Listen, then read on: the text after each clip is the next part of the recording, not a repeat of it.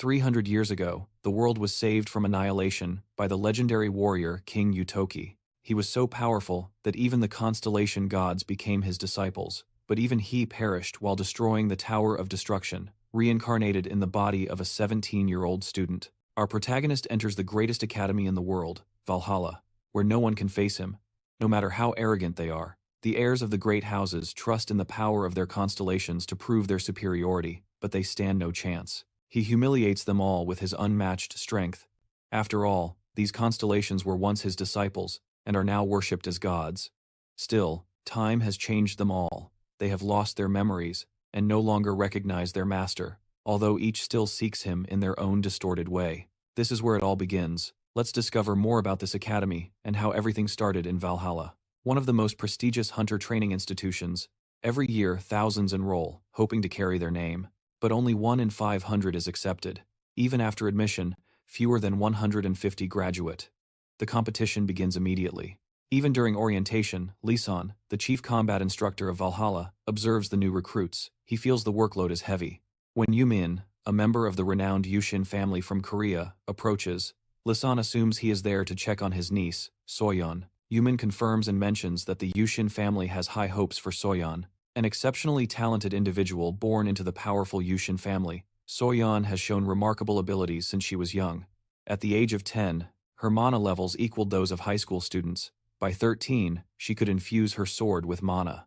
And by 16, she had defeated family members in combat. Lisan reviews her records and finds nothing new, until Yumin reveals that she can communicate with the guardian constellation of the Yushin family.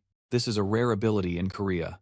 5 elite families share a special connection with their guardian constellations, granting them extraordinary power. The Yushin family follows the god of the sword, while the other families receive blessings from their respective constellations, such as the Saint of the Spear and the King of the Fist. These unique blessings grant their members superior talent and abilities. He recognizes that Soyeon must be a genius. Possessing such a skill, Yumin then asks about his niece's progress, turning his attention back to the screen.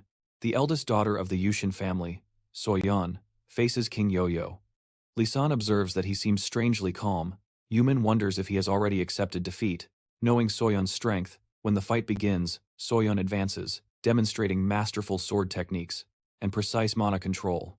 Lisan is impressed, but in a shocking twist, he defeats her with a single strike. The spectators are stunned, and he casually wonders why everyone seems so fragile. 300 years ago, Kim, known as the martial god, fought against Bart, the head of the Tower of Destruction, to prevent the world's ruin. In the end, he managed to defeat Bart, effectively destroying the tower when a screen appeared before him. It confirmed that the tower had collapsed due to the head's death. He wondered if eliminating Bart had been the cause of the tower's destruction. Reflecting on his past, he remembered how his life as a hunter had been relentless work since childhood. Just when he had achieved wealth and recognition, something unexpected happened. He briefly considered whether taking his disciples would have made a difference, but in the end, he knew the truth. Strength had always been everything, even if they had accompanied him. Their fate would have remained the same 3 centuries later. After defeating the chief of the Tower of Destruction, he found himself reincarnated as a 17-year-old young man. Although he was pleased with his second chance at life, he noticed that his body was weaker and younger. However, his knowledge as a martial god remained intact. He believed that once adjusted, he could enjoy a life of comfort and ease. But his plans were interrupted when a translucent screen appeared before him, displaying a warning. A tower of destruction would rise again in 5 years. Regret flooded his mind. He should have thrown the low one into the lava when he had the chance. Now history threatened to repeat itself. Determined, he decided to completely destroy the tower this time and ensure that nothing remained. Then another message appeared, instructing him to recover his weapons and memories on the 3rd floor. The 5th room on the right, inside Valhalla. Although he understood the importance of the weapons, the mention of memories left him intrigued. His first objective was clear. He had to find Valhalla. On the 4th day in Valhalla, the competition of the top 10 begins, and an announcement calls the participants to the arena. Upon hearing this, Kim debates whether he should go. In the end, he steps forward to face his opponent. Lee observes that the event has attracted an unusually large crowd, as the fate of all 5 great families seems to converge at this moment. Much of the attention, however, is on a rising star, either being Ryuk, the eldest son of the family, or Sun, Kim's opponent. Being Ryuk assesses The big guy remembers that this is the same fighter who defeated Soyeon on the first day. However, he does not recall having seen much of him before. If he wins, his prestige and reputation will soar with a confident smile. Being Ryuk tells him that he will crush him, and with that, the fight begins. Seryuk, despite lacking skills in literature, strategy, or martial arts, possesses an innate talent unmatched by others, even with minimal training and no mana. His power grows exponentially, allowing him to perform feats beyond the capabilities of most warriors. He is born with an exceptional physique that requires no effort to maintain, making him a natural genius in combat. When the fight begins, those who recognize his impressive physical strength believe that this gives him a true advantage in a pure test of power. However, he understands that brute strength alone does not guarantee victory. Success in battle depends too much on more than just brute force. Despite his opponent's overwhelming physical power, Kim dominates the fight through his mastery of martial arts. The ability to read his opponent's movements is crucial, and he takes advantage of every opening. A lack of balance leads to defeat, and with a well-placed strike, he brings his opponent down. Although he notices a slight decline in his own strength compared to his previous life, he remains confident that this will not hinder his ability to hunt monsters or regain his position as a high-level hunter. The crowd erupts in shock. News reporters rush to cover the unexpected outcome. Being Ryuk, unable to process what just happened, falls to the ground only to be struck again before he can react. No one expected such a direct attack to decide the fight. Watching his son's humiliating defeat, the head of the Osun family, King Okusen, boils with rage. He believes that even if being Yuki had focused solely on strength and ignored martial arts, he should have dodged easily from an attack by any of his peers. However, against Kim he fails. Ryuk's father knows he has lost control, and in a reckless attempt to change the course, unleashed a rare explosion of magic, hoping to end the fight. Instantly he shifted his weight, convinced that Kim would be caught off guard.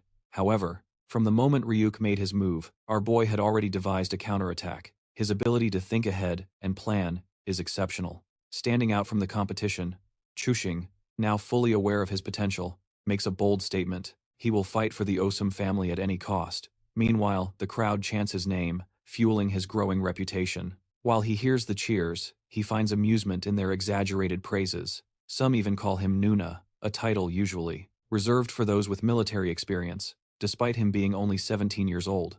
Then, he faces the second daughter of the Choi family, Choi, Rin. When the fight begins, he immediately realizes she is waiting for him to attack first. He respects her for her tactical awareness. She understands the situation better than most. She unsheathes her sword, revealing her mastery over the Choi family's unique ability of adaptability, a skill she has perfected at just 17 years old. As Rin attacks, her technique makes it difficult to predict her strikes, but she unconsciously reveals her next move through her gaze, which quickly adapts, making it impossible for her to land a clean hit.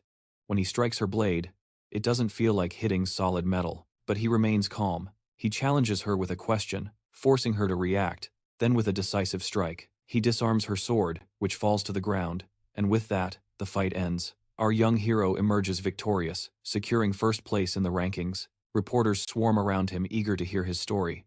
They bombard him with questions, some asking him to join them. Some even promise first-class treatment if he joins the group. Frustrated by the endless questions, he remains indifferent. When Kim loses his temper with the press, all social media begins to talk about his outburst and how he became arrogant after securing first place in the rankings. Meanwhile, the top 10 members are officially welcomed to Valhalla, but the young man finds the whole process tedious. He remembers the screen instructing him to retrieve his weapons and memories in room 5 on the 3rd floor. He sees no reason to delay. He just enters and exits, and with that, the entrance ceremony concludes, and the students are taken to a virtual combat simulation room. Their instructor, Ligum, the former leader of the Choi Guild, assesses the class arrangement with confusion. In the front row sit 3 of the 5 prodigies from the great families: Soyeom from the Yushin family, Arum from the Choi family, and Seryuke from the Osum family. Despite claims of random selection, the instructor finds it suspicious that so many top talents ended up together, and why. Those in this class.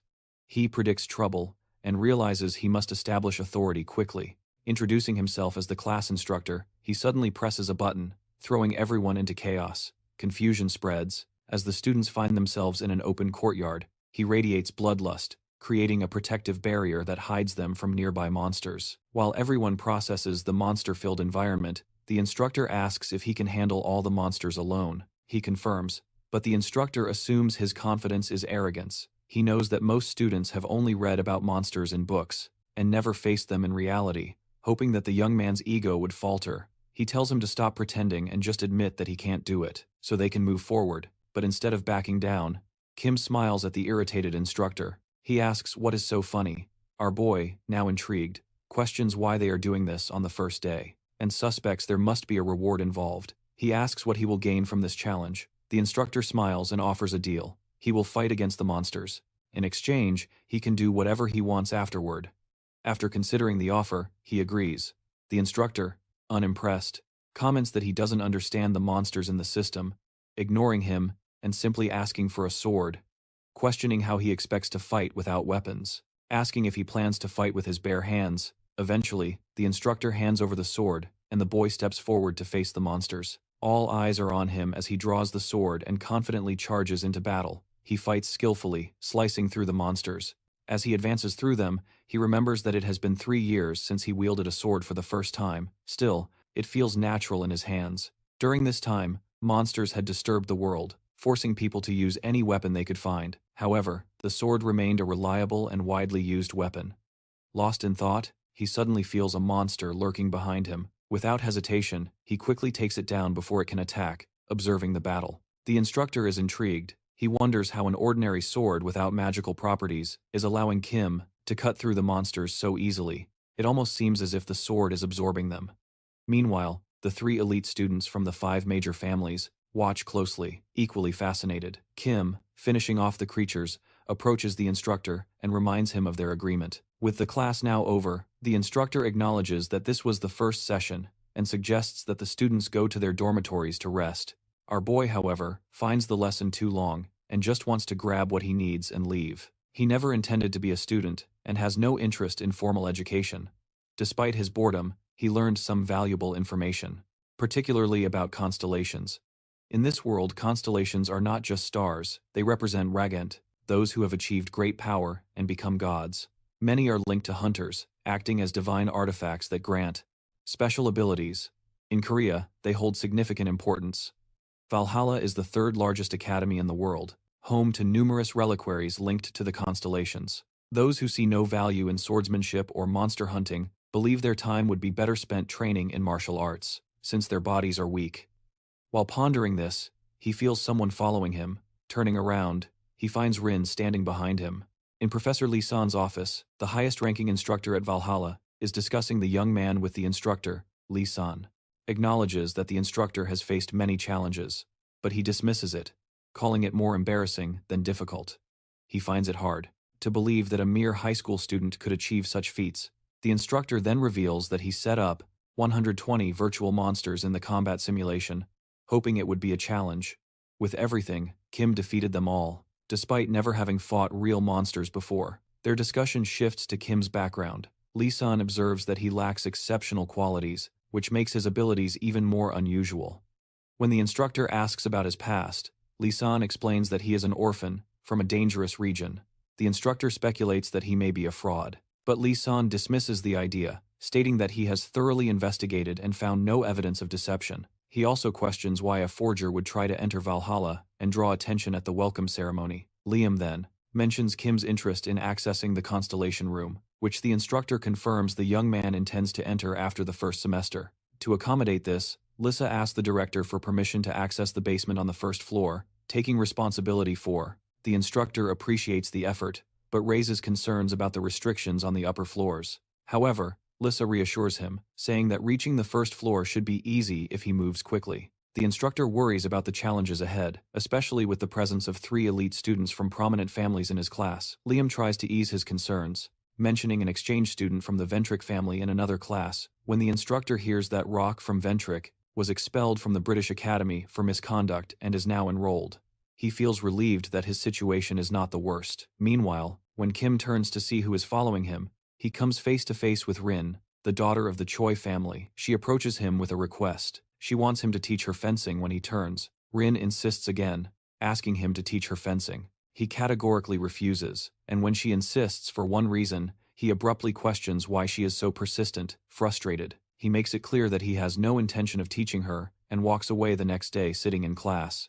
He reflects on his struggles with magic and his inability to control mana. He realizes that overcoming this challenge is essential for his growth. Lost in thought, he is interrupted when someone stops in front of him. Rock, from Ventric, accompanied by his assistant. Urua, from Felix, our boy questions their identity, and Rock Dill, surprised by his ignorance, introduces himself as a member of the influential Ventric family, then directly asks him if he desires power in most families. Secondary lineages struggle to gain influence compared to the main family. But the Ventric family is different. They possess the Beak Mask, the Guardian Constellation, providing unique advantages. Unlike other elite families that rely on Constellation Guardians for protection, the Ventric family has taken an unconventional approach by signing contracts with foreigners, allowing them to select members without dispute. This decision consolidated their dominance in Europe, granting power to branch members equal to that of the main family. Rock Dill, arrogant due to his family status, was previously expelled from the British Academy for causing trouble.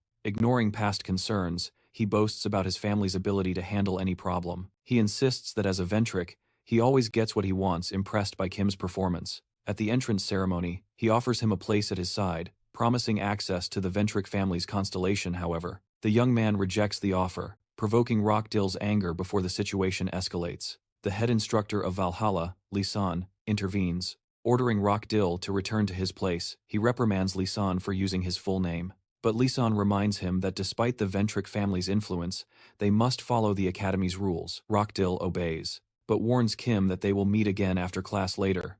Returning to his dormitory, he is frustrated for not making any progress. To access the Constellation Room, he remembers his earlier encounter with Rock Dill, during which he learned that foreign guild scouts were gathering information about him at the Academy. Deeply in thought, he suddenly realizes that someone is following him again.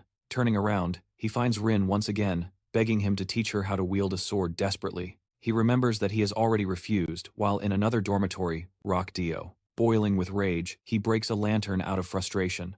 Rock Dill boils with anger, unable to accept that Kim, an orphan, dared to humiliate him. He orders Urua to call Desera immediately, while Urua remains frozen due to hesitation. He grabs her by the hair and questions her loyalty, threatening to expel her from the family. Despite her denial, he throws her to the ground forcefully and demands that she contact Desera immediately. He instructs her to inform Desera Ventric, a second-degree member of the royal family, that he wishes to meet him. Uru silently nods and obeys. Meanwhile, in his dormitory, Kim sits alone, running his hands over his body, acknowledging his limitations. He has no magical talent, nor can he wield great strength. Lost in thought, he remembers his previous encounter with Rin when she was behind him.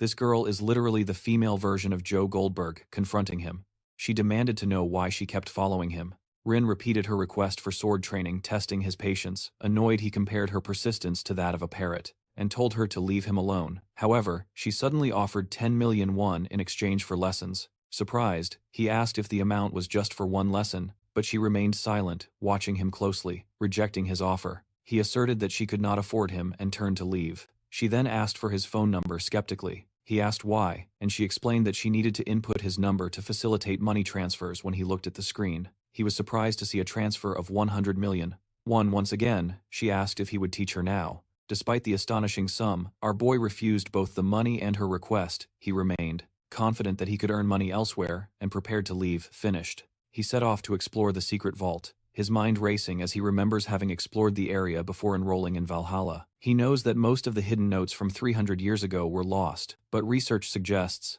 that at least 4 should still exist, probably 3 buried deep within the mountains of Valhalla. With determination, he begins his search. Using his limited magical power, he detects spheres that react to his energy, leading to the buried notes.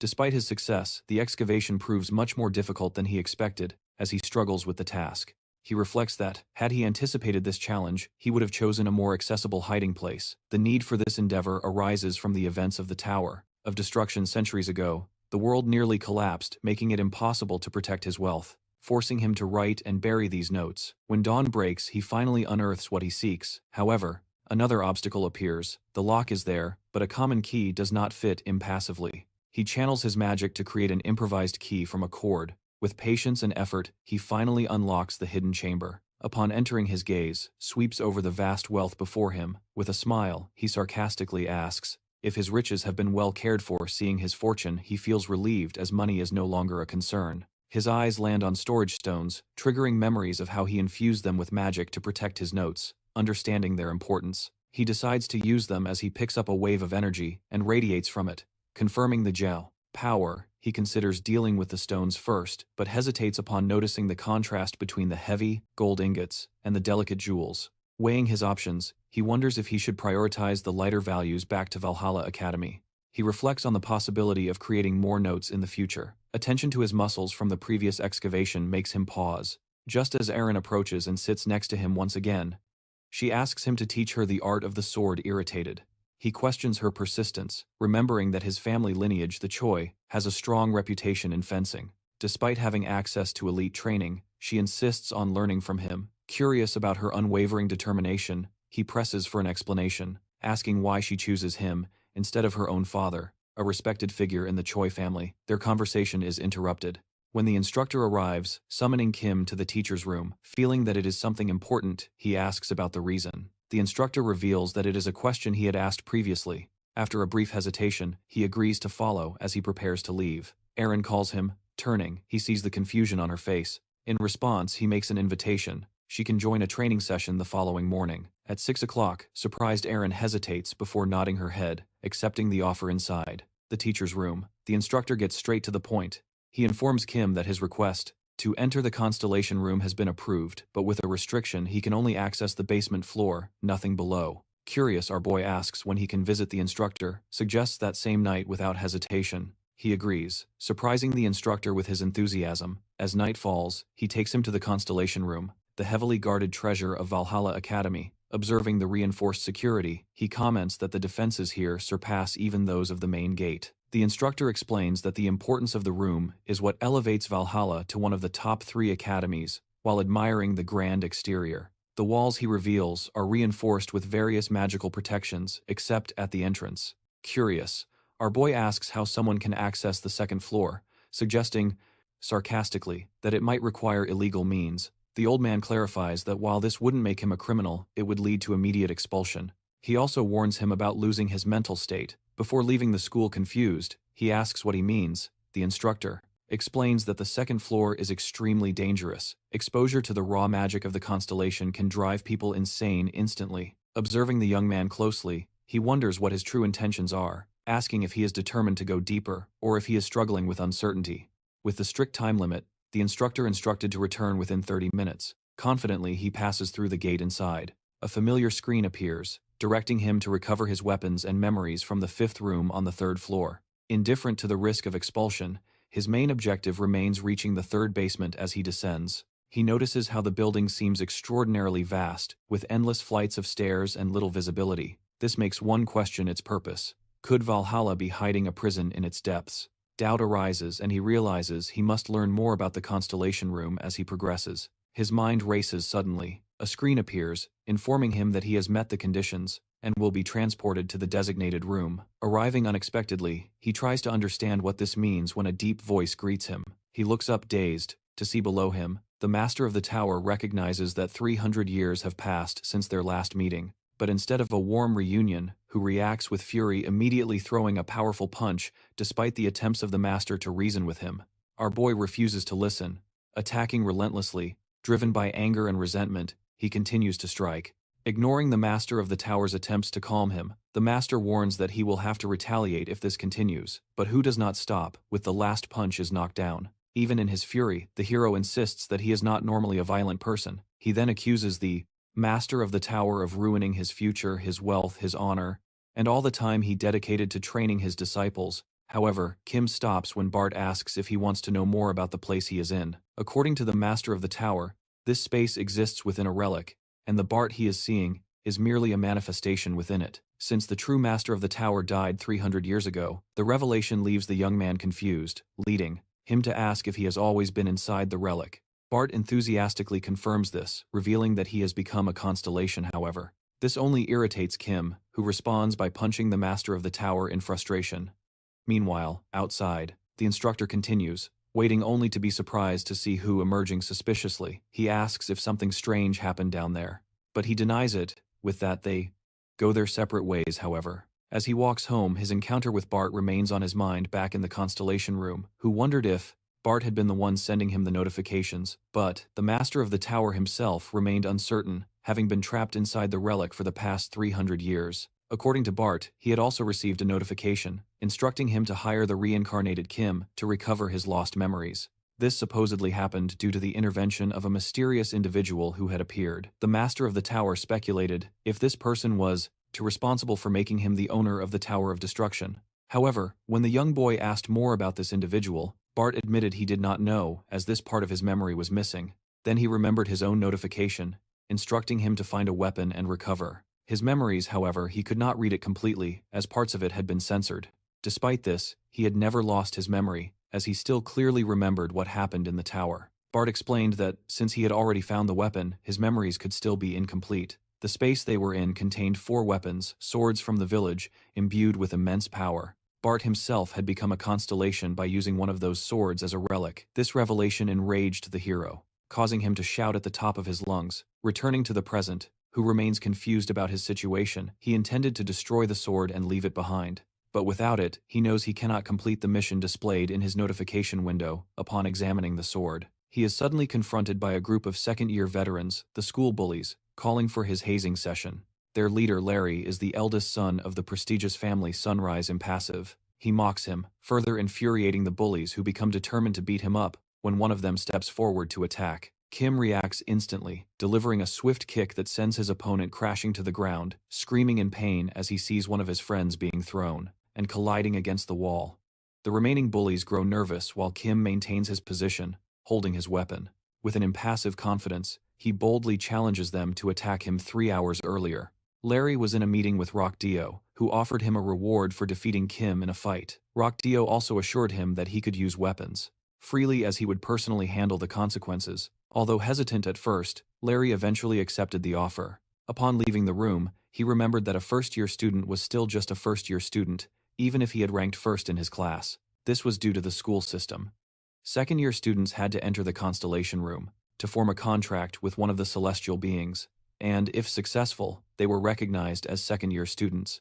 These students could use special powers, and as one of them, Larry was confident that he could easily defeat Kim. However, returning to the present, that confidence quickly fades as he sees Kim effortlessly beating his classmates. Larry becomes anxious, determined not to back down. He and the others launch an attack, brandishing their weapons against him. However, despite their numbers, he meets each strike with ease, completely dominating them. Larry is incredulous at the logic. Second-year students should have much more experience than a first-year student. However, his classmates are completely defenseless against our boy. He begins to realize that despite holding back in his attacks, those who are hit are still taking significant damage, with the others already defeated. The boy challenges the remaining students, who now tremble in fear at the thought of facing him. Upon hearing this, Larry's frustration overflows. Enraged, he draws his sword and charges. However, before he can attack, Kim simply presses the sheath of his still-drawn sword against Larry's stomach, making him collapse to the ground. While Larry is unconscious, Kim wakes him up with a hard slap, demanding to know why he attacked. Larry insists it was just part of the initiation, but Kim sees through the lie and presses him further, knowing there is more behind it. However, even under pressure, Larry remains silent, which unexpectedly earns Kim's respect. Turning away, our boy announces that he is leaving. But before he can go, Larry issues a warning that, once this incident spreads, he could face expulsion. Impassive. Kim retorts, questioning what the entire school would think if they found out that a group of second-year students was so completely defeated by a first-year student. With that, he gives a final stern warning before leaving. Meanwhile, Rock Dio is still waiting for Larry's call to confirm that the job is done. However, when the call finally comes in, he is shocked to hear Larry declare that he is completely giving up. Larry also warns Rock Dio to stay away from anything related to Kim, leaving him completely confused. Just as he is about to end the call in frustration, Larry casually suggests reporting it to the administration. What immediately piques Rock Dill's interest. Eager to explore the situation, he asks if any of the students suffered injuries that could be used as leverage for the report to convince Larry, even offering the payment he initially requested. However, Larry immediately rejects the offer, stating that they lost in an honorable fight, and he has no intention of lowering himself further. With that, he hangs up, leaving Rockdill furious. In a fit of rage, Rockdill breaks his phone and turns to his assistant, demanding to know if she has contacted Desira. She confirms, explaining that since she lives far away, It will take some time to arrive. Meanwhile, at the Academy of Arifia in Mexico, Desera Ventric is sitting atop a pile of defeated opponents, casually answering a call. Rockdale's assistant informs her about a lucrative opportunity in which he wants her to take care of someone named Kim in exchange for a generous reward. The offer excites Desera, as he has been facing financial difficulties since being expelled. Now, with this new opportunity, his luck is about to change. The next day in the training room of Valhalla, Kim is eager to train, when suddenly he hears Bart's voice, catching him by surprise. The master of the tower speaks from within the sword, making him think for a moment that he has appeared, but Bash quickly denies it. As the young man begins to stretch, he questions Bash about the sword. The weapon, originally an artifact, had been kept as a valuable possession in Valhalla. Still, who managed to leave the room with it after their conversation? The master of the tower reassures him, saying that he replaced it with a replica, so there is no reason for concern. When he asks more, Bart reveals that he has the ability to create replicas since gaining consciousness, while Kim continues his warm-up. Erin arrives fully prepared for the training session he promised her.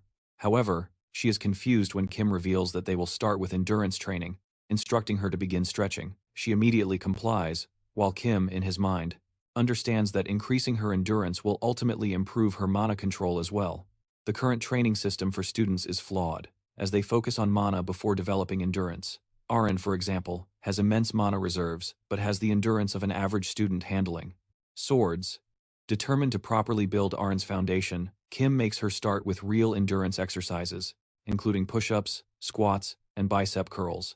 As she progresses through the exercises, fatigue begins to set in, but to her shock, there is still a 20-kilometer run left. Later in class, Kim, observing Aaron's progress, is pleased to note her improvement in training. The class is then conducted by Lily, the instructor and discipline supervisor, for dimensional monsters, having previously instructed the students to study on their own. She announced a written test to assess their knowledge of various dimensional creatures. When the test begins, the students focus intensely, writing their answers while Kim merely looks at the paper. Time passes, and once the allotted period is over, Lily collects the tests, informing the class that their performance will be used to determine placement in the next session. She then dismisses them, announcing that the next class will be held in the virtual combat simulation room. As she leaves, Bart questions if Kim really expects to pass the test after barely writing anything, catching him by surprise. He wonders if the master of the tower, he can hear your thoughts, but lowers it, clarifying that he can only pick up thoughts related to him. Kim remains impassive, revealing that he wrote only what he knew about the subject. Meanwhile, in the first-year teacher's lounge, Lily is furious as she checks Kim's test. Frustrated, she throws dough in her hands, calling his answers completely absurd. The instructor present there notices her changing expressions, and she seems visibly irritated. Curious, he asks about the subject. Lily explains that the recent test focused on how to effectively eliminate a monster. In her opinion, most students did well. As soon as the instructor takes a sip of tea, relieved by her words, he nearly chokes upon hearing her suddenly shout Kim's name in frustration. For Lily, his approach to the test is completely unacceptable, and she refuses to ignore it, determined to correct him. She declares that in the next class, she will make sure he understands that monsters cannot be treated so recklessly. A week later, in Lily's next class, held in the virtual combat simulation room, she announces that most students did admirably. After a brief pause, she calls Kim to the front, raising his test. She furiously reveals that he scored 0.00. Pointing to the first question about how to deal with stone goblins, she highlights Kim's answer, stab in the stomach. Her frustration only grows as she flips through the test, revealing that all his answers are brutal, overly simplistic, and focused only on directly killing the monsters, without any consideration for strategy or context. According to Lily, stone goblins have Class B defense, which means a common sword would be ineffective against them. However, he still wrote that he would use a sword, claiming he would finish it with a single blow. Frustrated and determined to teach him a lesson, Lily gives him the chance to explain himself, putting him in a simulation against a stone goblin. She declares that, if he can defeat the goblin using the method he described, she will reconsider his grade, accepting the challenge. He calmly approaches the goblin, while Lily watches nervously unsure of what he will do. Suddenly, the goblin leaps at him, but he quickly stabs his sword into its stomach, killing it instantly. He executes exactly what he wrote, stabbing the goblin in the stomach. The whole class, including just Ian, is in shock, unable to believe he defeated the goblin without using any magic. Embarrassed, the teacher demands an explanation, knowing that to kill a stone goblin with just a sword, it would require at least a ranking. He responds with a confident smile, who simply states that he proved himself for his next test answer. He is placed in front of a group of jungle goblins, each known for their severe anger management issues, just like my boss. The goblins become enraged and will use their howling ability to summon reinforcements. Although he can see 3 goblins in front of him, there are 5 more hidden in the darkness, ready to ambush him. The moment he makes a mistake, Lily remains confident that, even with his sword, this battle will not be easy for him. However, in an instant, he quickly eliminates all 3 visible goblins, stabbing them directly in their faces. Lily is completely shocked, unable to comprehend what she just witnessed. Back at the academy, Kim and Yaren are soaked in sweat as they struggle on the treadmill eventually. She collapses from exhaustion. Noticing this, our boy questions her difficulties with the exercise, to which she reveals that she never puts in much effort during training. According to her, she can simply rely on magic, borrowing strength from the Constellation members, who already expected this answer, since most students depend entirely on the Constellations to carry them. A dangerous habit if they were caught in a dungeon with a spell that restricts magic, or ran out of mana in the middle of a fight, they would be completely helpless. Considering this, Hu asks if she thinks these endurance exercises are beneficial. She confirms, explaining that she is only enduring them because he promised to teach her how to wield the sword in exchange. Hu finds her answer strange, but since they need to go to the academy soon, he decides to end the session. Aren, noticing that he is adding more weight to the bench press, is shocked, but due to his insistence, she leaves while Kim prepares for the next set, lowering the tip that Aren never complained about keeping up with the training and questions why he helps her. Kim reveals that it is simply because she persisted. However, Lo is surprised that Arwen, just by seeing him wield the sword in class, managed to understand his strength while contemplating this. He notices being Hilk doing bench presses next to him, finishing his set when our boy asks. Hilk reveals that he has always trained hard there before casually leaving.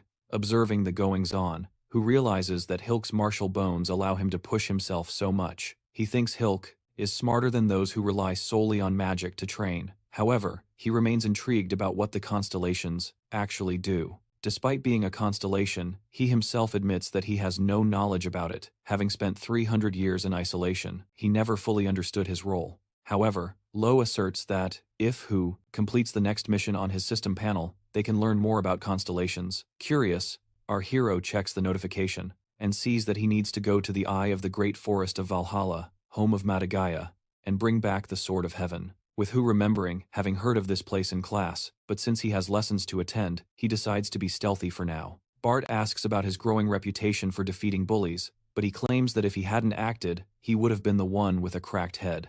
Knowing that he won't be able to leave anytime soon without completing the mission, Hu realizes that finishing it can finally reveal the secrets of reincarnation.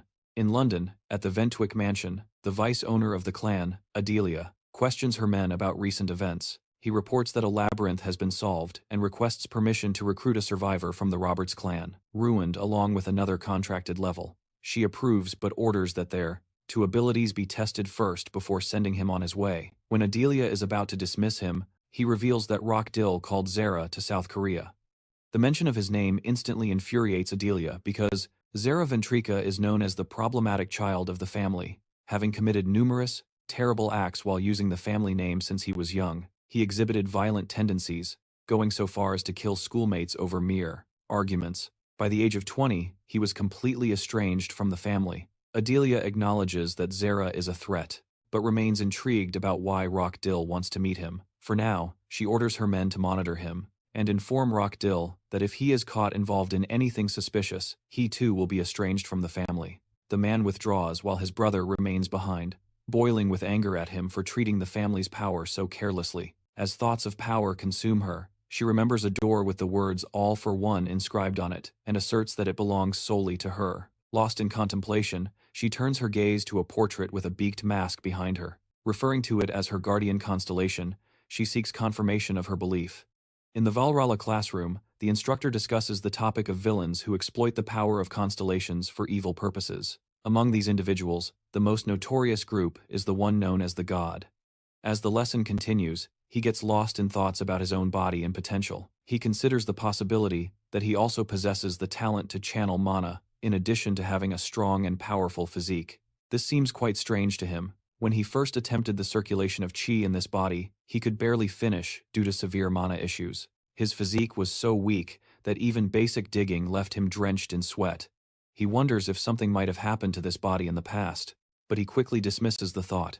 There's no sense in stressing over it now. After all, it's his body. While he is absorbed in his thoughts, Dream discreetly passes him a note from his desk that simply says, "Hey." The gesture makes our boy nervous. In the next class, the instructor announces that students can leave the facilities for the week. This is exactly what Kim was waiting for. Without hesitation, he submits a leave request, casually writing "going for a walk" as the reason. As he goes to deliver the form, chatting with Bart along the way, he hears Soyeon calling him from behind. He turns around and, seeing her hesitation, immediately confronts her for not responding to the note he wrote back. She looks down in silence, but Hu rushes in, saying she needs to hurry and submit the request. She starts to stutter, clearly trying to say something, which only frustrates him more. He explodes and calls her weird. The insult stings, and although it also makes her furious, she still struggles to speak. Eventually, she manages to stutter out a question. She wants to ask how he managed to kill that stone goblin in the simulation, but her pride makes it difficult to say the words out loud. As Soyeon gathers the courage to speak, Miss Lily suddenly intervenes and asks the question herself, shocking Kim with her sudden appearance. He is also a bit surprised. Just a few days ago, she couldn't stand him, especially after he directly refuted all her questions in class, and now, out of nowhere, she is butting into his conversation. But Lily seems more impressed than anything else. She admits that she only knew one method to kill monsters, but his approach showed that there are other, more creative ways. Fascinated, she immediately offers him the position of assistant. The young man, however, directly declines, revealing that he is busy submitting his leave request. She insists again, but our boy stands firm and refuses once more with full Chad energy, while Lily continues to look at him with admiration. Zion begins to step forward, but upon hearing their exchange, he hesitates and decides that maybe this isn't the right moment to speak. After all, the next day, Kim heads to the infamous market. The night before going to the market, Kim sat in his room scrolling on his phone. Bart, curious, asked what he was looking for. Our boy explained that he was trying to find the location of the place he planned to visit. She herself, shocking Kim with her sudden appearance. He is also a bit surprised. Just a few days ago, she couldn't stand him, especially after he directly refuted all her questions in class, and now out of nowhere, she is intruding on his conversation. But Lily seems more impressed than anything. She admits that she only knew one method to kill monsters, but his approach showed that there are other more creative ways. Fascinated, she immediately offers him the position of assistant. The young man, however, directly rejects it, revealing that he is busy sending his leave request. She insists again, but our guy holds his ground and refuses once more with full Chad energy, while Lily continues to look at him with admiration. Zion starts to move forward, but upon hearing their exchange, she hesitates and decides that maybe it's not the right moment to speak after all. The next day, Kim heads to the infamous market. The night before going to the market, Kim sat in his room scrolling through his phone. Bart curiously asked what he was looking for. Our guy explained that he was trying to find the location of the place he planned to. The next day, he needed a place to sell the treasure he had found in the vault while searching. He quickly came across the market he had in mind. A unique market that allowed people from all over the world to trade freely after paying an entrance fee. It was often referred to as a black market since even criminals and suspicious individuals could do business there. Under normal circumstances, creating such a market would be impossible, but this operated under the protection of a guardian constellation known as the Hidden. Because of this support, even high-ranking individuals used the market openly, and the government tended to turn a blind eye. He easily found an online guide explaining how to gain access. The process was simple. Make a reservation in the comments section, and you would receive a nearby entry location. Reading this, he scrolled down to the comments and found a link, but just as he was about to click, a message notification from Erin appeared. She apologized, saying she couldn't participate in the training the next day because she needed to leave. Kim didn't mind. It worked for him too since he would be leaving as well. They said their goodbyes, although she annoyed him with an avalanche of spam emojis, rolling his eyes and ignoring the spam. He finally clicked the link in the comment that gave him the exact location he needed. Now back in the present, the hero is on his way to the indicated location, an old cafe marked as his destination. He quickly spots the building and enters. Following the instructions from the guide, he must turn a corner as soon as he is inside, following the path that leads to a door. Crossing through it, he finds himself in another hidden world, the market, with apartments, shops, and an unusual purple sky hovering above. The strange color of the sky gives him a weird feeling. It's the first time he's been there. However, something about that setting seems strangely familiar, especially the sky. That deep, unnatural purple reminds him of a night sky he saw 300 years ago. As Kim processes the surreal atmosphere, a man greets him, asking if it's his first time at the market. Our boy quickly notices the man's leather jacket, exactly as described in the guide. This must be the entrance collector. According to the rules, he must pay 2,000,000 won. He confirms that he is new to the place, and the man asks if he knows how the market works. He hands over the money and says he knows a little. With this payment, he is almost out of money, but remains hopeful that he can earn something inside. He then asks where he can sell his jewels. The man recommends putting them up for auction, but our boy is looking for a quick sale. In response, the man suggests going to the 3rd district, where merchants are more likely to buy those items directly. He also mentions someone named Morris, a characteristic of a trustworthy person for anyone serious about selling their goods. Before they part ways, the leather-jacketed man hands him a mask and explains that everyone in the market wears one due to the nature of the transactions conducted here. Discretion is essential. He nods and puts on the mask. Eventually, he arrives at the 3rd district and approaches a merchant, who catches his attention. Without wasting time, the young man surprises the man by asking if he is Morris. The man, a bit surprised, confirms it. He then states that he has some jewels to sell. Morris agrees to take a look, so he pulls out the bag for inspection.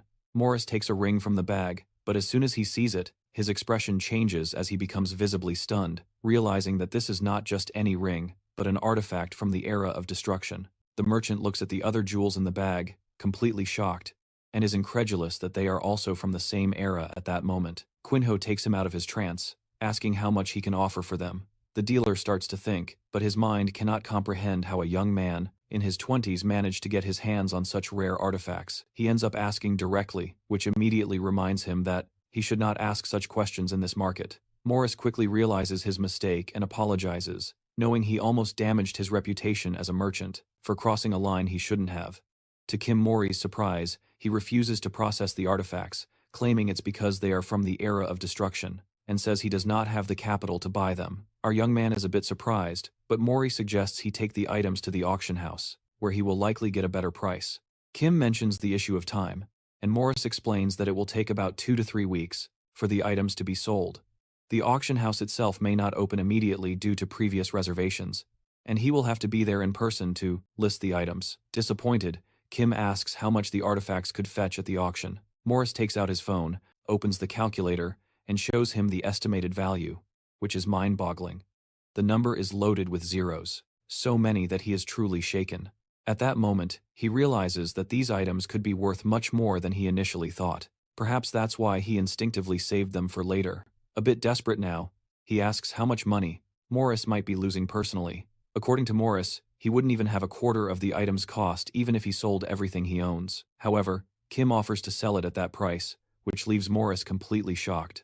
Artifacts from the era of destruction are already traded at high prices due to their age, but there is another reason why they are so valuable. After this era ended, constellations began to appear, and many of them reacted strongly to these artifacts.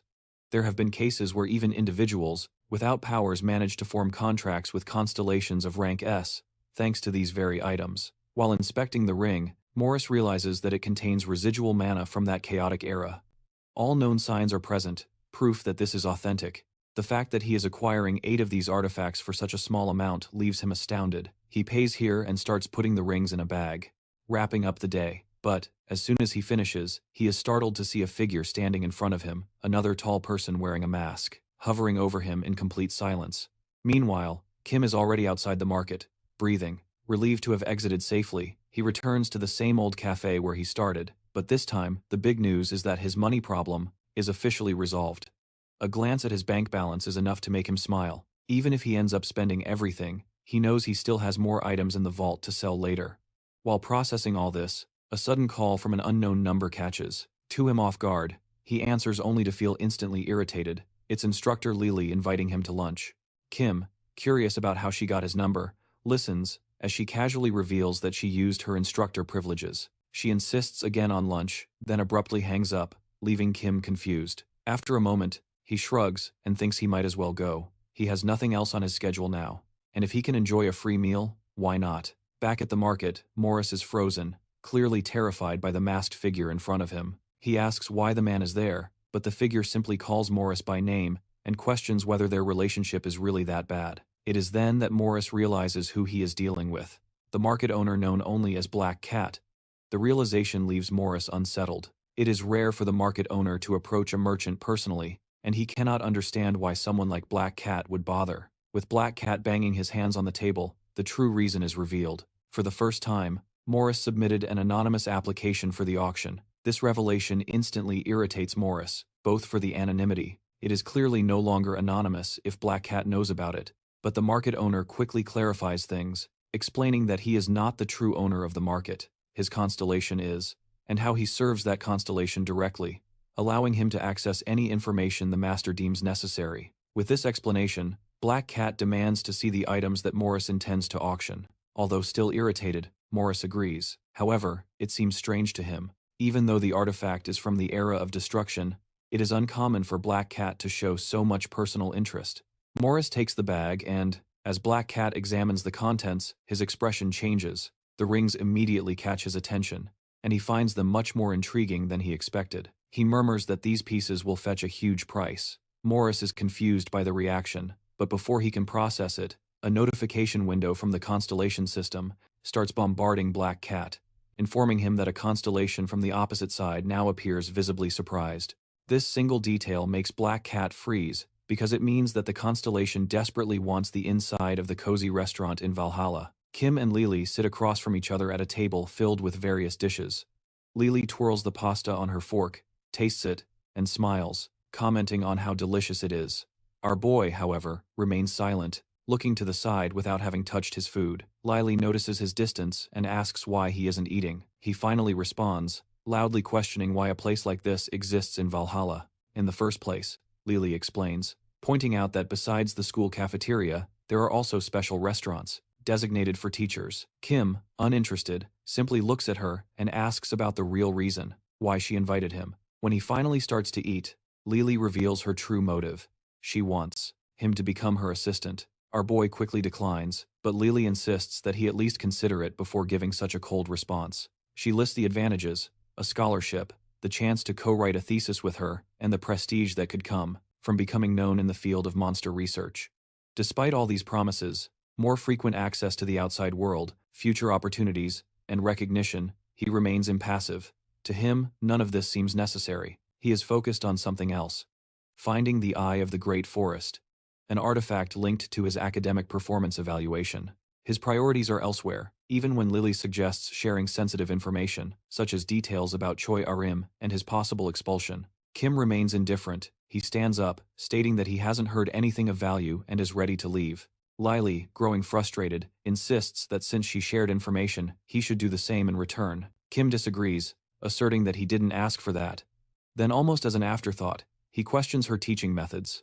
Someone who can be so childish in personal matters is so strict in the classroom. Lily responds seriously, explaining that her strictness is linked to responsibility. In monster hunting, the students' lives depend on proper training, and any leniency can lead to fatal mistakes. Who seems to understand this. Acknowledging her dedication, with a small smile, before heading for the exit when he leaves, Lily asks him to reward her for the information. But he, with his hands in his pockets, continues walking away, claiming that he owes her nothing. In the large property of the Choi family, Jin himself, the patriarch Choi Jon CEO, known as both the master of the True Story Guild and the head of the Choi clan, sits at the table, with two younger family members in front of them, is his eldest son, Choi Jigan, the guild's attack leader, and his illegitimate daughter Choi Marin. The reason for the meeting is that with the upcoming selection for the family heir, Jon Suk needs to assess their intentions. He presents to them the Blue Moon Sword, a sacred relic that symbolizes the recognition of the legitimate heir by the family.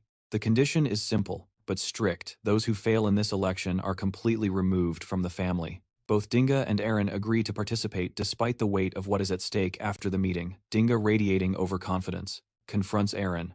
She mocks her for being an illegitimate daughter and accuses her of blindly following a role she will never be able to claim. Her words are laden with cruelty, warning her that she is unworthy of the position because she lacks protection from the Constellations, while he has a formal contract. The girl remains silent, internalizing the pain, but her clenched fists show that she will not give up. As soon as Dinga leaves, she remembers a faded memory of her mother's exhausted face and a promise that Aaron should be the head of the family and live freely without restrictions. This memory seems to strengthen her determination. Meanwhile, back at the academy, who sits quietly in class while the instructor explains information about the upcoming midterm exams, lowers, expresses concern about his lack of preparation, surprised that he didn't even know the exams were near. Our boy admits that he hasn't been paying attention in class, a mistake that is now costing him dearly. The instructor reminds the class that in Valhalla, midterm exams carry significant weight, especially for those hoping to survive and thrive. In the institute, the entire class listens attentively. As the instructor highlights the importance of the upcoming midterm and final exams, he warns that the student with the lowest score will be expelled. With this severe reminder, he encourages everyone to do their best. Kim, sitting quietly, absorbs the information, but knows in his mind that the written test is much more crucial than the practical one. As his thoughts wander, he realizes he isn't even sure how he got to this point in his training. Especially when he initially aimed to reach the Great Forest, he then notices Bark, standing with his hands clasped in front of him. He asks if the Tower Master has attended all the classes, to which he confirms, although he seems uncertain about his next step. The young man casually mentions that Bart will take the test for him, provoking a mix of surprise and concern from the Tower Master. He expresses discomfort with Kim's plan, finding it unfair, while our boy insists that the test will be written with his help. When the class ends, the instructor wishes good luck to the students, and they begin to gather their things. Who is getting ready to leave. When Aaron approaches him, she asks if they will train today, and he, a little surprised, who is getting ready to leave. When the heir approaches him, she asks if they are going to train today, and he, a bit surprised. She asks why she is inquiring when she expresses the desire to improve her fencing, realizing it's time to address her lack of training. He comments that although her previous sessions were not focused on fencing, he can show her how to handle a sword. The two then move to the training hall, where the spider is ready, now holding a sword in front of Kim. He points at her while holding his weapon in the other hand, asking how long it has been since she practiced with her weapon. She reveals that she hasn't practiced since she started strength training with him. Asking him a few more questions, he tells her to grab her sword. Arwen, having drawn her sword in front of Kim, follows his instructions to focus and grip the hilt firmly with her ring and pinky fingers. Surprised by the change in her grip, she notices an immediate difference in handling the sword, feeling a sense of stability and control she had never experienced before. Our boy watches her closely and tells her to attack him with all she has, taking his stance. Arwen prepares for the move, feeling a surge of energy like lightning coursing through her body as she lunges forward. But he easily blocks her attack, praising her increased speed, then advises her to be careful with the magic she applies to her legs.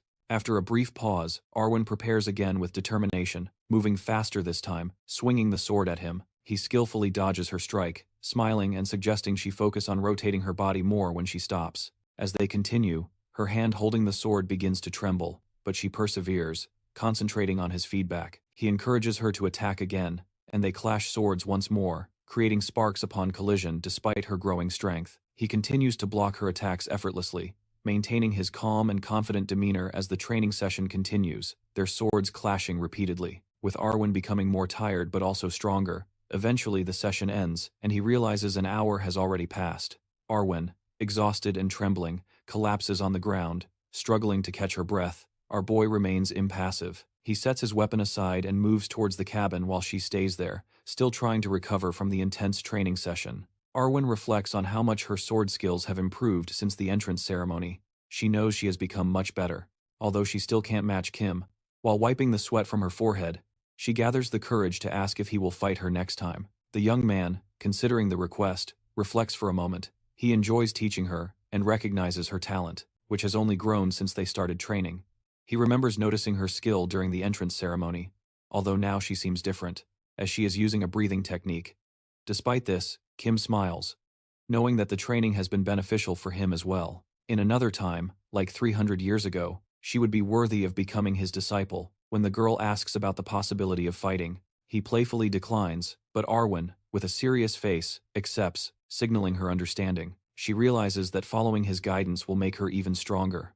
Our boy is surprised by her response, but eventually ends the session, and Arwen says goodbye, leaving with the knowledge that they might not see each other again for 2 weeks at the Valhalla Stadium, where a crowd of students has gathered. So-yoon, holding her sword, mentions that it's the first time she has returned since the entrance ceremony. Ryuk, also among the crowd, observes how many newcomers have gathered. Aaron remains confident in the crowd while Kim, with his hands in his pockets, seems curious about the event. Bart explains that their teacher informed them about the gathering 2 weeks prior. The atmosphere shifts when a loud voice calls attention, signaling the announcement about the mid-semester exams in Valhalla. Soon the students remain attentive as the announcement about the practical assessment of the intermediate stage is made. This time the assessment involves an attack on dungeons, as he explains. The ground suddenly trembles, catching everyone by surprise. He then reveals that everyone will join to enter the artificial dungeons, and several dungeons appear around them. The students are free to form their own teams, with a recommendation of 8 people per team, although they can adjust the number as needed. Those who listen in silence while he continues to outline the rules. Their scores will be based on contributions during the dungeon attack.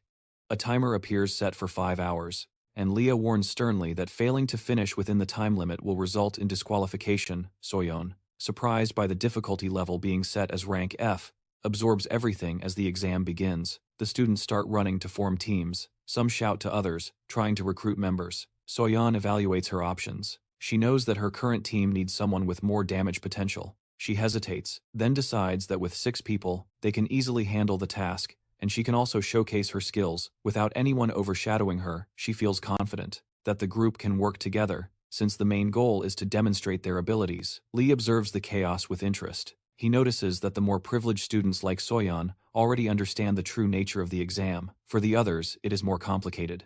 And Lee knows that groups are formed of 8 and even 20.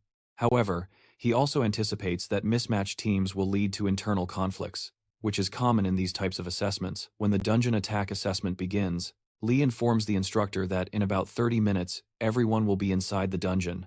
He advises him to prepare and start counting his points. He is in the field observing as the students spread out, forming groups and entering the dungeon. He wonders if the students who enter immediately have already started earning points. Arim also lingers behind while observing the other students. Someone approaches her, noticing that she hasn't entered yet. He asks what she plans to do. Since almost everyone has already entered, the girl responds that she will do as he instructed during training. Our boy, a bit confused, realizes that she is probably trying to follow his guidance. From previous sessions, he tells her that he will enter the dungeon alone, suggesting that she do the same. The girl, unperturbed, watches those walking toward the dungeon. Some students, upon seeing her alone, approach and ask if she is Choyari. They invite her to join their group, offering that she would complete their team of 8 people. However, she declines, stating that she will enter the dungeon alone when the student tries to stop her, warning that she will be disqualified. Arim reassures, mentioning that he said it won't be difficult saying this. She enters and slams the door, shocking everyone. Meanwhile, the stadium is now empty, and the observation room is filled with teachers and staff, watching the students' progress on the screens as the students face various monsters in the dungeon. The scores begin to appear, and one who gains 2 points, a girl holding her backpack in fear, gains 3, and 1, looking confident. Marks Lee observes everything closely, while the instructor silently acknowledges that everything is going as expected. The calculations are precise, reflecting the difficulty of the exam, but the results are accurate. Lee, previously known as the master of challenges in his days as a soldier, observes the scene unfolding with a critical eye. Lee also achieved a dungeon clearing rate of 99%. The instructor notes that Lee's vast experience makes him the best judge of attacks in dungeons, explaining his ability to assign points accurately. Lee's attentive eyes follow the movements of the students, especially those from noble families. He is particularly impressed with Soyeon, who has taken the lead of her group. With remarkable strategy, she guides her team to block the front line and eliminate attackers from the sides, directing them efficiently. Soyeon's quick thinking and leadership skills become evident when she kills a goblin, earning valuable points for her team. While Lee observes through the system screen, he marvels at her ability to clear the dungeon. He knows that Zoyao is on his way to the top, given her exceptional sense of leadership. However, his attention soon turns to Kim. He remembers the boy's first battle, where he easily defeated Zoyao. Curious about his progress, Lee searches for his name in the system, but is astonished when no results appear. The search mechanism, designed to find information on any student, returns nothing. After some investigation, Lee discovers that Kim has already completed the dungeon in 23 minutes and 32 seconds alone, without any team. This revelation shocks Lee, as it is an extraordinary feat for a 17-year-old student. Lee watches the video of Kim clearing the dungeon, captivated by his skill. Kim remains calm with his sword. Facing the goblins who watch him without hesitation, he charges at them, slicing through the creatures with ease. With a smile, he cuts and punches his way through, even facing larger goblins effortlessly as the battle intensifies. Kim's movements become even more impressive, dodging heavy attacks and quickly defeating his enemies. He cuts down an orc with a single blow, leaving him in awe. The final challenge is a massive golem, armed specifically designed for the midterm exam. He faces the golem confidently, and with a well-aimed stab, he destroys it effortlessly. While his sword glows with an intense red light, Lee cannot believe what he is witnessing, who handles the entire dungeon with ease. And it is clear that he will take first place in the mid-year exam as the students fighting for the dungeon slowly emerge. Kim remains still, hands in his pockets, exuding confidence after the midterm tests. The instructor reviews the results and confirms that Kim has secured first place, followed by Arim, Soyum, and others. The instructor, lost in thought, walks over with the results in hand. The unexpected outcome leaves both of them stunned. The instructor sees Kim in first place, while Lee, with his arms crossed, expresses his surprise. He did not expect the young student to dominate, especially considering how Kim clears dungeons without getting hurt. Lee comments that in the future he might enter the industry in Korea and reclaim the title of the strongest contractor. The instructor, standing still, extends his hand and asks if this title is reserved for the strongest contractor in the world. Lee, thinking carefully, reflects that he hasn't seen a genius in a long time. The instructor, listening in silence, looks at the tablet. Lee continues, revealing the surprise of the second exam. Erend, a student who placed second despite expectations, manages to clear the dungeons on her own. Although with difficulty, Lee explains that Erend has always been a diligent and hardworking student, but her ability to clear dungeons alone is unexpected. He notes that, if the exam had focused on teamwork, Soyum would have scored higher, but she and others stood out, because the evaluation focuses on individual contributions.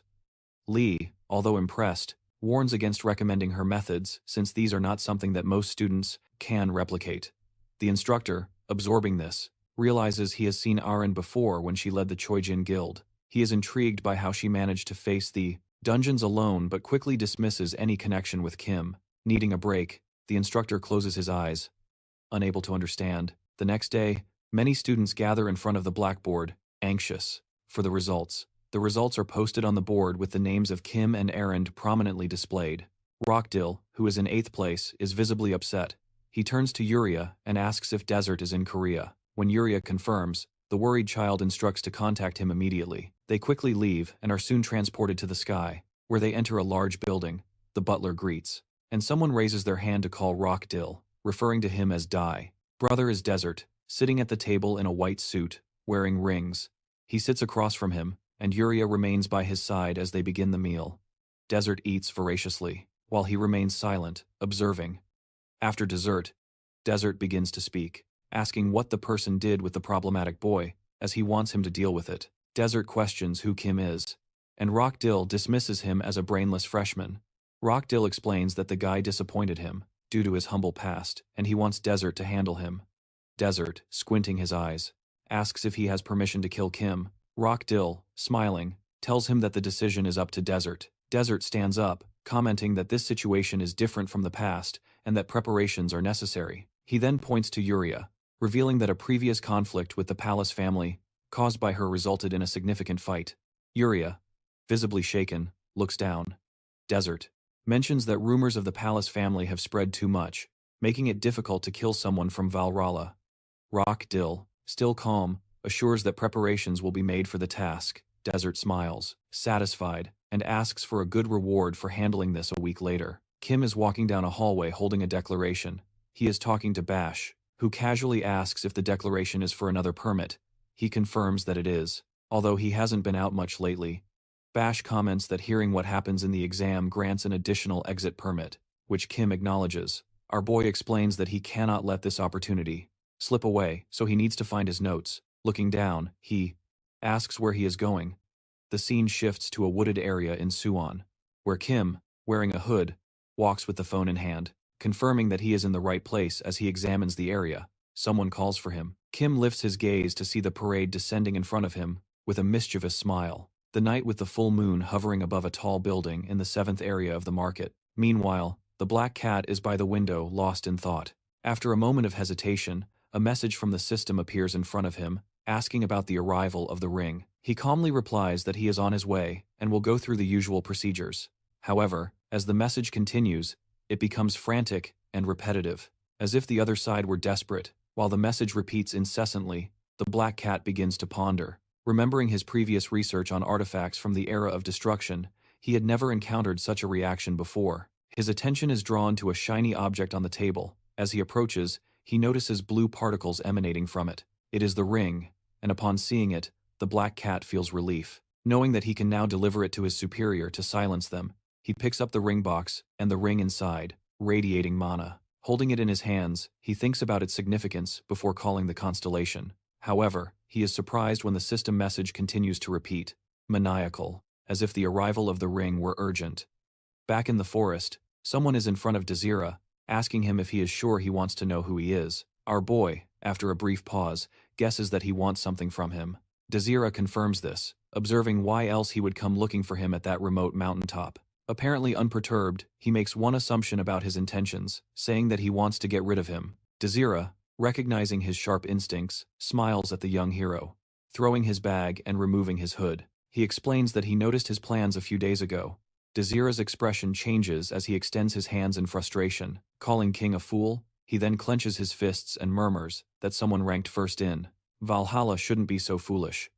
With that, he delivers a strong blow to him, but our boy easily dodges the attack. Leaning his body after evading the powerful punch, the force of the blow leaves a deep crack in a tree. Next to Zara, still smiling, he looks at Kim, recognizing that if he hadn't dodged, he would be finished. The boy, smiling, casually explains that the punch is simply too slow. He then analyzes the situation, recognizing that the strength of his opponent is comparable to that of Yuki, possibly even stronger, but still very dangerous for him to face directly with his fragile body.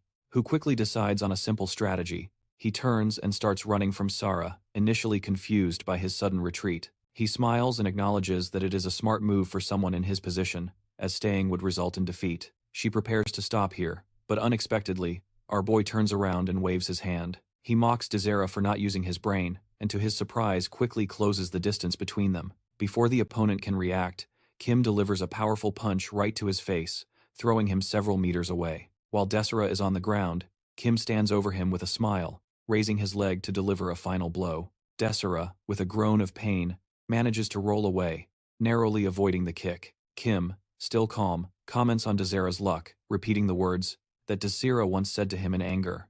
Desira gets up, adjusting his injured face and questions his strength, who responds with a smile, suggesting that Desira should be aware of his position in Valhalla. Desira, with his injured face, thinks about his past, remembering his childhood in the family house, Ventric, where he was raised with the sole purpose of increasing his family's status. From a young age, he demonstrated a natural talent for alchemy, consuming various potions that significantly increased his strength.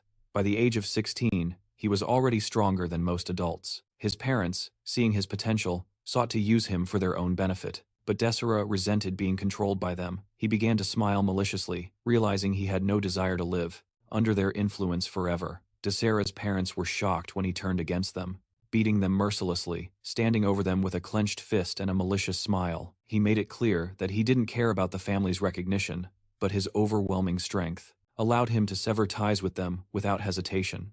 As he reflects on his past, Desira remembers how his life continues to be a thorn in the side of those around him. He was expelled by a woman who sees herself as the head of the family, but he doesn't care. In a world where money solves most of his problems, he became bolder after freeing himself from the family's control. He remembers the encounter with Rockdeal, where he offered money, but discovers that his interest in Kim is much greater. Desira wandered the streets, intrigued by our boy's rise to the top of the entrance exam in Valhalla and his reputation as a lunatic who expels all guild guides. He was curious about the possibility of having fun with Kim, but when he finally confronted him, he was confused and defeated. The young hero stands before Desira, with his classic hands in his pockets, indifferent to the opponent's questions about what substances he uses to become so strong. Kim laughs, dismissing the idea that he relies on something like an elixir. He mocks Desira for thinking so little of him, realizing that Desira's strength comes from the elixirs he has been using since childhood. Desira is shocked to discover that Kim has achieved such power. Without any external help, our boy confidently explains that his strength comes from his own training, not from magical substances. The hero smilingly suggests comparing Desira's strength to that of Ryuk, an idea that infuriates Desira. In his rage, he draws his sword even though he knows he is not allowed to use it. Still, he cannot contain himself and summons a dark purple blade filled with malevolent magic. Those studying it closely recognize the power behind it from Zira. Growing more confident, he declares that his strength is rapidly increasing. But before he can attack, our boy is already on top of him. Without warning, he delivers a kick to his face, sending him flying. Kim, still calm, ridicules him for his tendency to talk so much. Before attacking, Desera crashes against a nearby tree, and Kim quickly closes the distance, delivering a powerful blow that breaks the trunk of the tree and leaves. Desera unconscious, he grabs him by the hair, lifting his head to speak to him with a smile. He mocks Desera, pointing out that someone who drank the elixir cannot die easily. Our boy makes it clear that he will spare him if he only injures him, but since Desera wants to kill him, he cannot let him go. While Kim prepares to attack again, he reveals that he wants to ask a question, but before he can, he charges his punch and launches it at Desera once more. Meanwhile, the poor Desera can only scream for him to stop in the dormitory. Valhalla Rock.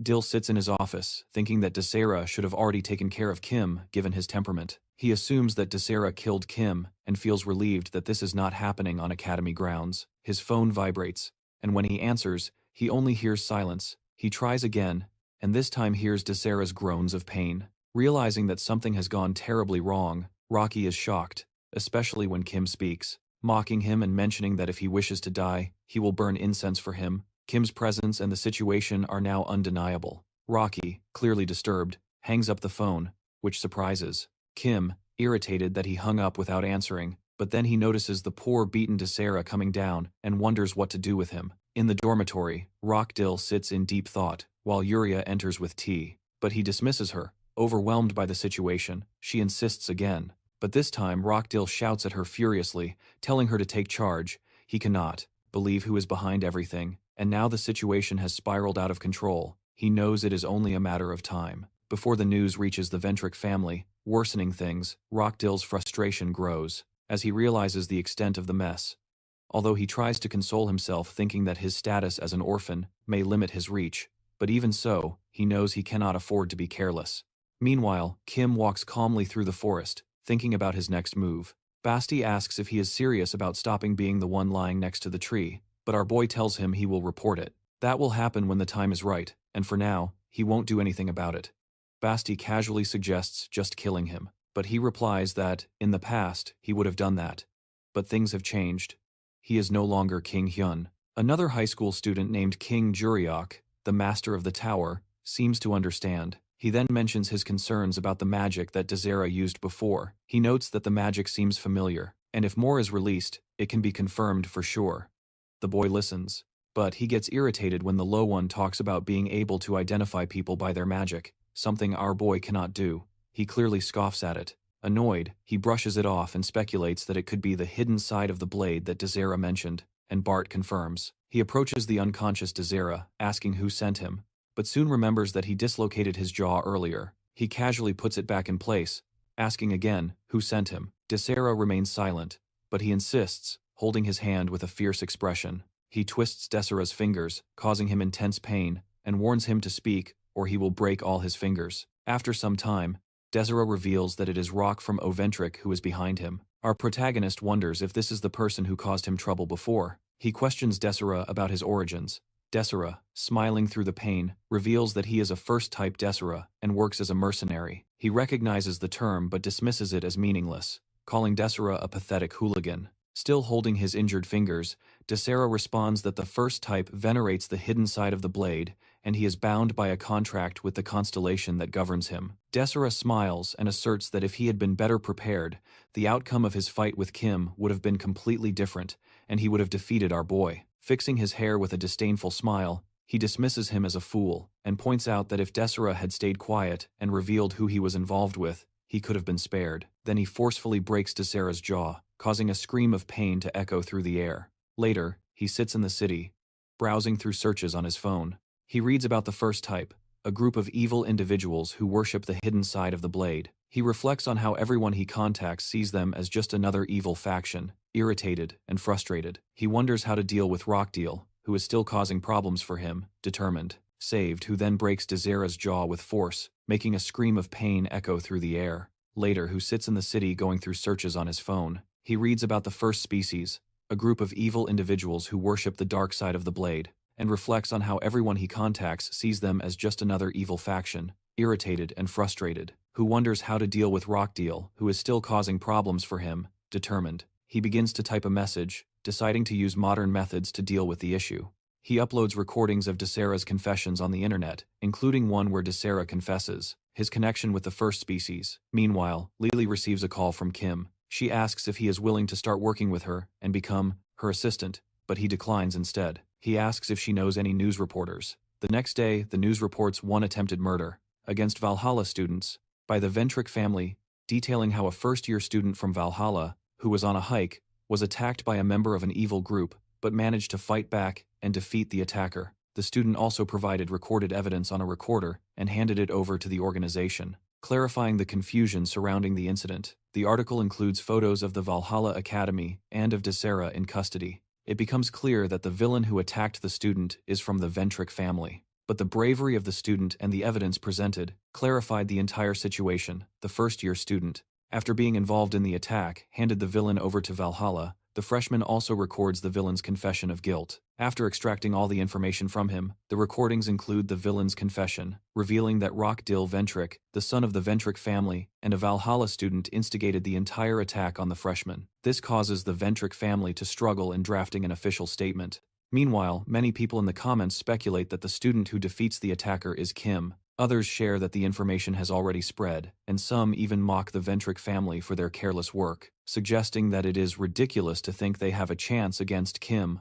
Our guy, sitting with his feet on the table, reads the comments with a low smile, observes that for someone who lived 300 years ago, he has adapted well to current technologies and modern warfare. The young man explains that, by keeping up with the news, he can adjust to the present and become who he is now. He notes that this helps elevate Kim's status, to which Kim comments that he is just trying to incriminate Rockdeal. But the media rushes to publish this and ruins the Ventric family's reputation. Soon an announcement about the official position of the Ventric family is made. Adelia, the head of the family, enters and begins to speak, offering a formal apology to the students of Valhalla Academy. She states that the attack was carried out by a third party, who was exiled from the Ventric family. She clarifies that Desera's confession, claiming that Rockdeal gave the order, is a lie to avoid his situation. The Ventric family, therefore, denies any involvement in the incident despite Desera's exile. The family feels it is their duty to make amends for their actions. Adelia, the head of the family Ventric, announces that she will personally visit the victim to apologize for the incident. She also states that although Rock Ventric, who currently attends Valhalla Academy, may not be directly involved in the crime, the family will still return home for an internal investigation. Additionally, an investigation into the family itself will be conducted to eliminate any doubts about their involvement after her statement. Adelia leaves without answering questions from reporters, leaving them curious about what kind of apology she will offer to the victim. Meanwhile, Rockdeal, still shaken, watches Adelia's announcement on his phone. His father calls shortly after, ordering him to return to England. Immediately, Rockdeal, terrified, complies with the order, his body trembling as he processes everything that is happening around him. The next day, the video of Desera's statement, which claims that the Ventric family is entirely right and that he is the only one to blame, reached over 2 million views. Walking down the street, he comes across the video and feels confused by the events. He feels frustration towards the Ventric family and acknowledges their ongoing foolishness despite the promised apology. Hu finds the situation embarrassing at Valhalla Academy, who meets Lily at a cafe where she playfully suggests that the meeting could be a romantic date. Our boy, unimpressed, declines her offer to become her assistant, but thanks her for introducing him to a reporter who proves to be an important connection. Lily stands up with a smile. After, Hu offers to share some useful information on how to fight monsters. In exchange, he asks for a favor. He wants her help to leave the academy. On the weekend, Lily, sipping a hot drink while the sunset illuminates the academy, casually comments that it is an easy request. She even jokes that if Hu becomes her assistant, she will let him out every day, which he declines, but he thanks her for the help. Meanwhile, far from the academy, a prisoner transport vessel called 08 crosses the North Pacific Ocean. Locked behind bars aboard the ship is Zara. Outraged at being treated like cargo, he is on his way to the infamous prison tower, a brutal facility built by a Class S Constellation, known as the Refuge of Deprivation. This tower has the power to strip contractors of their abilities, leaving them as common prisoners suffering despite the conditions of beings. With a bitter smile, he remembers that if he remains silent and ensures that Rockdeal, you can continue to be part of the Ventric family, your sentence will be reduced to only 5 years. However, if you fail, the consequences will be much worse. As soon as he begins to accept this, he hears a voice mocking his appearance before he can react. A dark figure appears, cutting his throat with a dagger, and he collapses in a pool of blood, while the dark silhouette with glowing red eyes silently observes his body fall. The mysterious attacker condemns him as unworthy of the first kind, and leaves without saying anything more. Returning to the Ventrick family mansion, Adelia sits face to face with Rockdeal and his father, Eden Ventrick. Both men bow before her. The stern and composed lady questions the young man about his actions. Visibly nervous, he apologizes and bows deeply, but she is not satisfied. She presses him for more, wanting to understand if he believes that these superficial gestures are enough to resolve the situation. The young man remains silent, eyes on the ground, while Adelia demands that he tell her everything that led him down this path. Rockdeal agrees with the plan, and Adelia asks if he is truly destined to take responsibility for Kim. The young man lowers his gaze and responds vaguely, which only ignites Adelia's anger.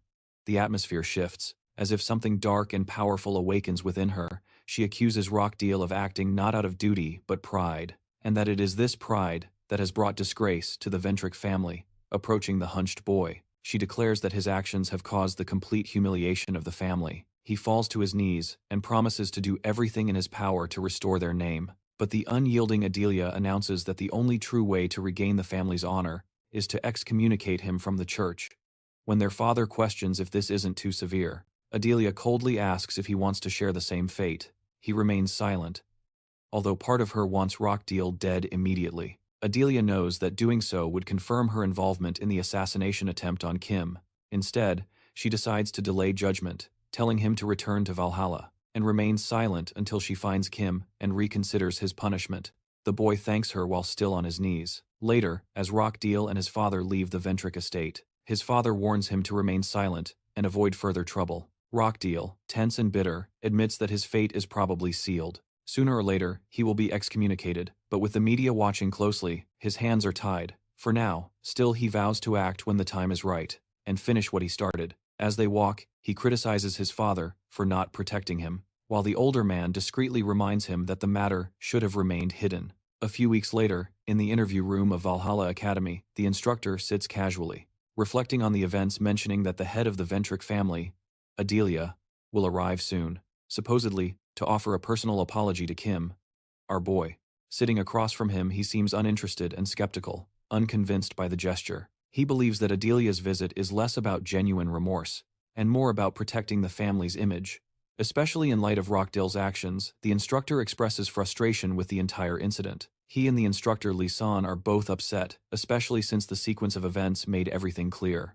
A Valhalla student is attacked, and the assailant confesses to acting on Rockdeal's orders. Despite this, the Ventrick family seems more focused on controlling the damage than on taking responsibility.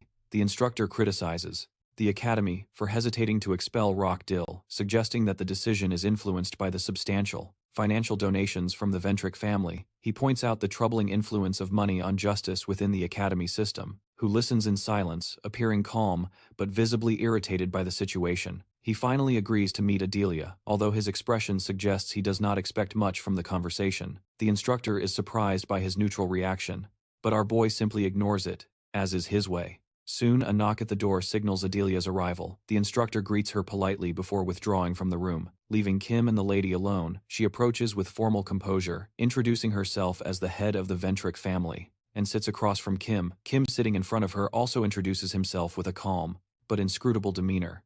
He begins by formally acknowledging the attack carried out by Sarah, expressing a deep apology. She even stands and bows before him, a rare gesture for someone of her status. Who, however, remains impassive. He dismisses, stating that it does not matter to him, but Adelia tries to mention Rockdeal's involvement, but he again downplays the situation, dismissing it as an isolated event. With no real consequences, he mentions that he has already been informed that Rockdeal has nothing to do with the attack, and since this is the public position, he has no further interest in discussing it. Adelia is surprised by his indifference, but she insists, explaining that, despite the official statement, the public and the media, they refuse to believe in them. She seems frustrated but determined to resolve the situation. Kim, still impassive, questions what they hope to achieve with this conversation. He finds all of this meaningless, although he pays enough attention to her words to mentally perceive the desperation behind them. His is opting to keep a smile, changes her tone.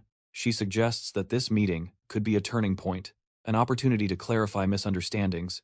She even suggests that Kim could help restore the family's image. But when she finally asks for his help, Kim refuses without hesitation, still composed. His offers her something more: total support until her graduation. She goes further, promising a recommendation for the powerful guild that sponsors the family, something that could significantly shape his future as a hunter. She presents this as an opportunity to accelerate his career and slowly stands up. Looking directly at her with a smile of understanding, he realizes her intentions.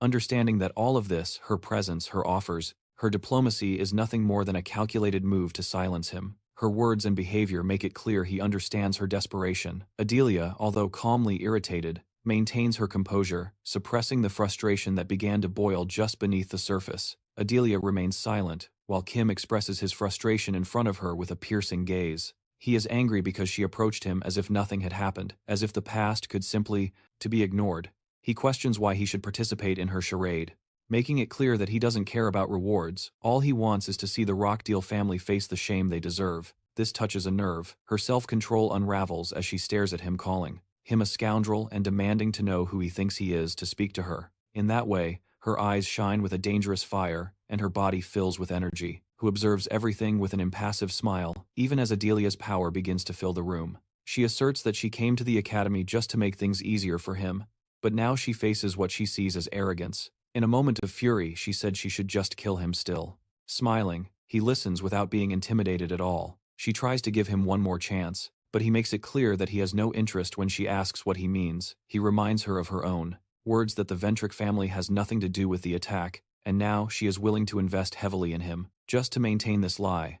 However, here she is, threatening to kill him. The contradiction makes her fall silent, mocking her weakness, saying that if she is going to act, she should at least try, but even if she tries, she cannot defeat him. Adelia's anger boils over the surface, and then suddenly, she turns and walks towards the door. She tells him that he will regret this. Our boy, still sitting, simply smiles again. He sees through everything, her words, her threats, and calls them empty. Meanwhile, Bart, who has been silently observing, hesitates. He hadn't planned to get involved, but he's also unsure if staying out is the right decision. He turns to him coldly, stating that the type of person he despises the most are those who demand to be adored while controlling others. That's why he can't stand people like Adelia, or even Bart. Perhaps the master of the tower, astonished, asks what he means, but who has already turned his thoughts elsewhere, getting up from the couch, who ponders aloud about going to the academy earlier than usual, since there are no classes. And with that, the confrontation disappears. As everything shifts to the stadium, Val, who is walking across the fields in his sports uniform, casually checks his phone when he notices Aram. He looks up, surprised, spotting next to another person, a man who is none other than Dindirum, the eldest son of the Choi family. Dindirum, with a confident smile, approaches Aram, questioning if she still believes she can win. He belittles her training efforts, claiming that, no matter how hard she works in Valhalla, it will be useless. He extends his hand, suggesting that if she truly values her place in the family, she should avoid the selection test that will take place that weekend, to spare herself from humiliation. Rin remains silent, absorbing his words. When she finally speaks, she makes it clear that she will not give up on her goals. Dindirum, dissatisfied with her resistance, offers one last chance, but it is refused. His face contorts in frustration as he asks if she really doesn't understand the situation. Dindirum's irritation increases, and when he is about to respond, who steps forward, pointing an accusing finger at him and boldly declaring that Dindirum is, indeed, a fool. The girl, surprised, turns to see who appeared out of nowhere. Our boy. He questions why Dindirum would try to stop someone who has worked so hard. The confused and irritated guy demands to know who he is, quickly dismissing him as someone no one knows. He insults the young man, but he remains unfazed, responding that he doesn't care about Dindirum or anyone's status. Instigating to leave the academy, thinks he is so important, who then asks Aram if she agrees with him, and to his surprise, she nods her head. Jimmy Rum, now even more displeased, tells her that they will meet at the test before turning to leave. The girl, grateful for his interference, thanks him. Kim, always carefree, assures her that there is no problem and suggests they head to practice.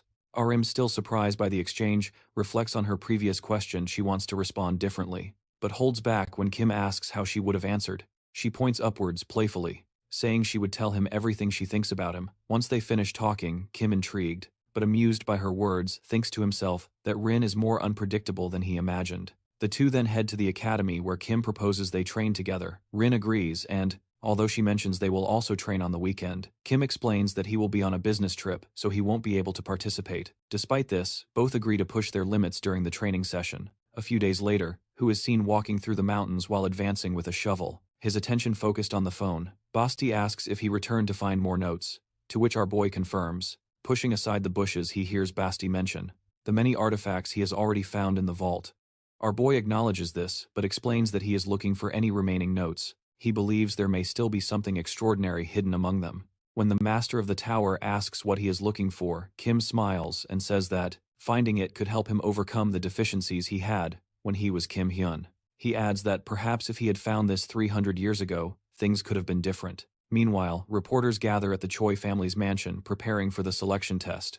The atmosphere is tense as Choi Jong-suk addresses Aram and Jin Gyeon, explaining that passing this test will officially recognize them as successors of the family. The task is clear: find a hidden blade in the mountains. The person who manages to bring it back will win the test. However, John CEO warns sternly that killing others is prohibited. With that, the test begins. Arim quickly advances, drawing her weapon, while the calm and serene Jin Gyeon descends the stairs, observing her. He believes that Arim's decision to rush is the right choice for this speed-based test. He thinks that once she finds the blade, he will easily take it from her and win the selection test with ease. Later, Jin Gyeon, now on the move, receives a call. The unknown voice on the other side asks about the blade.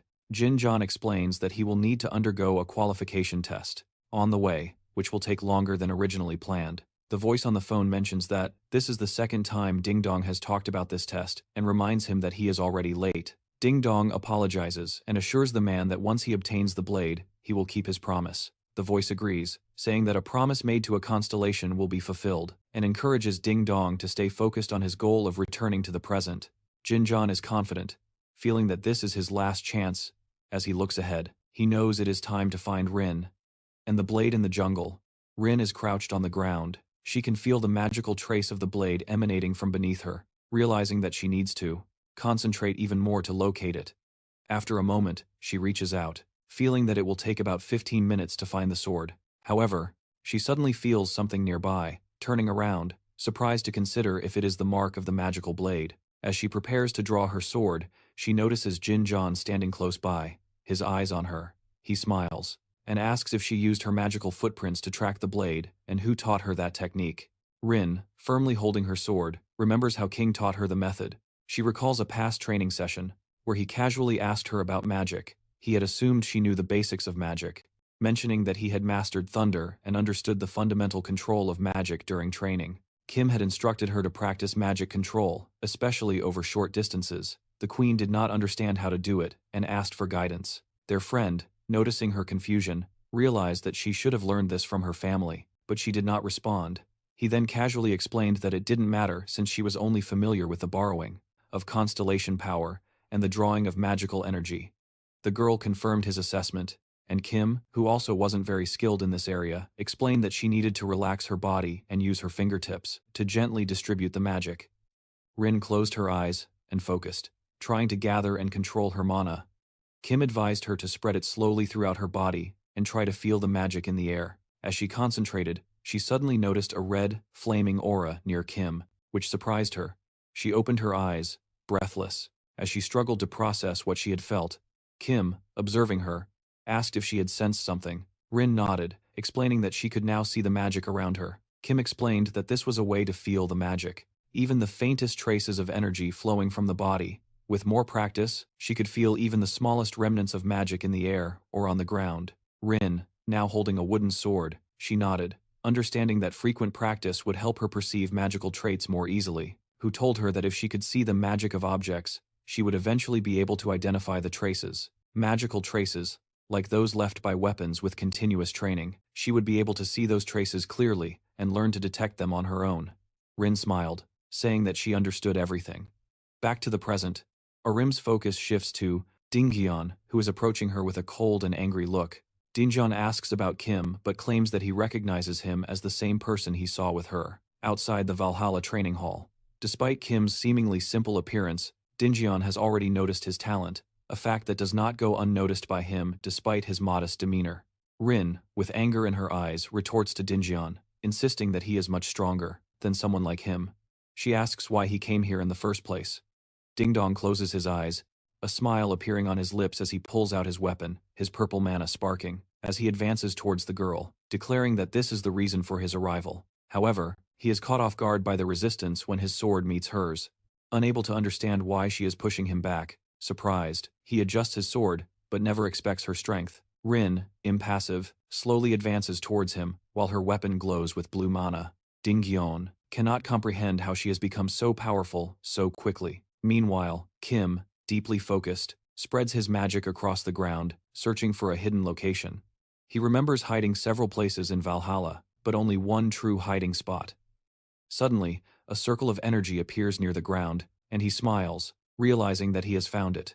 He turns to the left, where he sees an explosion of bright energy emerging from the forest, leaving him surprised. Back with Rin, the battle continues. She swings her sword, releasing bursts of bright lightning. Dinjian blocks her strikes, but his sword trembles in his hand. He smiles and taunts her, underestimating her strength. Impassive, she continues to emit a stream of mana from her sword, telling him to give up the dual blade. Jin Jan, with a mocking smile, dismisses her, advancing with his sword as he lunges at her. Arin concentrates energy in her weapon, preparing for his strike when Dinjian launches from the ground and charges. She anticipates his movement, quickly swinging her sword at him. Dinjian's sword flies from his hands as he falls, shocked by the force of Arin's attack. Breathless, he struggles to regain his balance. While the girl stays over him, she observes his fallen form, a bit surprised, with herself for having landed a successful blow. Then she leans down, picking up the dual sword that fell beside him, feeling a wave of triumph as she begins to rise. A voice behind her stops her, and she freezes. It's a student named Dindin with a sword in his hands, emitting a dangerous purple energy. He smiles at her, asking if she really believes she can defeat him so easily. Aaron, still struggling to process what just happened, looks at him with confusion and disbelief. Dindin, with a satisfied smile, points his sword in her direction, asking what she thinks just happened while she swings the sword, missing and passing over Dindin's head. Surprised, she watches as he ducks and skillfully dodges the attack, sweeping his sword in a devastating strike that leaves a shining purple trail. Aaron is thrown back, falling to the ground. She lies there dazed, while Dindin remains standing, watching her closely. He taunts her, asking if she will get up, and then adds that it would be better for everyone if she simply stayed on the ground and gave up. Aaron, trembling and coughing, looks at her stomach where there is now a bleeding wound. She clutches the spot, fighting against the pain. Dindin stays nearby and repeats that, if she tries to get up, she will die. With great effort, Aaron manages to raise her hand, and through the pain, she asks him if his contract is with a malevolent constellation. Jinjong, with a mischievous smile, reveals that as the leader of the Jinza Guild, he signed a contract with a high-ranking constellation to maintain his status. He then explains that he is currently on the side of the devotees, a dangerous and notorious group. Aaron's mind races, as she remembers that the devotees are one of the 3 most dangerous evil factions in the world. She asks Jinjong why he chose to ally with them, uncertain of his motivations. Does the power they offer really outweigh a normal life? Dindin explains that the power and strength they provide, along with the freedom from emotional ties, are tempting. He adds that the deviation, a term he uses, has its own allure. Aaron, still dazed by the shock, listens attentively as Jinjong squats beside her and shares his own story, revealing that he was only 12 years old when he joined the Dense Guild. They expected him to become an exemplary son in his family, although that was never his choice. Despite this, he has no regrets, even as a teenager. Dindin then speaks of a turning point in his life when he met a devotee. The man had approached him, encouraging to join the devotees, promising that this would fulfill desires he had long held.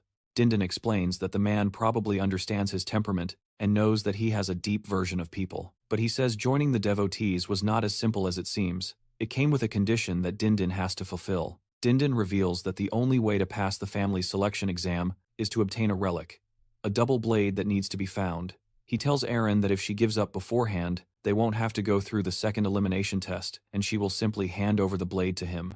Surprised, Aaron discovers that the second qualification exam involves something from her past, something she had forgotten. Jinjin recalls that 10 years ago her older sister, Choi A-jin, participated in the first selection test. Aaron is shocked to learn of her sister's involvement and the connection to the test.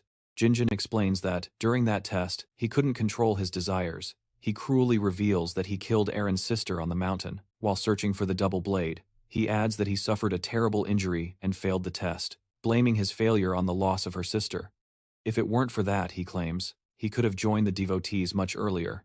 Jinjin then talks about her father, who somehow discovered a secret about Aaron's missing sister in the hospital. He reveals that her mother also fainted upon seeing her daughter's face, and it is clear that the pain was too much for the mother to bear. Just as Dindin prepares to attack the girl, determined to finish what he started, a sudden interruption occurs. Someone appears holding Dindin's sword, stopping just before it reaches Aaron's neck.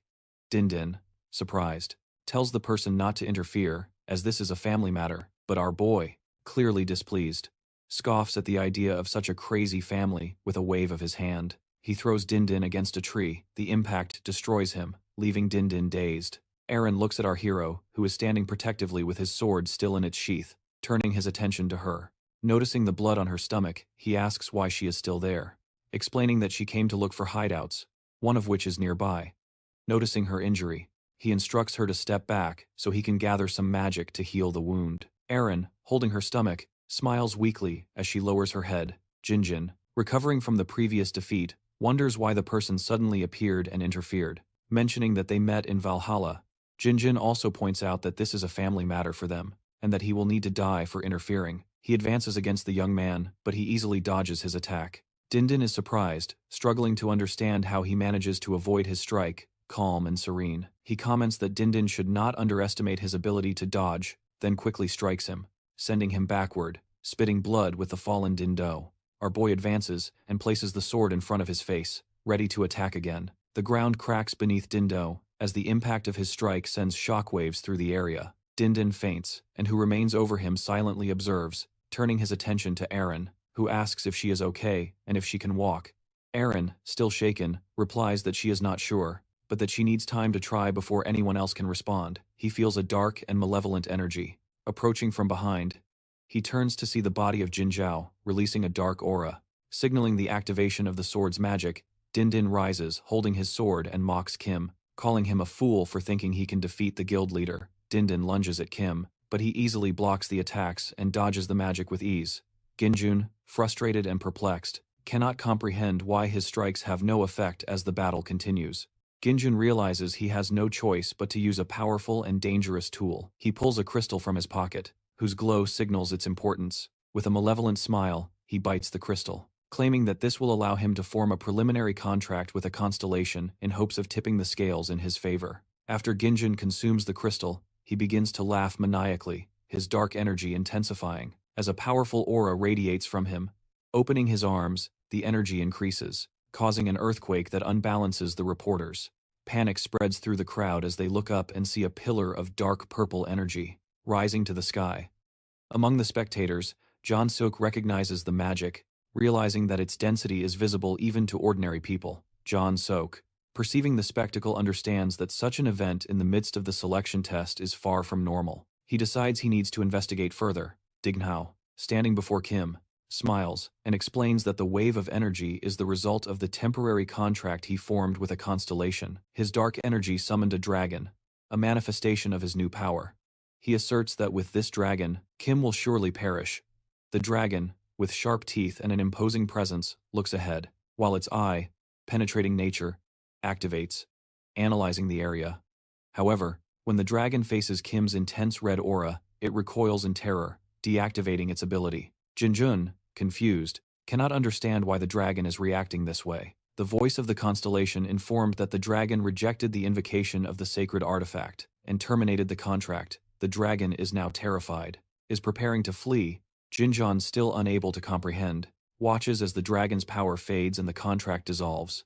Kim, impassive, calmly leans his sword against his body with a smile. He raises the sword and strikes Jinjun, sending him flying backward.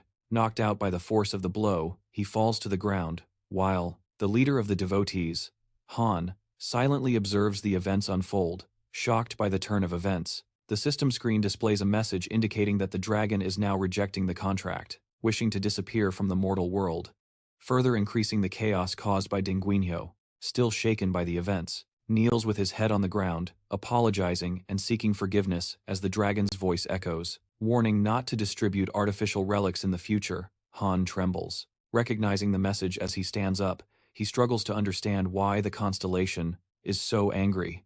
All of this repeats in his mind, and he realizes that the problem stems from the actions of the individual he placed in the Choi family. Still confused, he stands up and asks the Constellation what is wrong with a serious expression, while Han radiates his aura, determined to find out what is happening. Later that night, he returns to his dormitory in Valhalla. He takes off his hood, unpacks his suitcase, and begins searching for it, a smile spreading across his face, as he pulls out the Book of Divine Arts. When asked about the Divine Arts, he explains that this is the true reason he seeks hiding places. The breathing technique can elevate a person's magical power to a high level, far beyond what he previously knew. He reflects on the breathing technique he used before, something he bought at the market, a technique that is ineffective and poorly executed. Despite its flaws, he used it until the end of his previous life, recalling a battle with the Tower Master, where his poor breathing technique left him without magical power.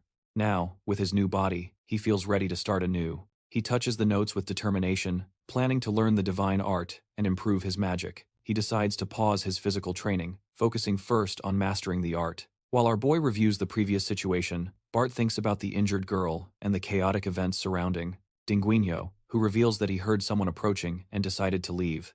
Telling the Tower Master that he would take care of it himself, he can't help but remember the moment he struck Dinguinho with a powerful blow, leaving him unconscious. He stood there, holding his sword, looking at Dinguinho's body, confused and nervous. He quietly asks if the young man really killed him, which only intensifies Kim's anxiety. He remembered being involved in a previous incident, in Valhalla, and knows that another accusation will have serious consequences when examining Jingjian's body. He noticed faint traces of magic, convincing himself that Jingjian must survive whatever happens. He accepts this conclusion and then remembers to approach Aaron, injured, when he was about to speak with her. He noticed someone approaching from another direction, realizing that Aaron's family might already be on their way. Possibly alerted by the presence of a sword-wielding mage, he tensed up. It was already difficult enough to hide, and now it was riskier with more eyes arriving. Someone warned Aaron that her family was on the way, and holding her bag said she had something to do and would leave. Before leaving, he pointed to the unconscious body of Dinging and instructed the girl to tell the family that it was she who knocked him out. He left quietly with his hood up and stated that Dinging was working very hard. That's why he was unconscious. Aaron smiled and said she understood, hinting at the problems within the academy. As her family approached later, she lay down on the bed. Reflecting on the events, she reads her notes, thinking about how she will return the remaining storage stones. Once she masters the divine arts, she admits to herself that, during her last attempt, she couldn't transfer all the magical power due to her limited abilities. Exhausted, she decides to rest. Meanwhile, at the Choi family estate, Jin Jan-sok is sitting at the table surrounded by others. Discussions are underway about the recent media coverage of the family's selection test. An article has already been published with a photo of Jin Hyung. Some articles speculate that the Choi family may be involved with the devotees. Jan-sok, clearly frustrated, holds his head and admits that the situation has turned into a complete mess. He can't believe that someone from the Choi family could be a villain. Jan-sok heads to the room explaining that the association is issuing an Alazost official statement about the incident, and he has already received. He reflects on how, in previous cases, like with the Ventric family, silence was the chosen response. But this time he knows that remaining silent will not be enough. The situation escalates far beyond that. He turns his attention to the man in the suit, recognizing Choi Jan-sok's delivery to the police before asking about Choi Arim's condition. He is informed that she was taken to the family hospital. Although her injuries are significant, there is no serious internal damage, and she is expected to recover completely, without needing serious operations. Jan-sok exhales and accepts the update, clearly worn out by the chaos. Another man in the room mentions the media coverage about Rin, noting that she is now recognized as a brilliant student of the Valhalla Academy who managed to defeat a member of the devotees. Making comparisons to King Jo Hulk, public perception changes rapidly, and although it is tragic, his actions are being seen as heroic. Jan-sok admits that going against his own brother generates controversy, but the current narrative is in her favor. The selection round ends, and the fight is now being positioned as the future head of the family. The articles, although dramatic, will likely help secure that title. Still, Jan-sok remains suspicious. It seems unlikely that the girl defeated Jin Jun alone. He remembers being beside the wounded body of Aram, next to his unconscious brother Jin Guan. She claimed she only acted because her brother attacked her with dark magic, while John Seok felt powerful magic in the surrounding mountains. Her ability to defeat Jin Guan remained a mystery at that moment. Other men helped Rin to get up, and she simply stated that she used techniques taught by Kim. Later, John Seok comes across an article about Kim detailing how he openly displays the middle finger to the clan officials, boosting his reputation. Meanwhile, in Valhalla, Kim returns to his table. As he settles in, he suddenly notices someone sitting quietly across from him. Choi Arhin. Her presence surprises him. He believes she is still recovering in the hospital, but there she is, perfectly calm, as if nothing had happened. As he looks on in surprise, she eventually turns to meet his gaze, aware of his attention. When Choi Arhin realizes someone is watching her, she smiles warmly and gently waves. The students behind Kim quickly notice, and begin to murmur with excitement, asking each other if she really recognized them. One jokes that it must have been a dream, something much more likely for him than for the others. Meanwhile, Kim finds himself returning to a moment at home, sitting at his table with a book in one hand, and a bright white flame in the other. The silence is interrupted by his phone, vibrating incessantly. It's Rin sending him messages, warning that she won't be able to train for a while due to strict orders from the doctor, given her recent condition and the severity of her bleeding. Our boy is not surprised. He replies that he will do his own things for a few days and wants to rest. But Arwen keeps bombarding him with emojis, pushing his frustration. His irritation is interrupted by Barth, who tells him it's something important he must know.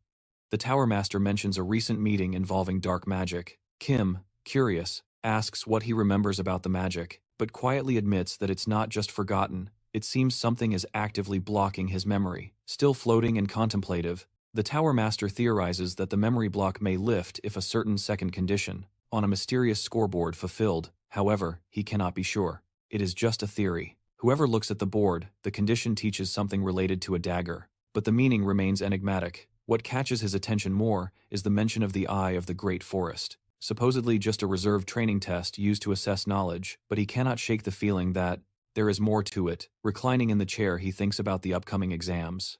Students with low grades are being expelled from the academy, and the whole process seems like a frustrating waste of time. He scratches his head, irritated, and wonders if he should just stay there.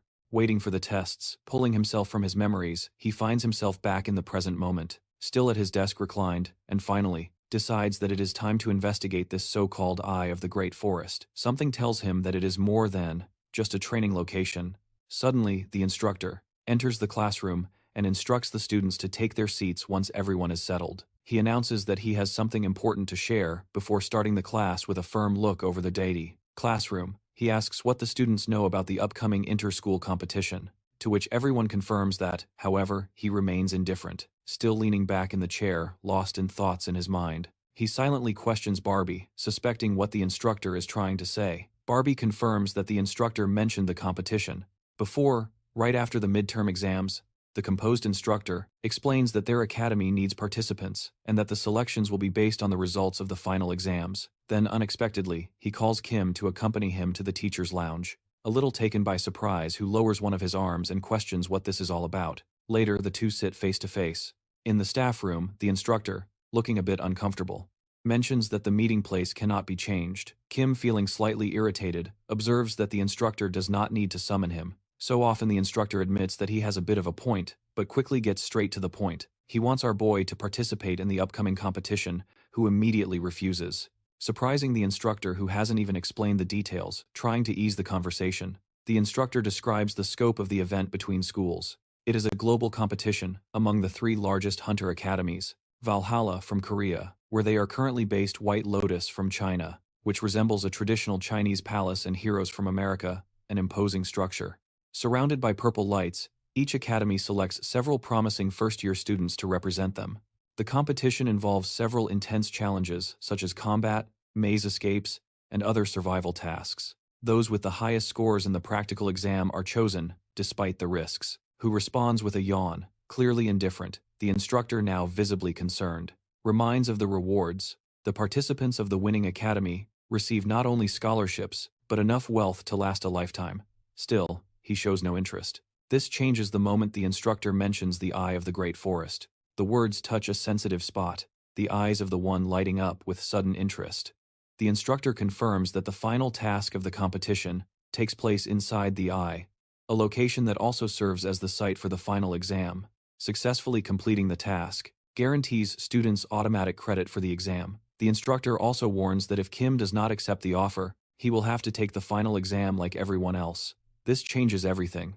A smile slowly spreads across Kim's face, and, with a spark of enthusiasm in his eyes, he finally agrees to participate in the school competition. Meanwhile, far from the academy, the scene shifts to the United Kingdom, where Delia Ventrick, the head of the family, questions her subordinate about the progress of a mysterious operation.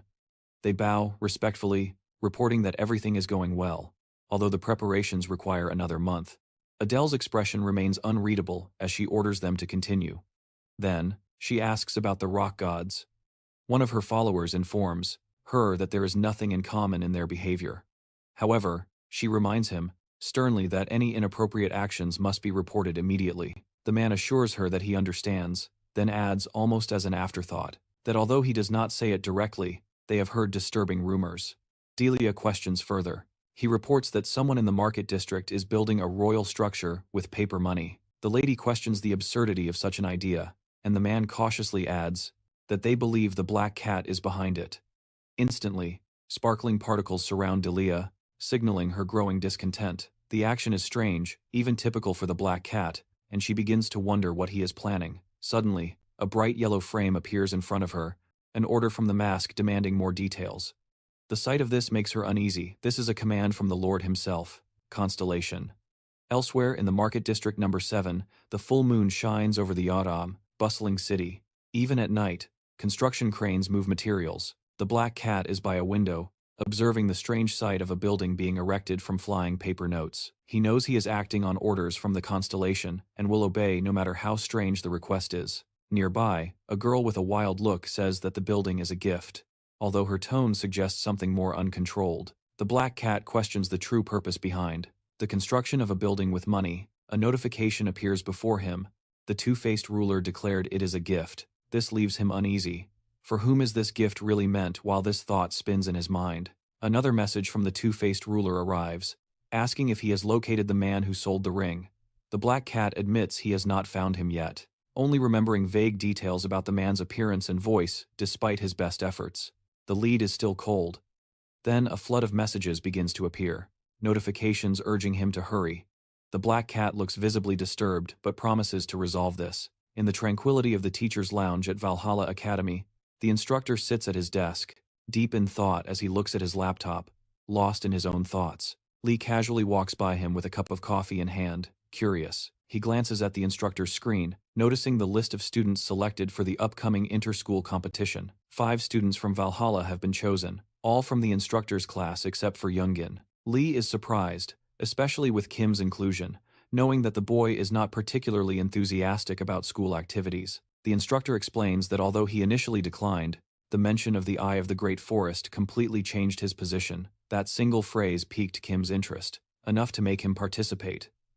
Lee finds this curious. Most people wouldn't even know what it is. He begins to wonder if our boy truly understands what the Eye of the Great Forest really means. This gives him an uncomfortable feeling that someone may be using the academy for their own personal motives. Still, Lee suggests organizing a training session for the selected students. The instructor agrees and says he will free up the students' schedules for this. A few days later, all 5 chosen students are sitting in a small auditorium. All, including Kim, are present, waiting. Soon, Lee enters quickly, assessing the group. He reminds them of the purpose of their gathering, the competition between schools, and presents the training plan. There will be 3 main tasks to be completed. First, a duel between students, acting as an entrance test. Second, a team battle against any warrior, students from other schools where quick strategic thinking will be essential. And third, something more mysterious and dangerous, related to the Eye of the Great Forest. At the moment this final task is mentioned, an invisible tension arises, clearly more interested now, and explains that the Eye of the Great Forest is a threatening labyrinth, and heavily guarded, hidden deep within a dense forest, its winding entrance blocked by sentinels, and even aerial attempts to bypass them result in capture. The only way to enter the Eye of the Great Forest is through its main entrance. Lee explains that each team will have to enter through the gate, but the specifics will only be revealed on the day of the competition. Opening the book he has been holding throughout the meeting, he goes on to explain the format and structure of the team battle. Although the students have already worked together during the dungeon raid, Lee believes more clarity is necessary. Meanwhile, Kim, impassive, lazily rocks his chair and wonders why they can't simply break through the barrier. He thinks it probably isn't that simple. Putting down his book, Lee then explains how the training sessions will be organized. When he asks if there are any questions, only the young one raises his hand, provoking glances from Just Me and Ryuk, who asks if it's allowed to train alone. Lee responds that it doesn't matter. If he wants to train alone, he can. To his surprise, Choi Arim also asks to train alone. Lee, visibly caught off guard by her decision, allows it, and checks if anyone else wants to do the same. No one else responds. With that, the meeting concludes, and the students begin to leave. Although Kim and Arim remain seated, Kim, deeply focused, reflects on his need to master a technique before the competition. With the help of mana, he is confident in improving his form, but he knows he needs to dedicate every remaining moment to training. Interrupting his thoughts, Arim calls him. He looks at her, slightly surprised. She asks if she should participate in the general training session, to which he responds with a question of his own. Why is she asking him? She doesn't plan to train alone. She looks down and hesitates. He reminds her of her previous statement, that she can't train too hard. Arim's mind goes back to the moment, with the instructor who expressed concern about her condition.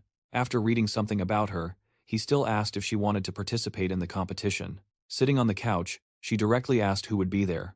The instructor. Surprised by the question, he responds that he heard our hero would actually participate. That's enough for Choi Arim. She said she would also participate. The instructor protests, worried about her condition, which is still recovering, but she smiles confidently and assures him she will be fine. In the end, the instructor can only accept her decision. Returning to the present, Arim is pensive. She feels she is already halfway to becoming the head of her family, and now has a new goal in her life, to grow stronger alongside him and help him achieve it. His own dreams, just as he helped her. Watching him sitting there with his hands in his pockets, confused by his sudden attention, the tree smiles to herself, her thoughts lighting up with purpose. Although, who remains perplexed by her expression still, despite her confusion, who reminds her not to overexert herself and suggests that she focus on mana control during class. Minimizing any physical effort, Arn accepts his advice, understanding his current limits. As he prepares to leave, he tells her that once he resolves his own issues, he will help her. She remains seated in the room while he leaves, somewhere in an abandoned building. Late at night, a bloodied and toothless young man is tied up on the roof. Shirtless and begging for mercy, two figures stand before him, Samuel and Lisa, thugs who clearly tortured him while the boy pleads. Lisa coldly throws a knife into his chest, killing him instantly. Lisa, irritated by the slow process, checks her phone after it vibrates. It's a new task. The screen shows a photo of Kim, marked as the next target. She recognizes him as the new apprentice of Valhalla, still holding the bloody knife, asks why they are targeting a student.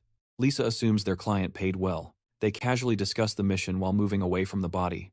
Lisa reveals that the execution is scheduled to take place during the next school competition, in about a month, questioning why they can't kill him sooner. But Lisa explains that the current security of the academy and the protective barriers make it almost impossible. The competition, however, will provide a better opportunity, especially since it will take place outside the school premises, in a location known as the Eye of the Great Forest, according to their client. The third day of the event will lead the students to a mysterious labyrinth located in the heart of that forest, making the place perfect for an ambush. Questioning what that means, there will be no instructors present in the forest during the next competition. Lisa, looking ahead, explains that besides a few guards at the entrance of the labyrinth and a single floating observation drone, there will be no one inside. The instructors will be monitoring everything remotely from an observation room. Confidently, she mentions that another member will enter the labyrinth first, and they will follow her. As they exit the abandoned building, Lisa makes it clear that completing this task is a top priority. Waving, already aware of the deadline. 1 month later, the first day of the competition between schools arrives. The sun shines brightly over a vast field. As the crowd fills the stands, buzzing with excitement, among the audience is Rockdill Intent. Along with his assistant, a flashback reveals Rockdill at home days earlier, sitting on the couch and talking on the phone. He tells his father, Eden Ventrick, that he has received the money and used it to hire a group to assassinate Kim. Eden is horrified. He pleads with his son to reconsider, but Rockdill remains impassive. reminding him that his father's decisions no longer have any influence over him. He will handle it his way. The mention of the assassins, the infamous trio of cold-blooded killers, leaves Eden even more fearful. Still, Rockdill ignores his father's concern, determined to carry out his plan. Back in the present, Rockwell sits silently in the audience, remembering the arrangement. He knows he shouldn't be there, but waits for Kim's name to be called. Moments later, he stands up and tells Yuria it's time to go. She follows him. On the podium, a man with white hair and a mustache steps forward and speaks into the microphone. He introduces himself as Shim Dioku, the president of the Valhalla Council. He welcomes everyone and begins to introduce the competing schools. First comes the Lotus Flower from China, a team of 5, including a girl carrying a katana. Next, the Proud Heroes from the United States, confidently presenting themselves before the audience. Finally, Shin calls the last team, Valhalla, representing Korea, led by none other than Kim. The competition will last 3 days, explains Shin, and today's task will begin with individual matches. All 3 competing groups are now before the stage, as the representatives are instructed to return to their waiting rooms to await the match definitions. The only figure remaining nearby is Lee, arms crossed, observing them in silence. His gaze lingers for a moment before being approached by Jack Rover, the main instructor of the heroes group. Jack warmly greets him, joking that it's been a while since they last met. Lee responds with a joke about Jack's usual 3rd place, which Jack clearly does not appreciate, reminding him that Valhalla isn't always at the top either. Lee concedes the point with a silent nod. Jack, with renewed optimism, declares that this year will be different. The heroes will win the championship. When Lee asks what makes him so confident, Jack reveals his pride. The best contractor of his generation, known as the Destroyer, has a son, Logan Jr., who is now studying at their school. Jack proudly points out among the students that Logan Jr. resembles his father. Even in his intense gaze and presence, Lee Curioso admits that he is eager to see what the boy can do. Jack adds that Logan Jr. has already signed a contract with the same constellation, powerful as his father's, although the boy still does not match his father's raw power. Jack believes he is already far ahead of most adult contractors. Jack mentions that another promising student, Kim, has also proven himself by capturing a villain recently, something similar to what another student, Choi Offering, did. Jack recognizes the talent among the new students of Valhalla, but believes that Logan Jr. has the advantage. Their conversation is interrupted by a loud announcement that the matchups for the first round have been finalized. Lee looks at the message and tells Jack that soon he will understand his reaction. The first fight is against Logan Jr. As both students advance, our boy with his hands in his pockets, Logan Jr. stands tall. The rules of the fight are explained. A simple rule governs the fight: hit a vital point of the opponent to win. Thanks to the safety measures of the system, lethal blows will be blocked and replaced by an electric shock, ensuring an intense but non-fatal combat. It's time for the first real confrontation. Shin reminds the participants that the protection system will remain active until the next team match, and that the countdown will begin soon. When the countdown reaches 0, the battle begins. Our boy stays relaxed, assessing his opponent. He questions the need for the defense system, but Bax suggests he focus on monitoring his physical preparation for future tasks. Logan, although a bit nervous, gets ready. The moment the signal is given, he partially throws a quick punch like lightning directly at Logan. However, Logan easily blocks it, revealing a yellow aura similar to his father's. Logan is surprised but smiles, asking Kim if he really thinks he is strong. Logan, more humble than expected, seems to enjoy the challenge as he counters. Their fists clash, sparking intensely as our boy dodges the punch. With a quick arm twist, the young man prepares a counterattack and taunts Logan about his defensive skills. Logan spins in reaction, stunned by the force of Kim's movements.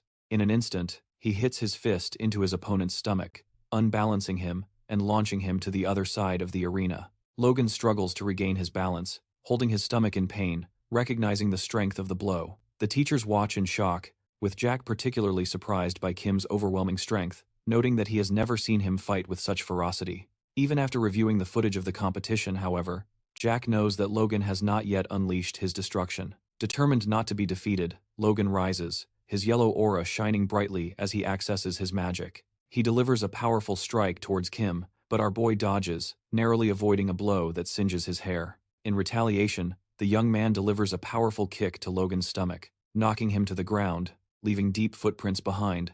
Logan, gasping and injured, struggles to stay on his feet, his body aching from the relentless blows, though on the verge of collapse. Logan remembers he still has one last option. Determined, he prepares for his final move. Logan's ability makes the ground tremble as cracks spread across it, causing large chunks of the floor to rise into the air. He moves quickly among the flying stones, preparing his destruction magic. Kim, however, immediately notices Logan's position and turns to face him, the surprised opponent. Cannot understand how Kim found him among the debris, but decides to keep striking the ground again. To gain an advantage when Logan prepares to attack, an unexpected stone hits him in the face, confusing him. All the debris around falls, and Logan rubs his face in pain. Our boy taunts him, pointing out that Logan's own magic is betraying him by revealing his position. With that, he winds up his fist, landing a crushing blow to Logan's face, sending Logan crashing against a wall. Colliding hard with a powerful gust of wind following the strike, sitting on the ground, Logan lowers his head in defeat as Shin declares him the winner of the round. To Jack's surprise, who is stunned by the incredible power the young man has displayed, Lee, watching the fight, reflects that Kim is a true monster. The battles continue, with Kim easily defeating his opponent with a single uppercut, and dominating another fight with a straight punch that sends his opponent flying. Finally, the last individual fight arrives. Our boy against Choi Arim, the girl holding her katana faces him confidently, noting that both finalists are from the Valhalla Academy, ensuring their academy's victory. Our boy, however, does not care much about the outcome, recognizing that the fight is more about ranking than anything else. While they are in the arena, Ari mentions that the winner will receive a scholarship, although she does not need it and considers giving up. Kim, unconcerned about who wins, encourages her to give her best since the match is a show for the audience. He points at her, urging her to demonstrate her progress. He rolls his shoulders, encouraging her to give it her all, promising to take her injuries into consideration. Motivated, RM prepares her stance, summoning lightning around her katana. Kim, with a smile, begins to shake his fists, his surroundings glowing purple. But then, shock spreads among the spectators. Shin, Jack Lee, and others are all stunned when Kim lands a single punch, throwing her face first into the ground. Her katana lies useless beside her. Shin declares the result, announcing Kim as the winner of the individual combat competition between schools. Kim, still surprised by the result, stands over RM, unable to believe the ease of his victory. He wonders if he was too ruthless, having promised to consider her injuries, but he also notes that she tried to land a hit, an accident that left her unconscious later in a small auditorium. Lee gathers the students, observing that thanks to the protection system, everyone is unharmed, although they must visit the infirmary. He mentions that there will be another stage the next day, but those with fire in their eyes think waiting is a waste of time, eager to move forward. When class ends, someone approaches him, asking if he can start the last test for the Eye of the Great Forest early. The chief instructor opens a rulebook and explains that only one test is allowed per day, except for quick conclusions. If a student completes a test early and the next one is ready, they can proceed. Our boy, smiling, says that the decision is up to Lee, who agrees that if he finishes early, he can start the next test immediately. The young boy nods, acknowledging Lee's instructions before turning to leave, with a smile on his face as he walks down the hallway. Bart asks if he plans to complete the Eye of the Great Forest tests the next day. He insists that he is ready for the test, but Bart seems to misunderstand, suggesting that he might be trying to get the attention of other students, which irritates Kim. He quickly dismisses the comment, stating that he just wants to finish the approval as quickly as possible. The next day at the inner sanctuary of Valhalla, Yasun greets the audience and presents the rules for the team competition. 5 representatives from each academy will fight in a mountainous area, with spectators watching through holographic screens captured by drones. Sonia, waiting for Kim's arrival, gets irritated when he shows up late. Our boy, with a smile, explains that he overslept. She scolds him for not arriving 30 minutes earlier, but he brushes it off, claiming he was distracted. However, to her shock, the young man reveals that he wants to go alone. Sonia, worried about the team test, warns him that since he defeated the other players, they will probably all attack him. She asks the group if they agree, but they remain silent. Heron then apologizes for interrupting and asks if he can go with him, but he tells her to stay. Soyum, confused by Heron's calmness, presses our boy for an explanation, but he ignores her, focusing on preparing for the test when the countdown begins. Who insists, laziness, and mentions that there is another test in the afternoon. Still confused, tries to ask what he means, but he walks ahead confidently, preparing for the Eye of the Great Forest. Then the team announces the start of the battle. While the White Lotus group searches for our boy, he reveals himself to them. The White Lotus team notices and quickly draws their weapons, recognizing the battle in Valhalla. The girl with red hair instructs everyone to prepare, but Kim, with a confident smile, swings his sword. Impressed by the girl's quick reaction, a message from the system soon appears on the holographic screen, announcing the elimination of the White Lotus.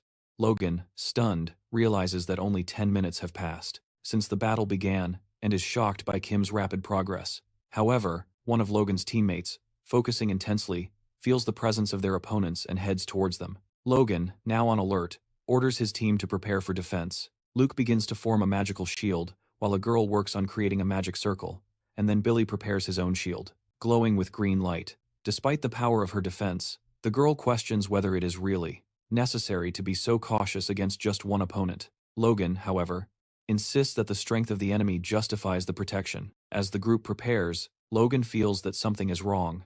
Looking up, he realizes that the young man has positioned himself above them. Before Logan can react, he strikes him in the face with the sword, knocking him to the ground. The other girls turn in shock, only for Kim to quickly stab one of them in the stomach, declaring her too slow.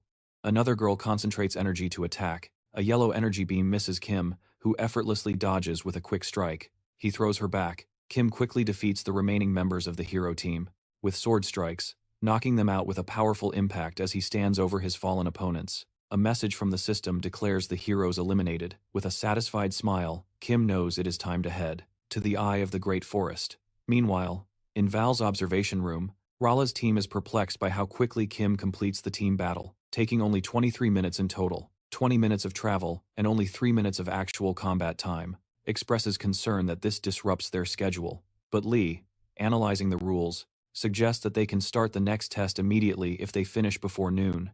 Kim agrees to consult others about the schedule, but Lee can't help but think about Kim's impressive performance, which is both intimidating and unexpected. Later, Lee and Jack discuss the situation, which is both intimidating and unexpected. Later, Lee and Jack discuss the situation. As they walk down the hallway, Jack comments that the White Lotus team is ready to start the next challenge. He admits that he is finally convinced by Kim Lee's strength, smiling. He acknowledges this, and they continue thinking about talking to the White Lotus team later in the break room. Soyeon quietly cleans her sword, immersed in thought as she observes those resting. She can't help but think of him as a madman. She never expected him to finish the battle alone, and recalling her fights with Aaron, she wonders if letting go of her pride could help her become a better fighter. Meanwhile, the students are informed that the test of the Eye of the Great Forest will take place one day earlier, at 1 o'clock in the afternoon. Kim, smiling as he sits with Aaron, reflects on how things are unfolding, exactly as he predicted. He then tells the group that for the next trial, they should act alone, while all the others focus on surviving on their own. Zion remains silent, absorbing Kim's words. Our boy informs the group that, if they encounter any problems, they can call him for help. While Zion reflects on her plan to enter the maze alone, she realizes that the team has won the previous 2 challenges, but she cannot afford to fall behind. She thinks about the maze ahead. Although it is a survival test, it doesn't seem to have many immediate threats, as it is mainly filled with dense vegetation and low-level monsters. Aaron notices Soyeon's contemplation and playfully asks if she has anything to say. Calling her by the nickname Soyeon, frustrated, questions why he keeps making up nicknames for her, to which he simply comments that her reaction confirms his words. Aaron, sitting quietly nearby, thinks it is a cute nickname. The scene then shifts to the Eye of the Great Forest, where students and guards gather before entering the maze. Shin, holding a microphone, announces the final challenge: survival in the maze. The audience, watching through holographic screens, is informed about the unique features of the maze.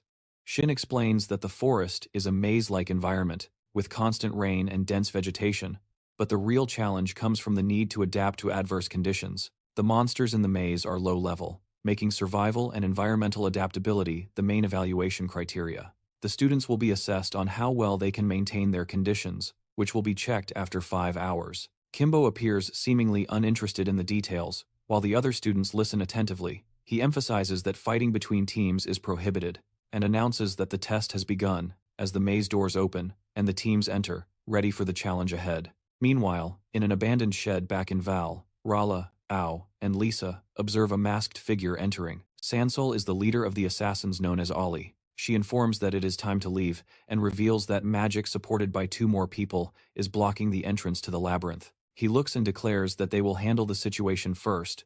A bright purple light explosion breaks out, shattering everything into pieces. Lee watches in shock as all the screens fail before him, signaling a complete surveillance failure. Shin, visibly worried, asks what is happening. Noticing that the simultaneous failure of the cameras seems suspicious, he turns to the guard. The guard tries to contact gate security but receives no response, suggesting that the students might be facing problems inside the labyrinth, and recommends that they enter themselves. Shin agrees, and they enter the labyrinth. Upon arrival, they are stunned by what lies ahead. The area around the gate has collapsed. Rocks are scattered over the bodies of the guards, leaving everyone confused and uncertain about what occurred. Meanwhile, inside the labyrinth, the students are struggling against the rain. Members of the hero, trembling and pale. They are feeling the effects of hypothermia. Logan, worried, tells them they need to avoid worsening the situation. He suggests they build a shelter. The group splits up to gather materials, and Logan begins preparing the ground for the structure. However, looking ahead, he is surprised to see a dark purple sphere in the distance. It is the group of assassins, confused by the rain and the strange events unfolding. Unperturbed by the weather, Ao reminds them to focus on their mission of killing Kim. He turns his gaze dangerously towards Logan and talks about eliminating him, only to quickly realize that Logan is not their target. He looks and continues explaining that they have been teleported to a location imbued with moderately strong magic, the only way to track the source. Logan, sensing the danger, notices the presence of dark magic in the air and begins to suspect that these people are the real villains. Lisa reveals that they cannot leave witnesses and assigns the task to Ao. As the confrontation intensifies, Logan begins to gather energy for an attack, forming a glowing magical sphere in his hand. He demands to know what they are doing there. Without warning, Ao appears behind him, quickly stabbing with a knife. Logan, in shock, looks back and sees that Ao has somehow managed to get behind him. To his horror, there are now two identical Os, one in front of him and another behind, both holding knives. Ao reveals that this is a duplication technique and, with a mischievous smile, stabs Logan again. Weakened, Logan coughs and falls to the ground. Lisa, observing the scene, casually comments that Logan has been killed, and his slow death is intentional. Suddenly, a scream echoes as a girl calls out Logan's name. Lisa instructs Ao to eliminate any witnesses. Ao, grinning maniacally, advances towards the girl. They are the true villains. Lisa reveals that they cannot leave witnesses and assigns the task to Ao. As the confrontation intensifies, Logan begins to gather energy for an attack, forming a glowing magical sphere in his hand. He demands to know what they are doing there without warning. Ao appears behind him, quickly stabbing with a knife. Logan in shock looks back and sees that Ao somehow managed to get behind him. To his horror, now there are two identical Os, one in front of him and another behind, both holding knives. O reveals that this is a duplication technique, and with a mischievous smile stabs Logan again. Logan, weakened, coughs and falls to the ground. Lisa, observing the scene, casually comments that Logan has been killed, and his slow death is intentional. Suddenly, a scream echoes as a girl calls out Logan's name. Lisa instructs Al to eliminate any witnesses. Al, grinning maniacally, advances towards the girl. She is paralyzed in shock, realizing what is about to happen. Meanwhile, someone is lost in thoughts, running through the forest and pondering the task. Ahead, the system message appears informing to him that he needs to find the house of Madagai in the heart of the great forest. While our boy runs, he spots a girl from the group of heroes who, upon seeing the bodies of her fallen comrades, screams in horror. Lisa, observing the scene, orders Ao to deal with her. It doesn't take long for the young man. Realizing Ao's intentions to approach the girl, Ao, now frustrated, recognizes him as the target they were waiting for. However, Kim is focused on the injured students around, many of whom are covered in cuts and blood. He tells the girl to help them while he deals with the attackers. Observing the situation, Kim realizes that the students were deliberately left to bleed, slowly, instead of being killed. Our boy, with grim determination, decides to act quickly and eliminate the threat as the one provoking him. Clearly underestimating his resolve, explains that Kim is trapped in the maze, having entered through the only entrance, and they disabled the surveillance drones to prevent anyone from seeing or helping. Even if the teachers notice, it will take at least an hour for them to reach the entrance, which was blocked by stones that also injured the guards. Kim impassively says that the time won't make a difference. The rain continues to fall relentlessly, as Al mocks his confidence when Al swings his knife at him. Our boy stands with his hands in his pockets, seemingly unconcerned when Al's strike misses. Kim suddenly disappears from his position, leaving him confused looking up the hill. Al Vekin, who calls the situation foolish, he quickly subdues him with a blow, throwing him away. Lisa and Aaliyah watch in surprise, but our boy doesn't stop there. He moves quickly, attacking the girls and knocking them unconscious. He then turns to the blonde girl and instructs her to use all her magic to heal the injured. He also told her to go west to Valrala if she can't handle the task. The girl, although shocked, sits down and begins to focus on healing the injured. Meanwhile, the twin starts to move. Kim, standing over him, calls him weak and questions the motives behind the attack. Before Kim can deliver the final blow, he asks who sent him. But the bald man, with a serious expression, refuses to answer. Our boy insists, noting that people often reveal their masters when cornered. The assassin, now clearly irritated, realizes he was momentarily confused by his sudden diversion at that moment. A doppelganger of the assassin appears, radiating a dark blue aura, and attacks him with a knife. Our boy, however, easily dodges the strike, leaving Al stunned. He cannot understand how someone is capable of avoiding the attack of a doppelganger that should have been undetectable. The boss stands before the assassin, holding his weapon and mocking him for acting like a rat that only attacks from behind. Kim retaliates with a punch that makes him hold his nose, calling him bald. Kim, standing tall and imposing, asks the bald man one last time about his clients. The unperturbed bald man dismisses him, calling him a brat and insisting that he will reveal nothing, realizing that he will not obtain any useful information. Kim, with a maniacal smile, declares that he will beat him to death if he continues to resist. A powerful blow follows, launching him into the air and causing immense destruction around. When the battle ends, Lee and the others rush into the maze, reaching their destination. Where the students are helping the injured, Jack runs to the wounded Logan, who, despite his difficulties in moving, insists that his condition is not the biggest concern. Logan explains that they were attacked by unknown assailants, describing a man and two women among them. Lee, analyzing the situation, speculates that they might be from the Sansa Alliance, and asks where the attackers are now. Logan points to the rubble, where the bodies of Ao and Lisa lie unconscious. Logan recounts how Kim easily defeated everyone, describing how the surrounding forest is completely destroyed. While he speaks, he is treated and supported by a girl who remains silent. Logan, reflecting on the battle, admits that Kim is much stronger than he imagined. He thought he would be the strongest, but the overwhelming power of the young man shatters his arrogance. Jack, however, reassures him, saying that Kim is just an anomaly, suggesting that he is not someone to be compared with the rest. Lisa returns to Logan, reminding him that she mentioned there were 3 attackers and asks where the third one is. The girl replies that someone is dealing with her, and as she speaks, the girl's body falls in front of them. The teachers turn to see the body, confirming that she is with them, our boy. After dropping her, he explains that he is trying to find out who is behind the attack, and what their objective is in attacking the maze. Lee observes that the young man seems fine. Kin reassures him, saying that he is indeed fine, and Lisa smiles. She suggests they discuss everything in more detail when they return to the academy. Kim agrees, mentioning that the teachers will take care of the injured students and take them to the hospital. Meanwhile, the Valhalla students should find the White Lotus and report the situation as the rain continues over the maze. The teacher announces that the competition is over. Later that night, Kim lies down in his dormitory, exhausted from the day's events. He reflects on how difficult it has been, closing his eyes and acknowledging how much mana he has used.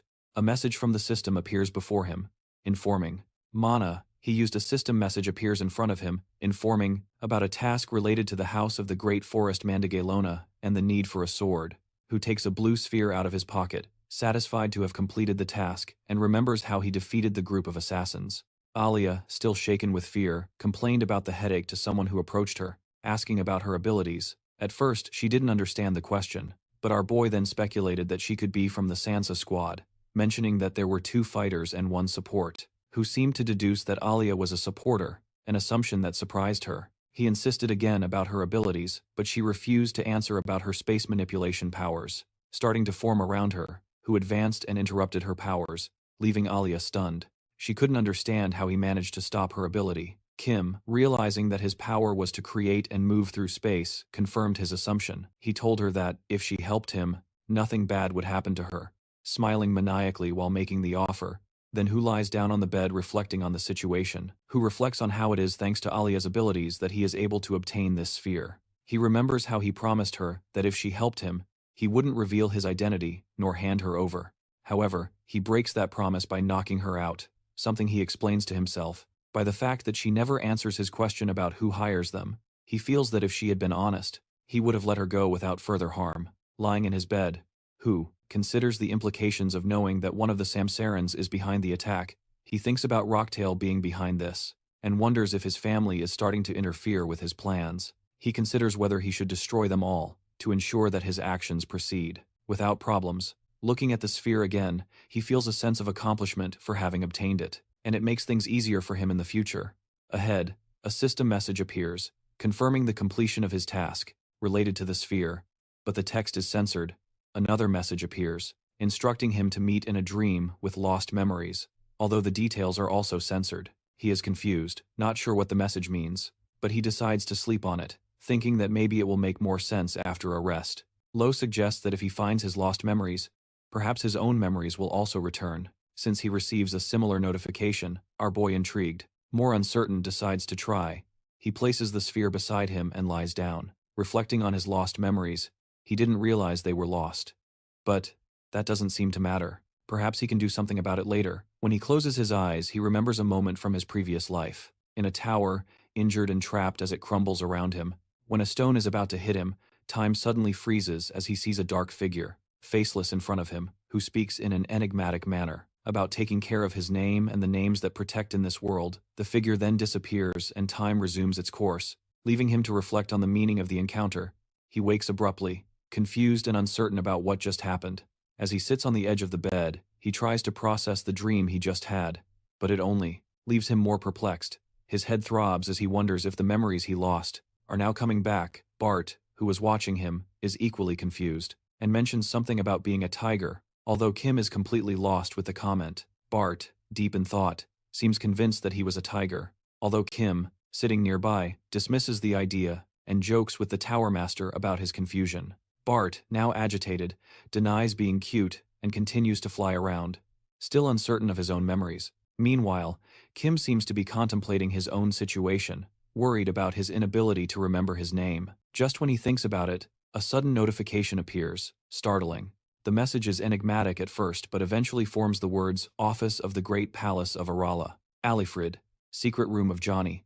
Another message follows, urging him to face the truth. Kim, feeling restless, decides he needs to know more about the Great Palace of Arala, and resolves to ask Lily about it after the day's training session. Meanwhile, at the academy in Valarala, Sir Hilton is lifting weights, sweating from the effort, but maintaining a calm composure. His concentration is interrupted when Soyam enters, wearing a sports uniform and holding a water bottle. She asks why Sir Hilton is training, but Sir Hilton calmly responds that he is the one who should be asking that. Soyam, confused, admits she is there for similar reasons. Her pride and jealousy regarding Kim, this Sir Hilton, still focused on training, casually dismisses the idea, stating that her presence has nothing to do with Kim. Soyam, embarrassed, looks down frustrated.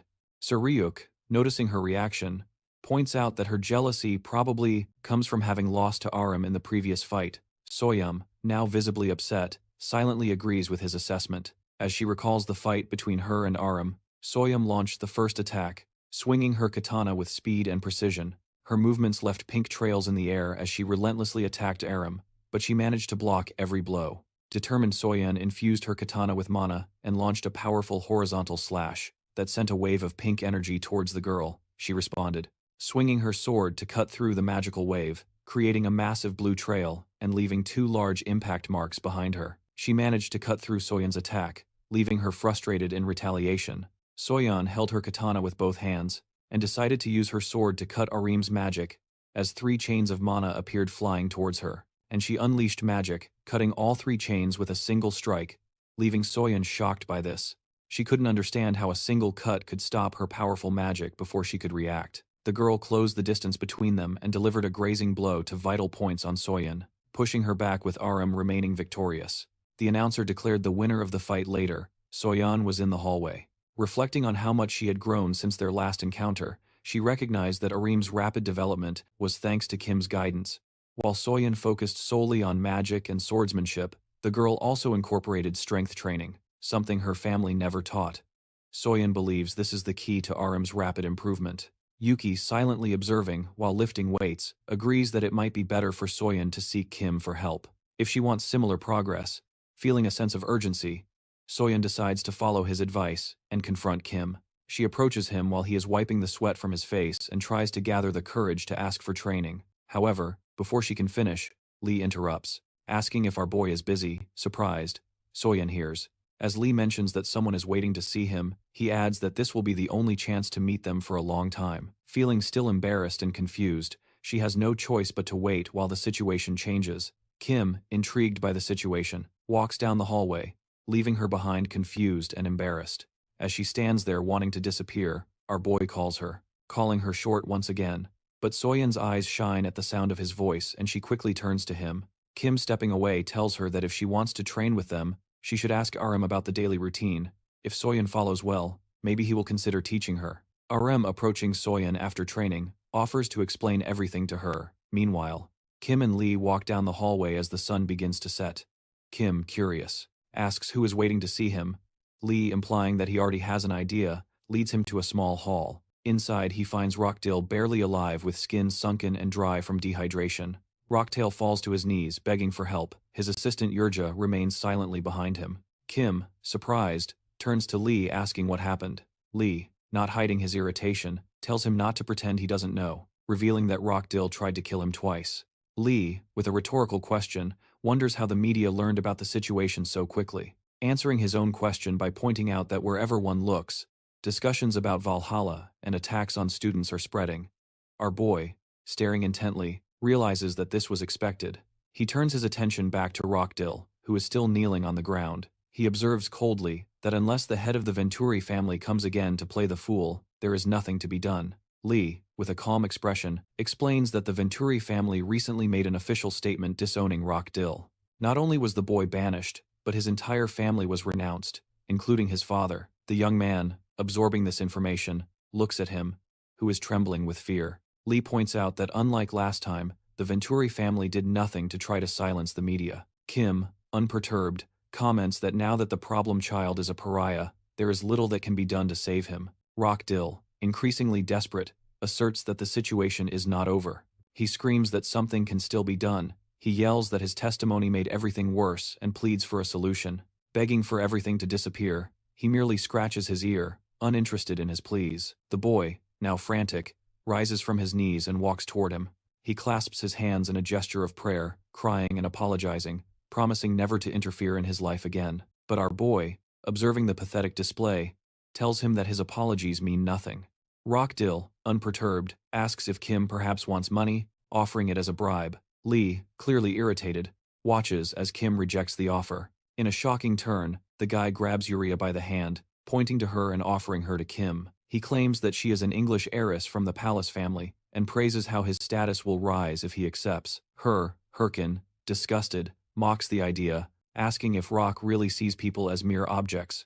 Rockdale, with a crooked smile, asserts that the woman belongs to him, revealing a spell around her neck that marks her as his property. The red words around the spell are a magical seal, and Rockdale, holding Yuria by the nape, seems to offer her as a commodity. Lee immediately recognizes the spell wrapped around the girl's neck as a powerful seal, almost impossible to break, one that forces the bearer into absolute obedience. Seeing this makes his blood boil. Lee immediately recognizes the spell wrapped around the girl's neck is a powerful seal, almost impossible to break, and one that forces the bearer into absolute obedience. Seeing this makes his blood boil. Rockdale, with a cruel smile, seems to take pleasure in her fear. Lee cannot comprehend how someone could justify using such a spell on a human being. Kim, with an eerie calmness, comments that scoundrels like this were common in ancient times, people who marked others like cattle, buying and selling them as property without hesitation. He approaches the girl, concentrates his mana, and grabs the seal near her neck with a vigorous motion. He begins to tear away her spell. The magic unravels under his grip, and although the girl appears disoriented and about to faint, she holds her neck in relief as the curse finally fades away. Rockdale is left in shock, completely unprepared for what just happened, and then casually asks Alice if he could punch him in the face. The guy freezes in disbelief. Lee, wide-eyed with fear, finally speaks, affirming that, as an instructor, it is his duty to prevent violence among the students of Valhalla. But given that Rockdale has lost his surname, and possibly represents a threat, this time he will turn a blind eye, covered in sweat and tears. Rockdale feels powerless as Kim approaches, places a hand on his shoulder, and reminds him of what was just said. Before Rockdale can fully process the moment, he delivers a brutal punch that sends him flying through the air. The boy falls to the ground, dazed and broken. Meanwhile, Yuri watches silently, and Lee turns his back on the scene as the sun begins to set. Those who have already left walk with their eyes closed while Bart floats beside him. The Tower Master comments that Rockdill has never been so close to death, nor has he ever seen our boy so enraged. Who coldly responds that if this had happened 300 years ago, he would not have hesitated to crush Rockdill's skull. The seal placed on the girl, marking her like cattle, struck a sensitive point. He sees in her a reflection of his own past, which only intensifies his fury as he walks lost in thought. Someone calls his name. It's Yuria, breathless and exhausted from running after him. Struggling to catch her breath, she finally stops and bends over, expressing her gratitude. She was so stunned before that she couldn't even speak. Kim, however, tells her to simply accept the gesture and live freely from now on. Overwhelmed with emotion, Yuria breaks down in tears, trembling as she cries and wipes her face while Kim walks away. The next day after class, Kim and Lily are seen at a cafe on the Valrala campus. Lily, savoring a pudding, casually mentions that the Great Palace of Alala is located in China. She explains that the palace functions like a labyrinth, controlled by the White Lotus Association. Intrigued by the connection, remember that this is the same organization that participated in the previous competition. The idea that he might have to deal with them, again, does not particularly please him, because accessing such labyrinths without permission is illegal in modern times. For a moment, he considers the idea of simply destroying the labyrinth but dismisses it. Not wanting to get involved with the academy, curious about possible legal ways to enter, he asks Lily, who suggests that becoming a student there might be one of the only viable options. She tries to say more, but is cut off abruptly, covering her mouth moments later. She accuses Kim of being selfish for wanting information without offering anything in return, and demands that he share 3 things about himself. First, when he tries to back away, she quickly relents and promises to reveal the information. Without an agreement, Lily then whispers something important. A worldwide international competition will be held at the Grand Palace in the 2nd semester. Kim is surprised that the instructors haven't mentioned this. Lily, with an air of superiority, says she has a source, and explains that this is more than a regional event.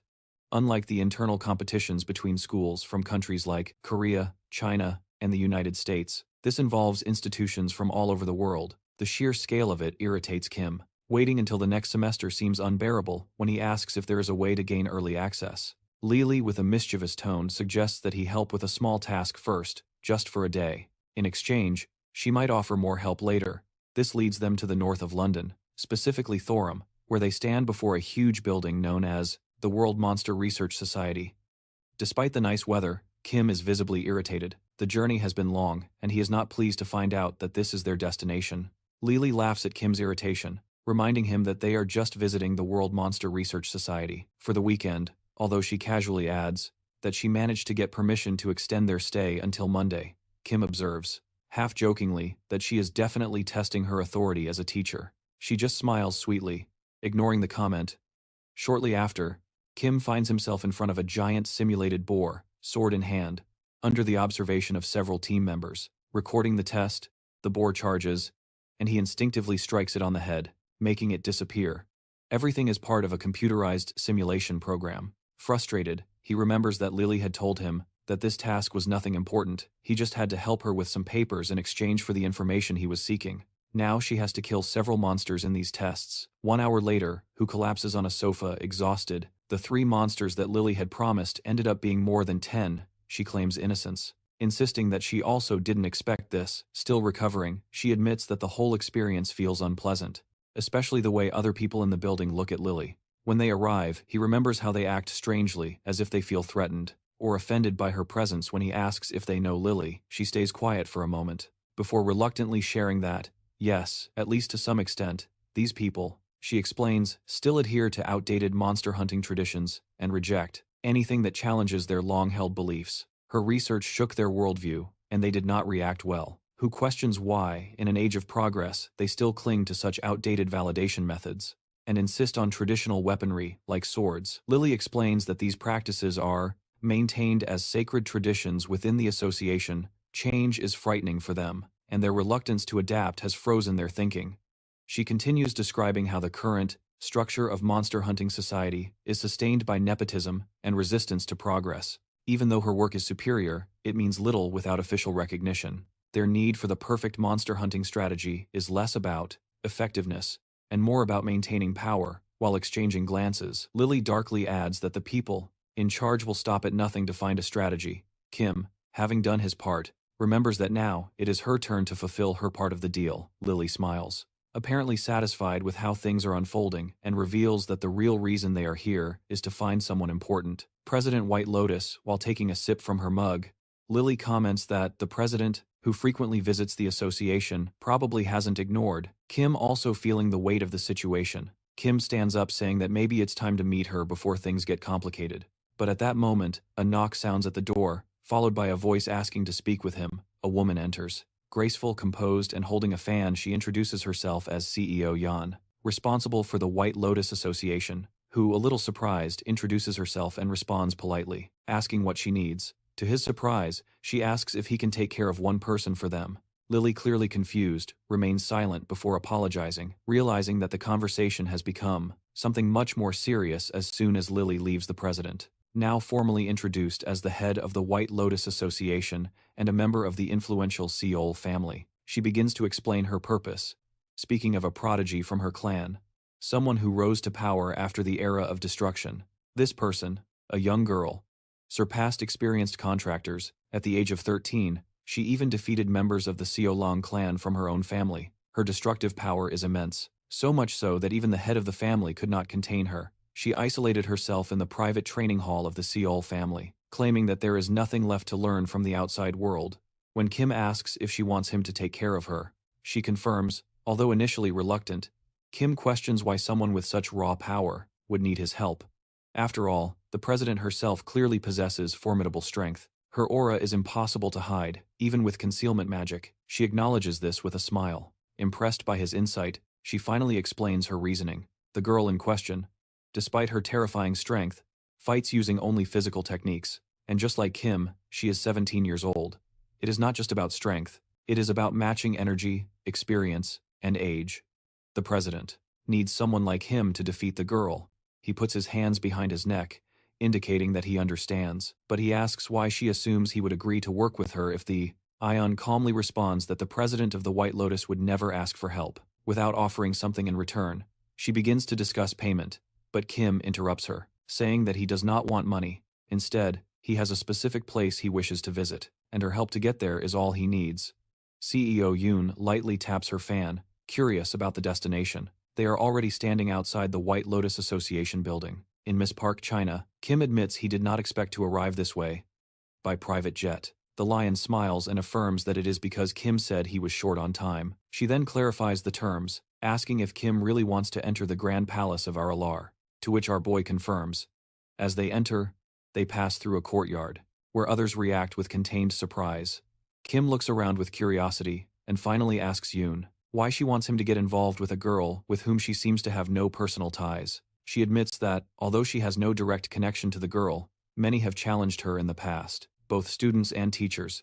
She hopes Kim can finally break the girl's arrogance, which has become a problem. If he succeeds, she believes the Seol family will recognize her efforts, and she can take the White Lotus to greater heights.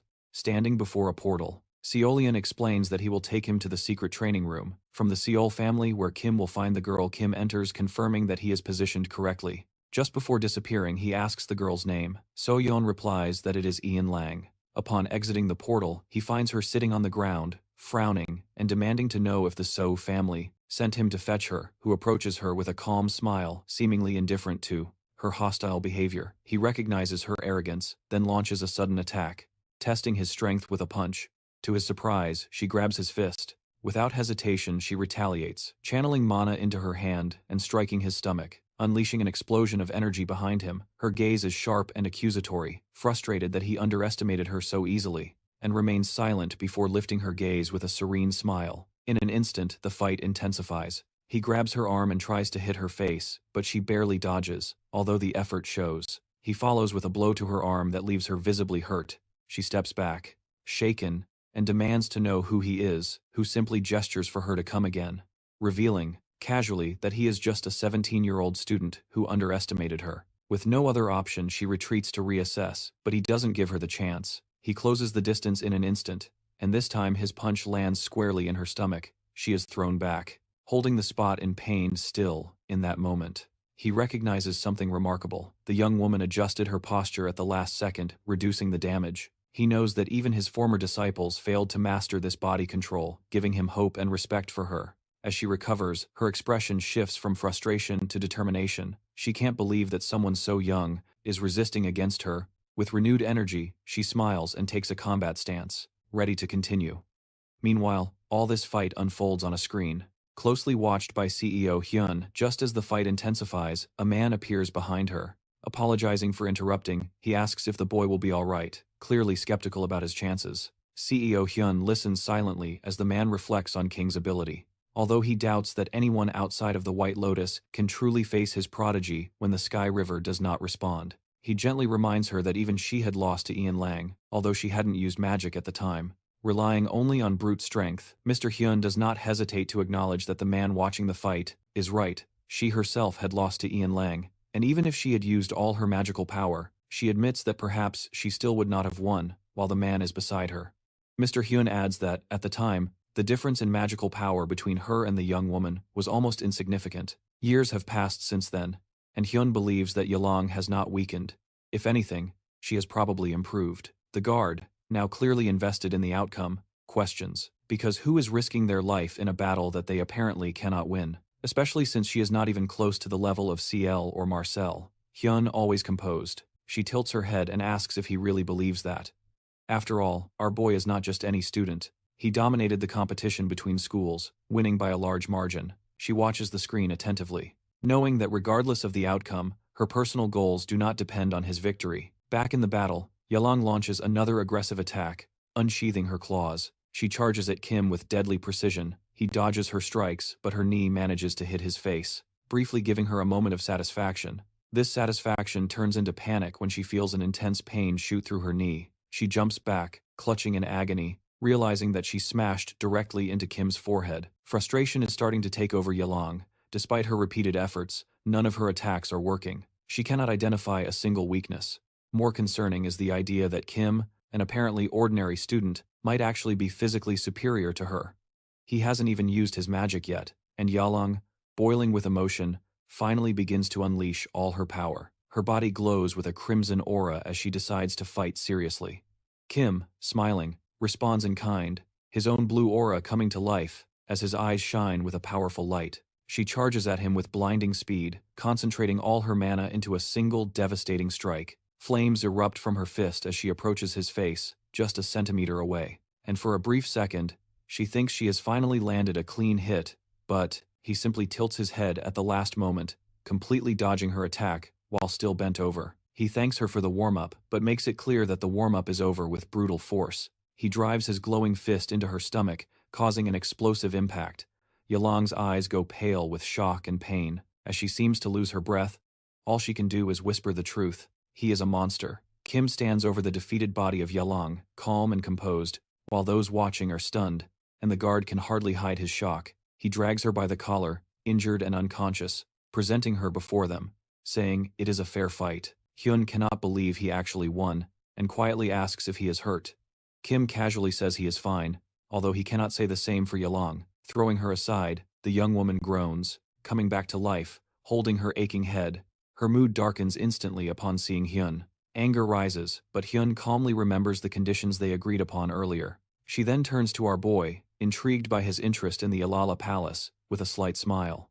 She says he can enter now, asking if he is satisfied with this arrangement, who smiles and accepts enthusiastically. As he leaves with Hyun, Alan remains silent, watching them disappear from view. The guards worry about her, offering medical assistance, but she ignores them. Instead, she asks the name of the one who defeated her, and when informed it is the young man, she sweetly repeats it and opens a wide, almost passionate smile in her mind. He is now one of the strongest people in the world, and she is already dreaming of the next fight elsewhere. A demon from hell questions her bold claim about his strength, while Kim is already deep in the labyrinth of the Alala Palace, surrounded by ancient armors and glowing portals. He remembers Hyun's warning that this place, situated on the foundations of the castle, was an endless maze. His Rio mentioned that he wouldn't find living armors unless he went too far, but clearly, he has. Not long after entering, he finds himself ambushed by a swarm of enchanted armors. Armed only with metal swords, he dismantles them one after another with brutal precision. When the last one falls, our boy exhales deeply. standing atop a mountain of crushed armors. Despite this victory, he is confused by the maze. Room after room, more than 20 of them reveal nothing but emptiness. He remembers his mission and wonders if the mentioned office is there just when he is getting frustrated. Bark draws his attention to a large double door nearby. Inside, he discovers a room with an ancient painting of a bearded man hanging above a table. For a moment, he believes he may have found Alifrey's office, but something seems strange. He looks at the painting, noticing a signature in an unknown language. The part quickly adds that the signature reads, "A leaf tree, Johnny." Flying through the void, the Tower Master crosses his arms, explaining to Kim that reading the signature is hard to explain. But he compares it to a script transmitted to him through his neurons. Bart suggests that this could be linked to his lost memories. Determined to find the secret room, Kim places his hand on the table and begins to scan the area. Realizing it would take too long to check each item, he breaks the table with a powerful blow, revealing a secret door hidden beneath it. Bart confirms that it is probably what they are looking for. He opens the trapdoor leading to a basement. As he descends, he murmurs that the darkness there is irritating. Suddenly, the mission message appears, confirming his task to find the secret room in the basement. Kim finds a girl sitting at a table with 2 flickering candles beside her. She introduces herself as a guide. Eager to answer his questions, when Kim sits down, she explains that her name was taken from her. This suddenly reminds our boy of the dream he had where a being spoke about names. The girl reveals that names have power. They define a person's life, their talents, their choices, and their strengths. Names, when combined with potential, can grant incredible power. The girl taught that a dark figure who steals names also steals the power they contain. When asked what happens to those whose names are taken, the girl explains that they become constellations. Surprised, he insists further, and the girl suggests that he might be an exception, possibly due to reincarnation. He is astonished by the guide's knowledge, which seems as extensive as that of a bark, and the guide, with a mischievous smile, teases him for still doubting her and clarifies that it is not her who is sending the notifications to him, as he assumes. She explains that she also learned everything through these messages. Curious and frustrated, he presses for more information, asking who the dark figure is that is trying to steal his name. The guide reveals that the figure is called the Lord of the Labyrinth. A goal of his circle is to move the Tower of Destruction into his labyrinth and feed off the power of high-level names. He is intrigued about how such a figure can wield so much power and control, leading the guide to suggest that the Lord of the Labyrinth is a being whose actions perfectly align with his name. She also implies that the world in which our boy resides, Earth, is itself part of the labyrinth. She explains that only by stealing names from those who have accumulated karma can one become a constellation. Upon hearing this, he wonders if it is possible that all his disciples have become constellations, since they made a name for themselves.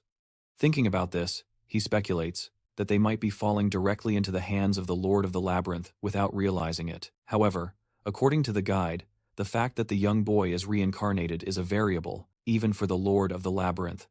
The guide continues explaining that the Lord of the Labyrinth is not omnipotent, and that it is possible to overcome him. She reveals that the person who orchestrated his rebirth and arranged their meeting through the notifications is not the Lord of the Labyrinth. He wonders who could be behind all this, but the guide is uncertain, stating that it could be someone connected to Kim. She then gives him a ring, explaining that it will play a crucial role in his revenge.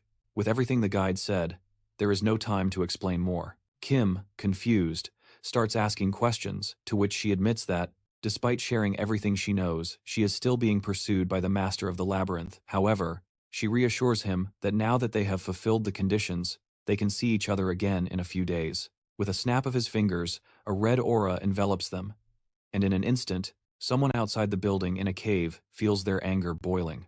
At the thought of the Lord of the Labyrinth and the mentor behind the Tower of Destruction, who took his name and interfered in his life while stepping back to examine the ring, he is determined that it must contain some kind of power, something that can strengthen him. Although not directly, he imagines absorbing the magical power of 2 storage stones in the hope that they will restore him to his former strength. As our boy continues walking, he reaches the cave's exit and steps out. Meanwhile, on an island in the northern Pacific, the frog is furious about the news regarding the high school student. The news reports that Kim dismantled the Samsel group, the Frogman, leader of the fanatical group of Heaven. Also known as the Dragon King, he has been monitoring him closely after learning about the Constellations, but discovering that our boy defeated Choi Jin-jong, who had been hired by a constellation, pushes him to the limit. In a fit of rage, he realizes that even with the resources they are sent to kill, Kim, the boy, has surpassed him, and he leans back, boiling, feeling as if he has been completely defeated by a single high school student. Still boiling, he is interrupted by a voice commenting on his expression. Intrigued, he turns ready to explode, but it is George, the leader of the privileged race Han, grumbling about the lack of a proper greeting, to which George responds that if he hadn't invaded, Han would have been even more curious. George then asks if the source of Han's frustration is Kim, to which Han admits that it is. George, leaning back on the couch, begins to explain how Kim not only cost him a valuable chess piece but also disrupted his plans. Before George can finish, Han interrupts, asking if he is talking about Darcera. George confirms, casually explaining that Darcera failed in his mission and, despite being an informant for the Ventric family, let everything slip to a high school student, unable to let the information leak pass. George sent Darcera to the Prism Tower. As the conversation continues, Han mentions the Samsil group, and asks if he can help him deal with the 3 individuals who are still tied up. George agrees, but as Han begins to contemplate Kim's involvement, George expresses concern about contacting him, warning that he is a target of the first cult, a dangerous group, led by hooded figures with unsettling motives. He is now more concerned. He questions what kind of people they are dealing with. George, with a serious expression, confirms that, although the cult does not follow any decent principles, they are unpredictable and much more dangerous than they seem. He also mentions that they are responsible for dealing with Logan's squad, which brings some relief to Ran. Since he has also heard about this, the two recognize that if they interfere with the cult's plans, they will likely become targets as well. Ran, still furious, realizes that the only option left is to wait. He bitterly laughs at the idea, while, in the meantime, someone is surrounded by a crowd of hooded figures, all staring at him. He questions their motives, pointing out that they are either fearless or completely out of their minds. As they stand in the field, the leader of the group standing in front of him remains silent, intensifying the attention. The scene shifts to a moment in the past, where the hooded figure named Daikon once talks to Adelia, the head of the Ventric family. He expresses that he is ready for the task, but Adelia, with a half-smile, teaches that they could have prepared earlier. Apologizing, he assures her that due to Kim's nature, thorough preparation was made. He even mentions contractors who can create subspaces, and all team members were carefully selected by the Ventric family to ensure there are no leaks to the press. Adelia is satisfied, but then becomes cold, asking if he took care of another matter. The man confirms that a special storage stone with an infinite supply of magic for the sanctuary has been prepared. Adelia acknowledges this, but the conversation quickly turns to Daikon's role in leading the elimination team and overseeing the subspace project. As he asks if they are planning to summon a new constellation with the sanctuarization, Adelia, appearing calm, confirms. However, when Daikon questions the need for such a plan, the lady becomes angry. She quickly calms down, explaining that it is just a precaution. As the conversation shifts, Adelia reveals that a long silent constellation recently responded. This news makes Daikon worry, especially when a notification appears signaling that the Beak Mass constellation is seeking more information. The lady, although apprehensive, seems excited about the prospect of speaking with the constellation. Back to the present, Daikon and his team surround Kim, his concern growing as he wonders why a silent constellation would suddenly speak, but he quickly orders the contact group to prepare for a spatial distortion. The hooded figures crouch, and they place their hands on the ground preparing for the next phase of the plan, while the figures begin to cast a distortion spell around Kim. A yellow shell materializes around him. Kim, impassive, turns and asks about the subspace. He taunts the group, mocking their effort and questioning how long they have been preparing this, when he speculates that the plan is the idea of the leader of the Ventric family. Daikon becomes nervous, realizing that Kim has discovered. Kim, with a smile, explains that among his enemies, 2 use dark magic and only 1 does not. He then mocks them further, suggesting that if it is not the Ventric family, who else could it be? It could be Daikon. Shaken, orders the thugs to remove their hoods, revealing an elimination squad armed and ready for combat. The thugs, radiating a yellow aura, are prepared to fight with various weapons, including fists, spears, and swords. Kim, standing confidently, mocks them for gathering so many to deal with a mere high school student. Daikon, maintaining a serious expression, explains that they are just following the leader's orders, without warning. Daikon orders the group to attack. The thugs advance against Kim, but he quickly retaliates. Using his strength and agility, He strikes one thug in the stomach and spins to hit others, sending them flying with the force of purple flames. Daikon, enraged, charges at him with a sword, but our boy easily dodges and mocks his technique.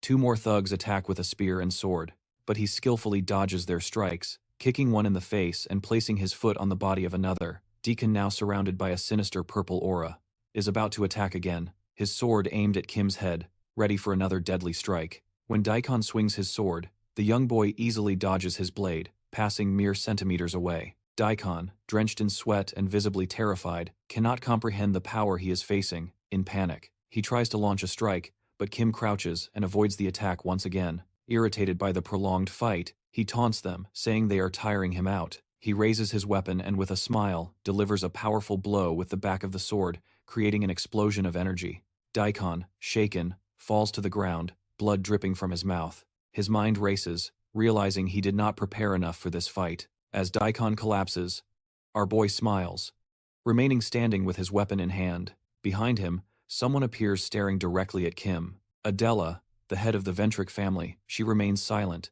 looking at Daikon, reflecting on the overwhelming strength of the elimination team compared to the more experienced hired hands. Sensing that something is wrong, Adelia decides it's time to act and grabs a shining golden dagger. With a cold voice, she mentions that who should feel honored to see the sacred relic of the family before her death here. Smiling ironically, mocks her pride and questions if she really understands the concept without warning. He lunges at her with the dagger, but when the confrontation reaches its peak, something unexpected happens. A storage crystal next to Nikon begins to tremble, turning into a brilliant gold. The people holding the crystals are stunned, as everyone starts to transform instantly. Adelia turns to check the storage stones only for her sword to begin glowing with the same golden light. The brightness is overwhelming, and she instinctively fears what is happening.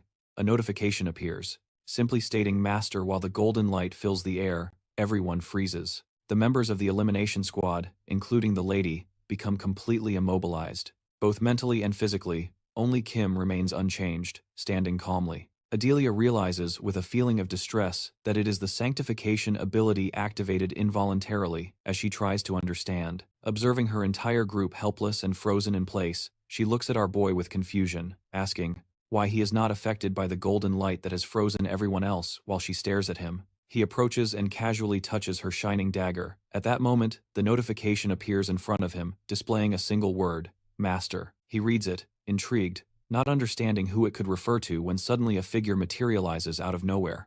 It is a little girl in a suit and face mask. She removes the mask to reveal a blonde girl who calls him Master. Our boy, initially incredulous, is pleasantly surprised to see her.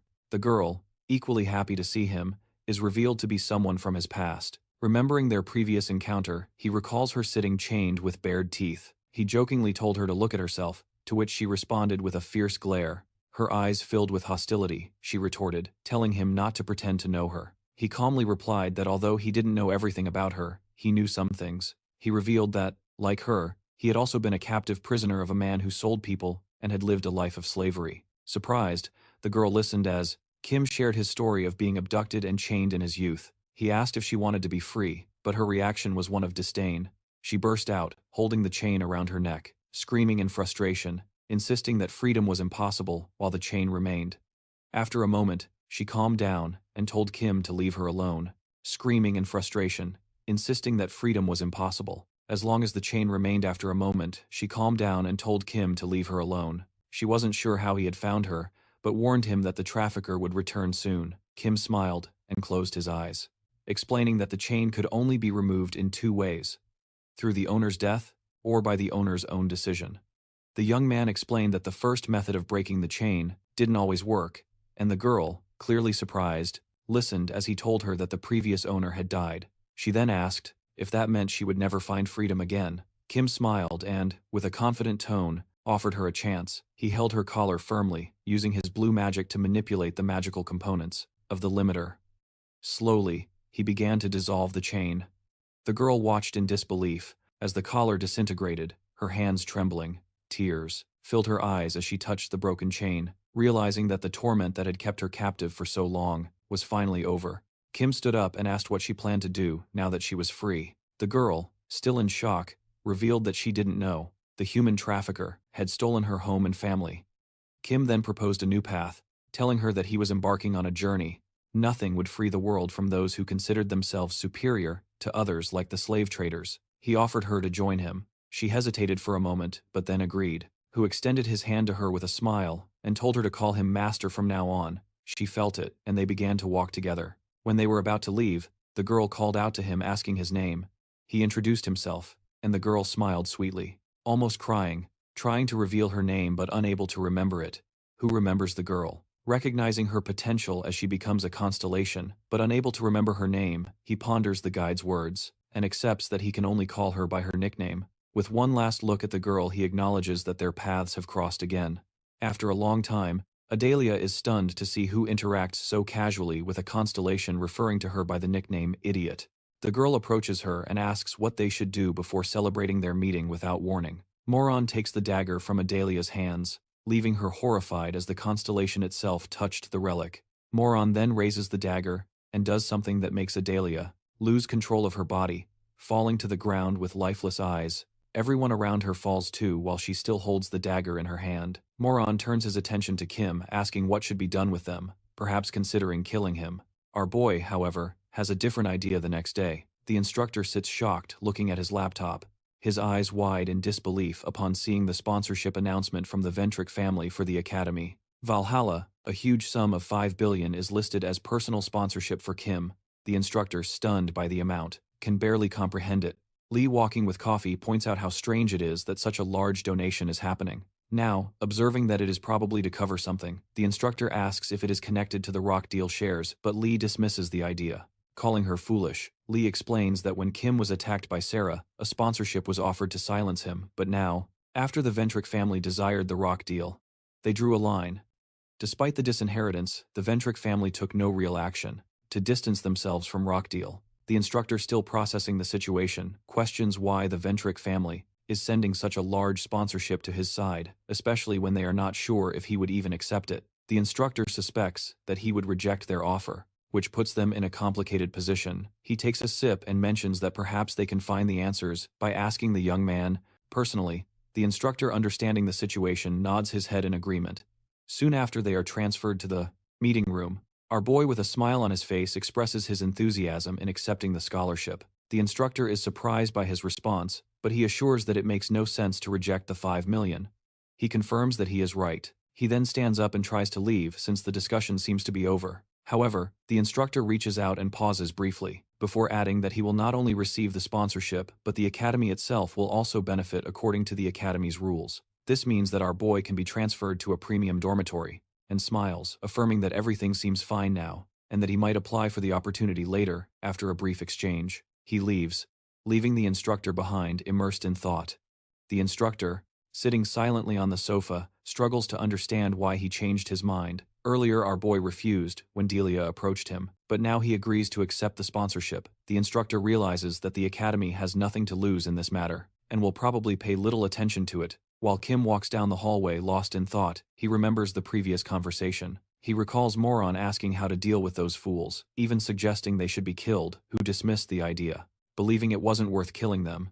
Instead, he had a plan. Delia, trembling with anxiety, knelt. Our boy leaned in and called for her, saying that her Constellation wouldn't mind if something happened to her. Moron also added that she had originally created the family, Ventric, to serve him so he could do whatever he wanted with her, who understood her submission, but remained focused on his own thoughts. Delia, feeling regretful, apologized to the Constellation, explaining the family's ancient tradition with the phrase, "all for one constellation," with a stern expression made it clear that the phrase was meant for her master, and criticized Delia for not understanding that. Constellation put on a mask, and Delia, upon realizing the truth, confirmed that Kim was the master all along, despite Kim's changed appearance. Constellation acknowledged his magical power. Our boy, smiling at the trembling lady, told her to stop questioning him. He then asked if she was no longer worried about herself, while reflecting on her frustration with the fools around her, who felt that killing them wouldn't be enough.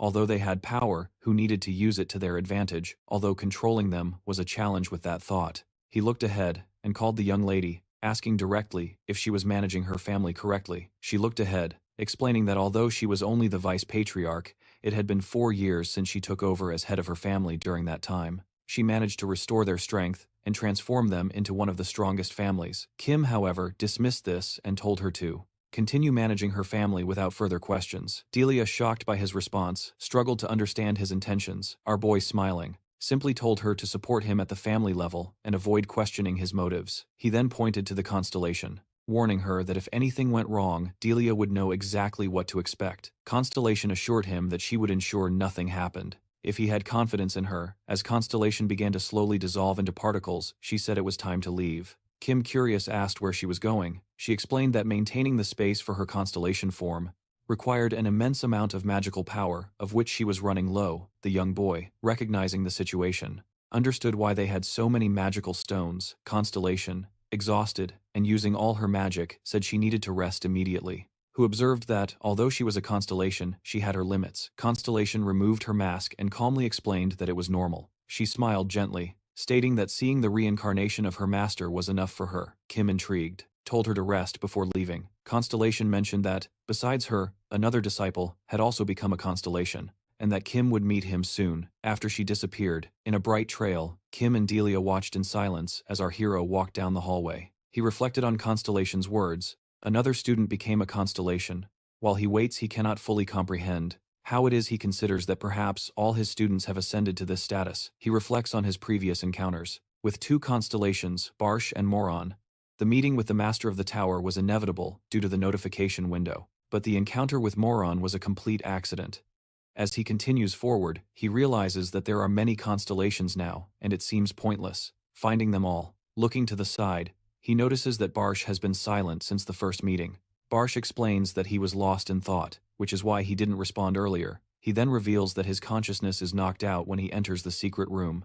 Kim, intrigued, asks if he is sure that his consciousness shuts down, and the Master of the Tower confirms, adding that he felt as if Kim had left the room as soon as he entered. Despite the brief moment of unconsciousness, his memories return to him.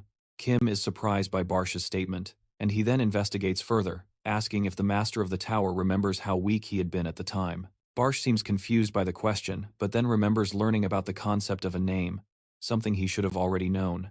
He explains that the Lord of the Labyrinth, the same person who appears when the stones fall on him, is the one who gives him the name. Barsh, who enters the class, sits down processing this, and speculates that the person who stole his real name and gave it to him must be the Lord of the Labyrinth that the guide is talking about. The Master of the Tower confirms this, saying that the Lord granted him both the name and the power to control the Tower of Destruction. Kim, asking how this power affects someone's personality, looks to the side and reflects. Barsh says that although he wasn't extremely violent when he was the owner of the tower, the influence gradually pushes him closer to his original nature. Kim then asks how the Lord can give and take names, but the Master of the Tower admits that he does not know the answer. Kim ponders the situation and proposes a theory. As the world itself seems like a labyrinth, it is likely that the Lord can give and take names at will. Barsh is curious about his thoughts and presses him to explain what he means by calling the world a labyrinth, and why he didn't share this important information before outside the academy. Valhalla. Our boy walks to class deep in thought. Barsh reaches out and asks if his theory about the world being a labyrinth is true, to which Kim affirms yes, although he admits it is a sad reality. He reflects on the guide's words, recalling an opportunity for a counterattack. They missed the chance to act, and now have to wait until the next day. While Kim is in the cafeteria, he is suddenly transported to the room where he finds the guide, Vela. There, she confuses him. He has no idea what just happened.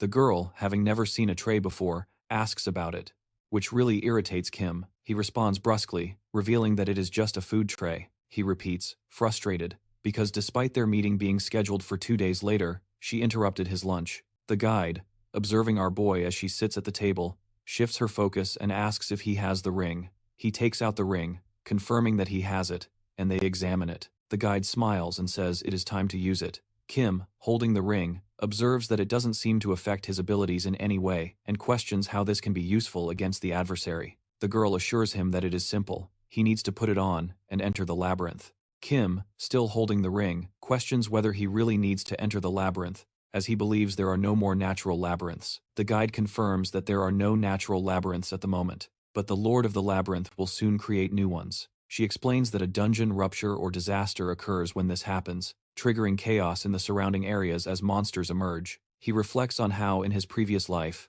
she interrupted her lunch as the guide observed our boy while sitting at the table, shifting her focus and asking if he has the ring. He takes out the ring, confirming that he has it, and they examine it. The guide smiles and says it's time to use it. While holding the ring, she observes that it doesn't seem to affect his abilities at all and questions how this can be useful against the opponent. The girl assures him that it's simple. He needs to put it on and enter the labyrinth. While still holding the ring, he questions if he really needs to enter the labyrinth, as he believes there are no more natural labyrinths. The guide confirms that there are no natural labyrinths at the moment, but the Lord of the Labyrinth will soon create new ones. She explains that a dungeon break or disaster occurs when this happens, triggering chaos in the surrounding areas as monsters emerge. He reflects on how in his previous life, unleashing chaos in the surrounding areas as monsters emerge,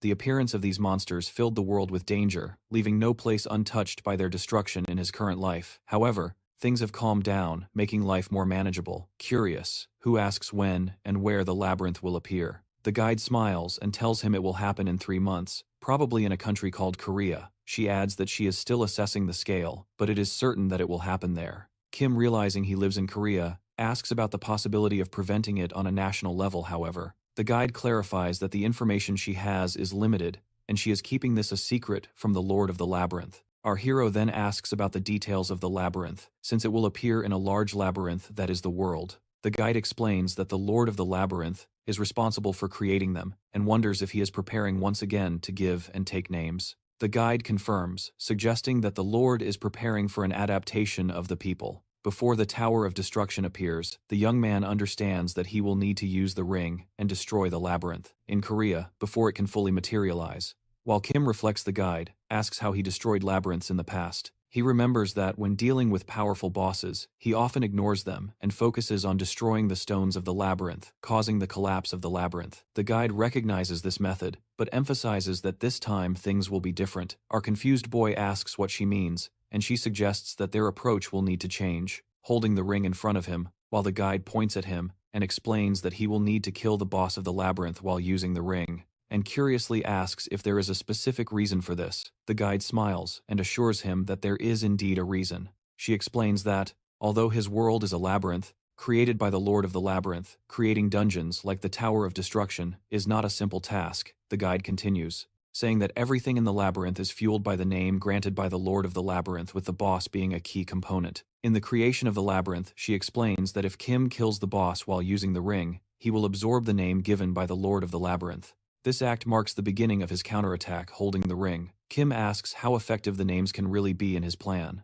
Questioning how stolen names can make a difference, the guide smiles at his perception, responding that the Lord of the Labyrinth won't even notice the loss of a name. His current focus is to adapt the people to the Tower of Destruction. The guide clarifies that the goal is not only to steal a name, but also to clear the labyrinth quickly, by killing the boss. If the Lord of the Labyrinth realizes what is happening, the labyrinth will disappear before it can be fully adapted, leading to drastic measures, like sending many names and causing chaos in the world. This represents the perfect opportunity for them to absorb names on a large scale. These absorbed names provide strength for their cause. Kim, reflecting on this, asks if the absorbed names will turn into power. The guide confirms, adding that using this power will not harm innocent people. She explains that when someone takes the name from the Lord of the Labyrinth, the person can become a constellation or remain bound to the name, unable to be reborn. However, if someone uses the power to absorb names, the restrictions placed on those whose names have been taken will be lifted. She assures him that only he will know, this being the one in control at the moment the name is taken.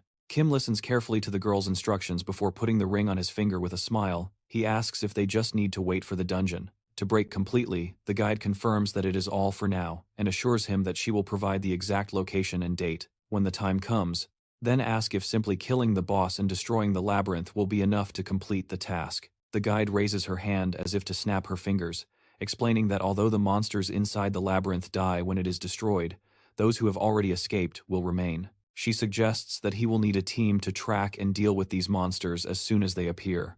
With that, she snaps her fingers, and a bright light envelops the scene. Suddenly, he finds himself back in the cafeteria, confused by the abrupt change. He looks around and realizes it is night. He curses, remembering that the guide probably forgot to give him a proper warning before sending him back. Meanwhile, Kim reflects on the guide's mention of needing a team and recalls how before his reincarnation, he always worked with his disciples. He knows that handling this task alone will take a lot of time. The idea of training his students again crosses his mind, but before he can act, he notices a silhouette in front of him.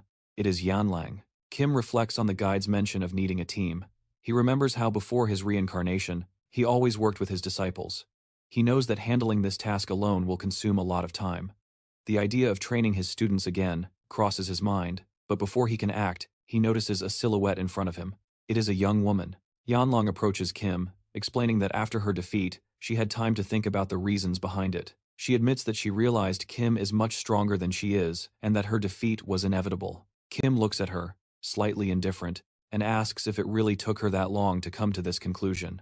Yanlang continues, pointing out that a person who impresses others with their talent without experiencing defeat is a rarity, especially among adults. Kim, impassive, corrects her, saying that she misinterpreted him. He is someone who worked hard and trained tirelessly, not relying solely on natural talent, and Yanlang, however, seems to understand this better now. She reflects on their battle and admits that the lack of experience was the main reason for her defeat. Determined to improve, she clenches her fist and explains that she has become stronger because of their fight.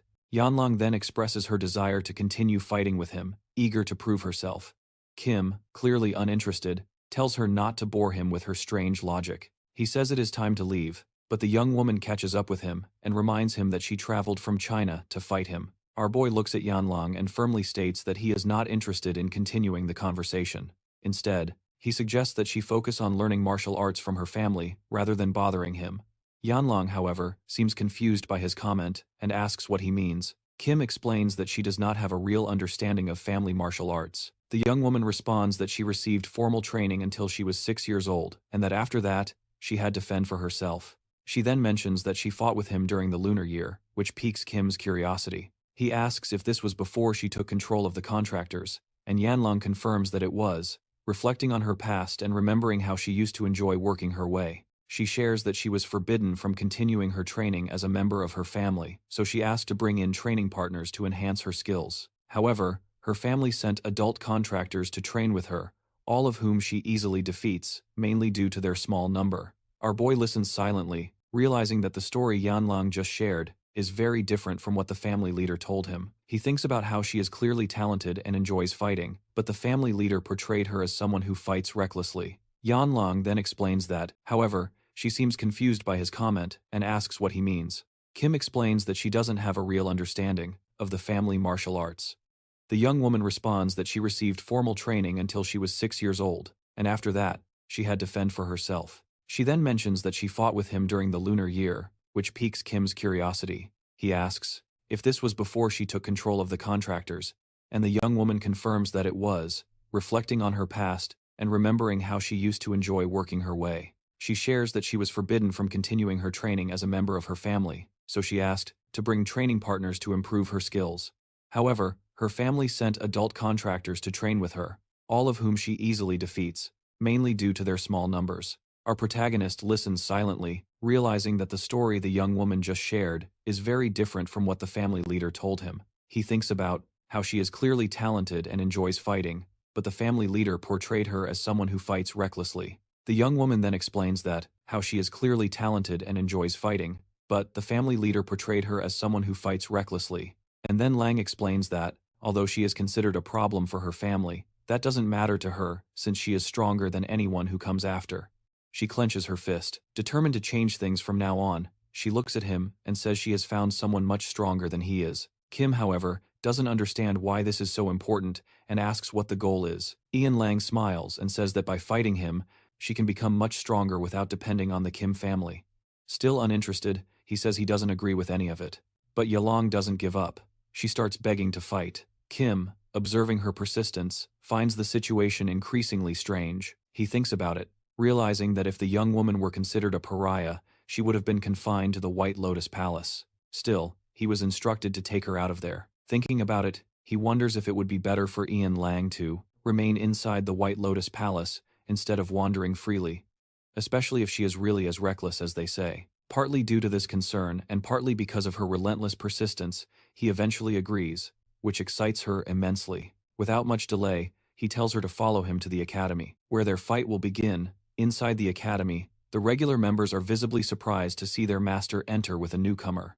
Rin, quick to notice, runs up to him and demands to know who the girl is. Kim casually refers to Ian Lang as a crazy person he met at the Lotus Flower. someone who traveled all the way here just to challenge him. The answer catches Rin by surprise. Our boy claims he is just doing her a favor this time.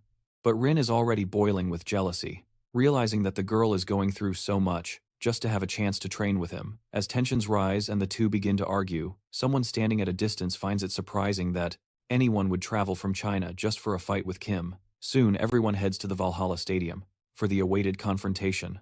However, Kim is irritated by the unexpected audience. He only promised Ian Lang a one-on-one fight, not a public spectacle. Meanwhile, she stretches her arm, confidence radiating from her. She feels stronger than ever, and is eager to prove herself in the fight against him. Kim, seeing the confidence in her eyes, likes it and stretches, ready for the fight. The guide's words echo in his mind about finding a team as soon as possible. This could be the opportunity to do that.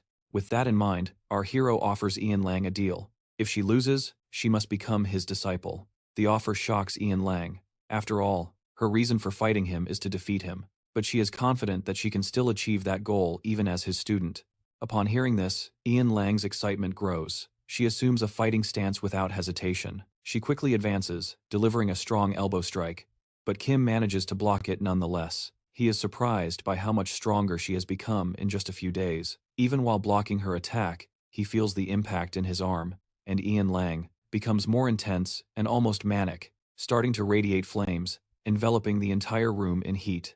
The other girls, feeling the sudden rise in temperature, are stunned. They smile until the flame of the White Lotus monster, Seyok, realizes that her mana concentration is now even greater than Kim's. Gathering all her mana, Ian Lang charges at our boy again. She knows that if she can land a clean hit, the fight will end. Even if he blocks, the impact alone would be massive. But she is caught off guard when she realizes that Kim is in the exact same stance as her, ready to receive the blow, which excites her even more. She charges with everything she has, her fists meeting in a fiery clash. However, to her shock, despite pouring all her mana into the attack, she is the one being pushed back. She looks at him in disbelief, questioning if he is really the same guy as before. He seems even stronger now, and as she processes this, the young man leaps into the air, declaring that from now on, he will counterattack after each block, delivering a powerful strike that she can barely defend against. He follows up with a quick kick, knocking our boy to the ground, and he smiles enthusiastically, not just for the fight but for having gained another disciple. A little later, Enlong regains consciousness after being knocked out by Kim's final attack. Upon waking, it becomes immediately clear to her that she has been defeated by him once again. Kim, observing her, casually comments that she is more resilient than expected. He had presumed she wouldn't wake up until the next day. Enlong, still disoriented, cannot discern if he is praising or insulting her. Then she remembers their previous agreement. If she lost, she would become his disciple, although she hoped to challenge him again. Admitting that using only physical strength would likely yield the same result, she accepts the outcome. She agrees to become his disciple and, in a light tone, asks if that makes her his first disciple, which he immediately denies. Intrigued, Enlang questions if he has ever accepted a primary school student as a disciple, but Kim simply denies it again, too embarrassed to admit that he has had several disciples in the past. Suddenly, Aaron intervenes, revealing that Kim is indeed telling the truth. She had already started training with him. Before Enlong arrived, she declares herself his first disciple, and casually refers to the young girl as Miao. Irritated, she demands to know who is calling her Miao, firmly reminding that her name is Enlong, and that she does not want a nickname. Arn ignores the protest, claiming there is no problem since it is a cute nickname anyway. While the two girls converse, Arn silently observes, feeling a strange sense of nostalgia, as he remembers the past, when his former disciples would argue like this. Eventually, he intervenes, stating that since Arn started training with him first, Enlang should treat her as her senior.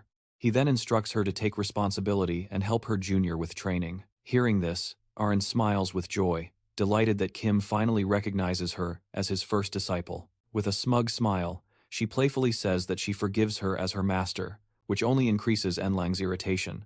The young man then turns to Enlang and tells her to rest for today, especially since she is still recovering from her injuries.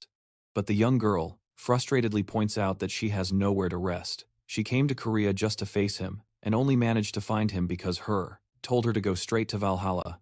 Upon hearing this, Kim feels a headache coming on, from the simplistic way she thinks. He informs her that there is a vacant room available in the dormitory if she wants. She can stay there. RN, overhearing the conversation, suddenly looks worried and expresses her dislike for Enlang's feline appearance, and thus the two girls begin to argue again as Kim heads back to the dormitory. Irritation grows within him as he couldn't train properly due to their constant chatter. Still, deep down, he knows that both have the potential to become great disciples.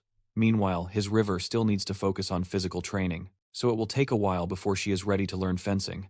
Being Ryuk, on the other hand, continues to train independently for now. Only Armin and Enlang are fit to accompany him to face the impending calamity. Lost in thought, he suddenly receives a call from Adelia. She informs him that the donation process has been completed, along with all his other requests, and asks if there is anything else he needs, reminding him of the imminent threat. Our young man tells her to start looking for contractors as a major disaster is expected to occur in the next 3 months. Startled, Adelia asks how he knows this, but Kim simply states that she doesn't need to know the source of the information. What matters is that based on what he has, the disaster will occur in South Korea. Adelia immediately understands, and assures him that she will discreetly alert other contractors and even the Korean guilds without drawing attention. Kim reminds her once again to handle everything discreetly. A bit embarrassed, Adelia then mentions their constellation, asking if he could inform her that they are doing everything they can to please her. Curious, Kim asks if the constellation is still asleep. His confirms, explaining that he has been trying to get in touch but hasn't received a response yet. This makes Kim wonder if a single day is enough for a constellation to regain its powers. He reassures her, saying he will inform the constellation that she is doing an excellent job. The next day in Valhalla, Kim is seen training with Armin. The two run together at a steady pace, while Enlung, already breathless, struggles to keep up. She seems on the verge of collapse after the run.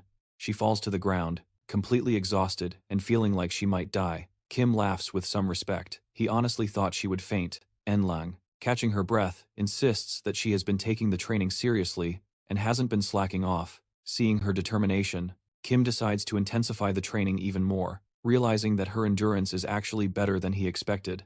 At that moment, a woman appears and asks if Enlung is with them. Kim, surprised by the resemblance, squints his eyes and wonders who she is, because she strangely looks like Enlung and Seol. The woman approaches and irritably addresses the young girl, her daughter, demanding to know why she never informed her that she was coming to Korea. But Enlung, with a darkening expression, coldly calls the woman by the name Ion, who in surprise turns to Ion, and states that she thought her mother was Seiyu, the head of the White Lotus Institute. It is then that the woman formally introduces herself as Ion, head of the Seiyu family, and clarifies that she is indeed Enlang's biological mother. She adds that Seiyu, the head of the White Lotus Society, is actually her younger sister, and then looks at Enlang, confused, and wonders aloud why her sister never mentioned that she had already left the White Lotus Palace, or why she sent her to Korea in the first place. Murmuring to herself, she says she will ask herself about this when they return. Turning to Enlong, she coldly states that it is time for her to return to the White Lotus Institute, but the young girl explodes with anger. She demands to know why she should go back, accusing her mother of never being there even when she was bullied. Not even when she locked herself in the palace with a trembling voice does she tell Ian to stop pretending she was ever a good mother, and declares that now she can live alone. Ian tries to explain that she had no choice but to abandon her, as she was simply following their Constellation's orders, and that she should understand this. But she interrupts furiously, saying that her mother never told her any of this. She only found out through the palace's gossiping maids, and dismisses this detail, saying that it doesn't matter how she found out. What matters now is that she must return. It is the will of their constellation. She adds that this is also Ian's chance to regain her legitimate status within the clan and earn the favor of the constellation. With a stern look, she warns Ian not to embarrass her again in front of others, and Ian stands there stunned, asking if this is the real reason her mother always tried to expel her from the palace, just to use her as a tool to gain status. The woman confirms without hesitation. Furious, the young girl tells her mother to leave, saying she is just interrupting their training. She reminds her that they are in Valhalla and warns her not to cause trouble there. Smiling arrogantly, she asserts that the only reason she didn't bring guards was to act freely, without anyone watching. With that, she releases a wave of mana in the palm of her hand and launches a surprise attack, suddenly at Ian, sending her flying backward. But Ian manages to block the blow with her arms, demonstrating impressive control and strength. She quickly recovers and charges toward her mother, shouting that she will not back down, reminding her that she has already defeated her once in battle. As the young girl closes the distance, she delivers a powerful strike, but Yong catches it effortlessly with a slight smile. She comments that Yong has gotten stronger and that it seems she has trained at least a little in the White Lotus. palace. She had decided to train hard, pushing herself to the limit to never be underestimated again. In response, coldly, she says that, if that's the case, she should go home because her training is still insufficient. With that, she grabs Ian's arm, twisting it violently, lifting her slightly off the ground and throwing her off balance. Dazed, she wonders how her mother could have become so powerful, so suddenly. But before she even hits the ground, she delivers a powerful kick to free herself from Ian's grip. Upon landing, she immediately advances to retaliate. Aaron watches this unfold, feeling anxious, and turns to Kim, asking if they should call the instructors to stop the fight. But their bored friend calmly replies that involving the teachers would only make things worse. Besides, he doesn't like that woman's attitude. Aaron agrees, feeling pity for Ian, whose mother only seems to remember her when she needs something. As the battle intensifies, Ian continues trying to convince Ian to go with her peacefully, saying that it would spare her pain, but Ian shows no intention of yielding. Instead, she delivers a powerful kick toward Ian's stomach. However, the leg she uses suddenly becomes covered in ice. Seeing her daughter's surprised reaction, Ian smiles and explains that this must be the first time Ian has encountered this technique. It is a power granted by their constellation, known as the King of the Depths of Snow. If she agrees to join the Seol clan, she could obtain the same power through a contract with the constellation itself. Finally, Ian understands the truth behind John's sudden strength. It turns out her mother borrowed it, and she finally understands the truth behind John's sudden strength. It turns out that her mother borrowed the power of their constellation.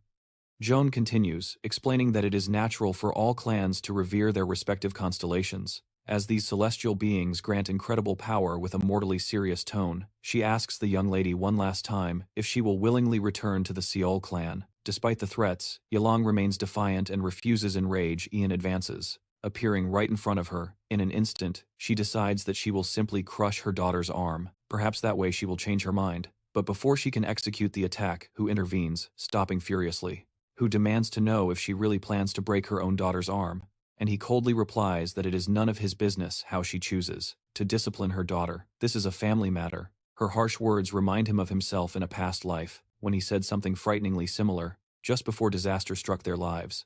Meanwhile, Ian wonders, silently, how Kim managed to block his previous attack. Not only did he avoid being frozen by her technique, but he also managed to injure her. Despite the power she used, power granted by the constellation, revered by them, our hero quickly orders the army to help Yalong and take her away from the battlefield. But Yalong interrupts him firmly, stating that she also wants to fight. After all, this is a family matter. Our boy calmly responds, affirming that he understands, but given her condition in which she can barely feel her own legs, he will not just stand by and watch someone rip his disciple's arm off as her master. He has a responsibility. Hearing this, Yalong has no choice but to listen, impressed internally by Kim's firm determination and values. And yet she mocks and questions how a mere student like Kim could claim to be Yalong's master. She asks if he is really letting her presence influence him, questioning if he has started to act like her master, just because she is trying to take Ian Lang away. Our boy explains that it is simply because they share the same interest in something, and On smiles and replies that in that case, she would like to see how skilled this supposed master really is with that. She advances to attack Kim. Meanwhile, our boy calculates his next move.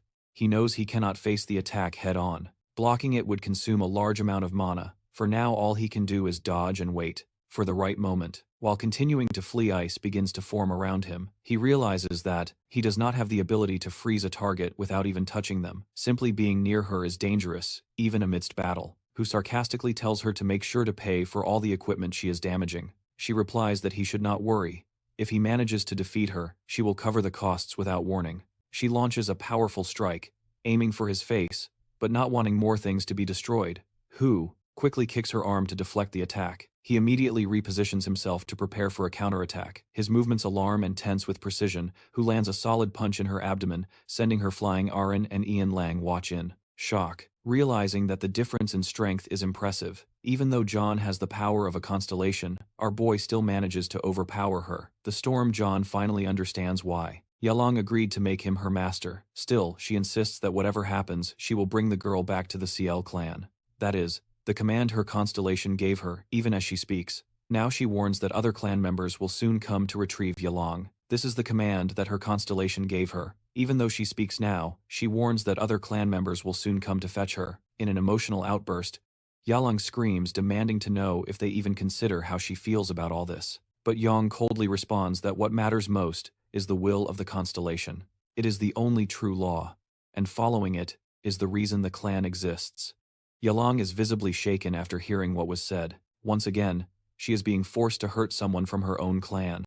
Overwhelmed by frustration, she falls to the ground, pleading to be left alone, until she is getting furious with her mother's ruthless statements. He steps forward and asks Ion what he needs to do to confront their constellation directly. His question catches Ion completely off guard. She is stunned, not expecting him to say something so audacious, but who has already come to a conclusion. This constellation will not stop unless it learns a proper lesson.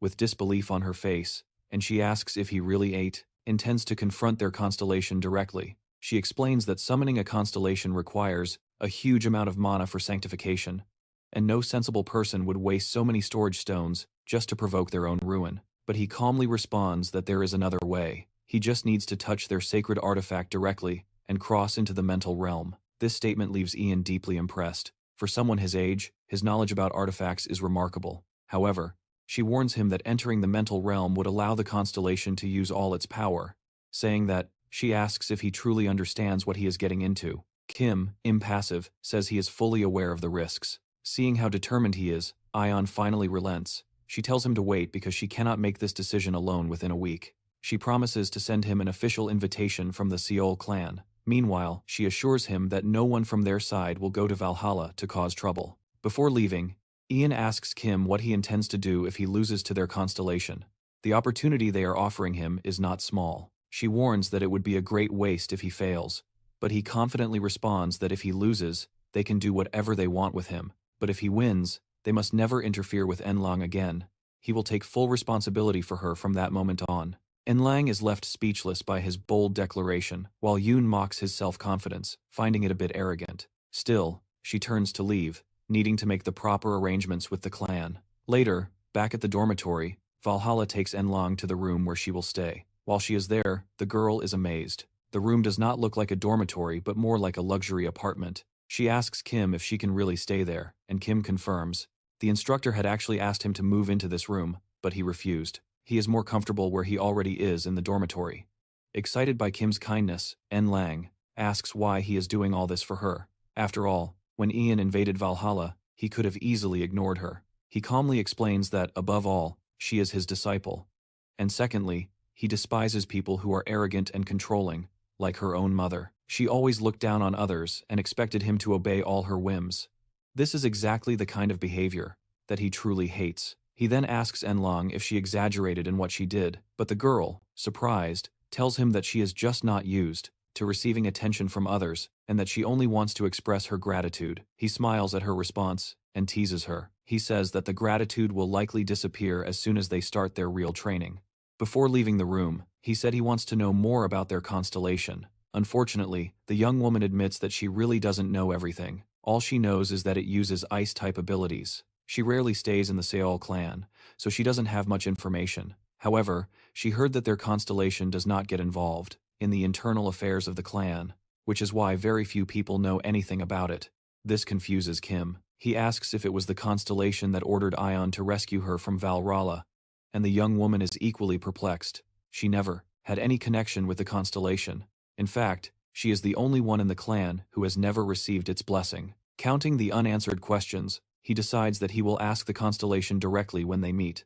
He quickly wishes her good night, telling her to rest and recover her strength.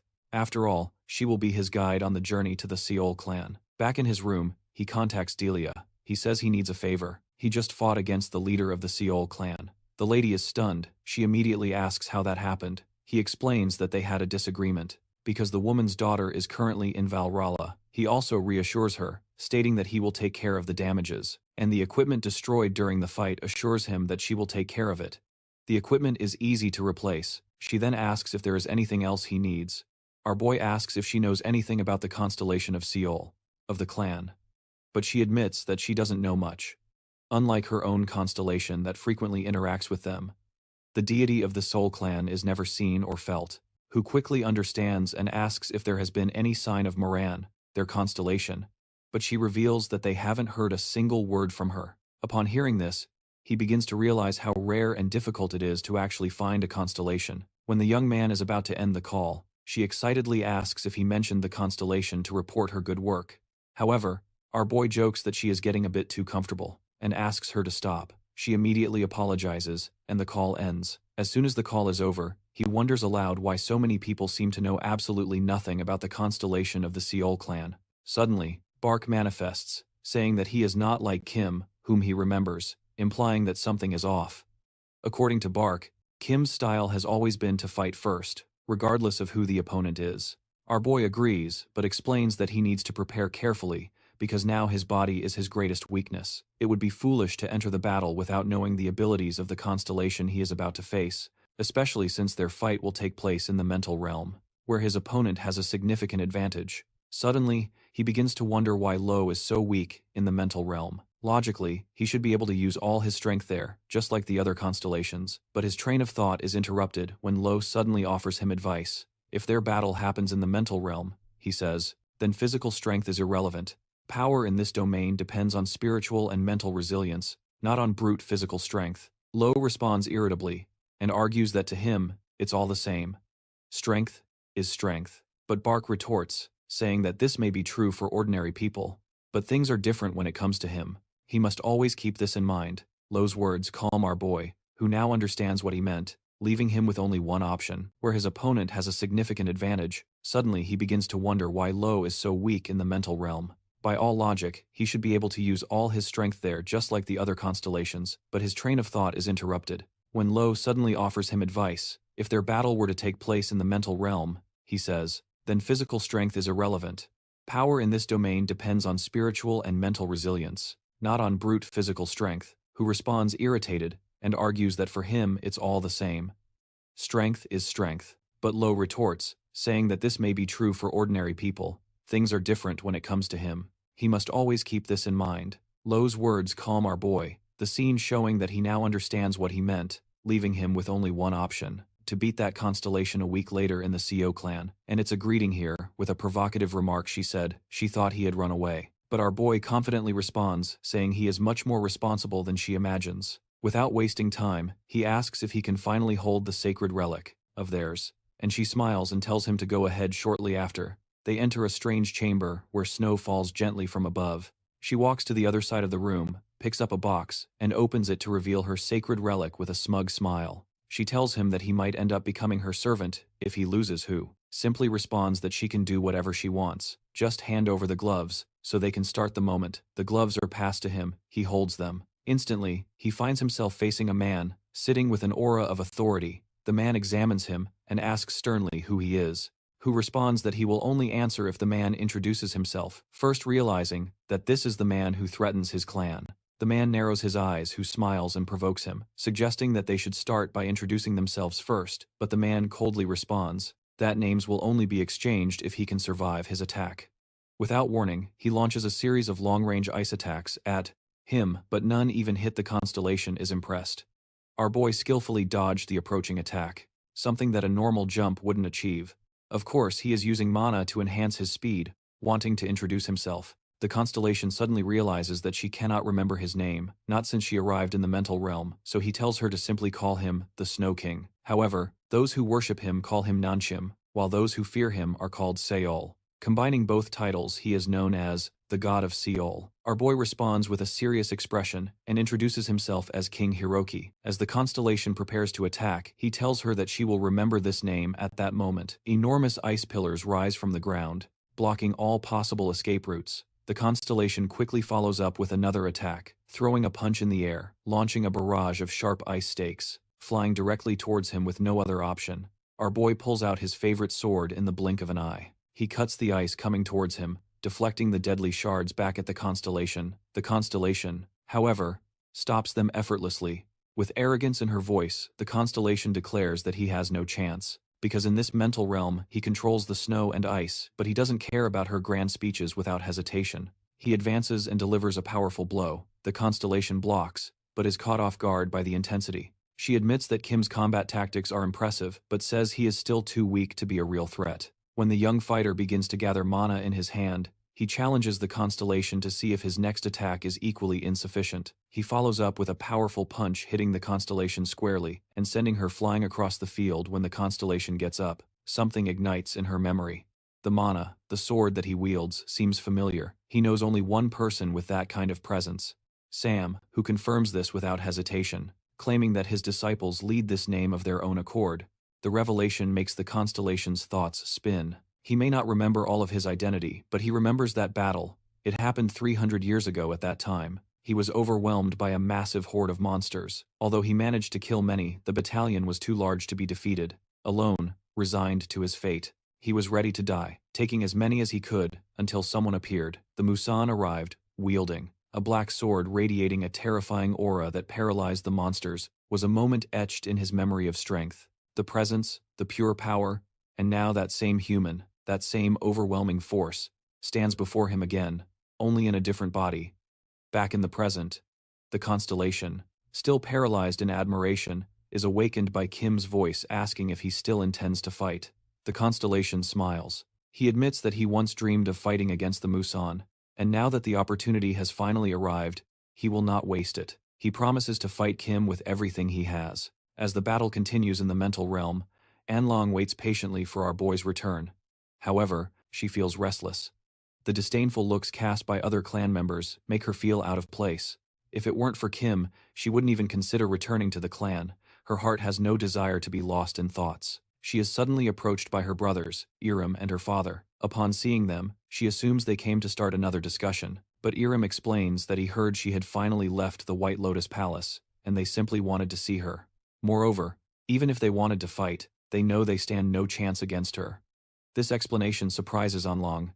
They just wanted to see her. She wonders why they didn't just spy from behind the door like the other fools.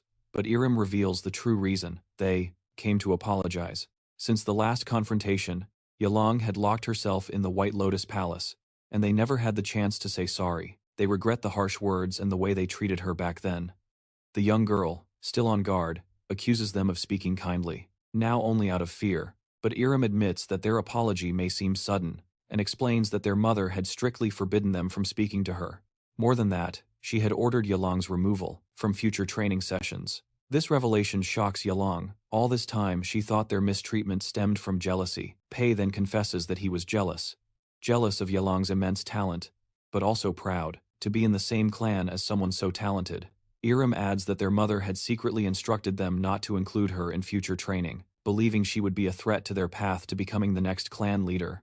Despite any support their father and Iram might receive, the elders would still favor her.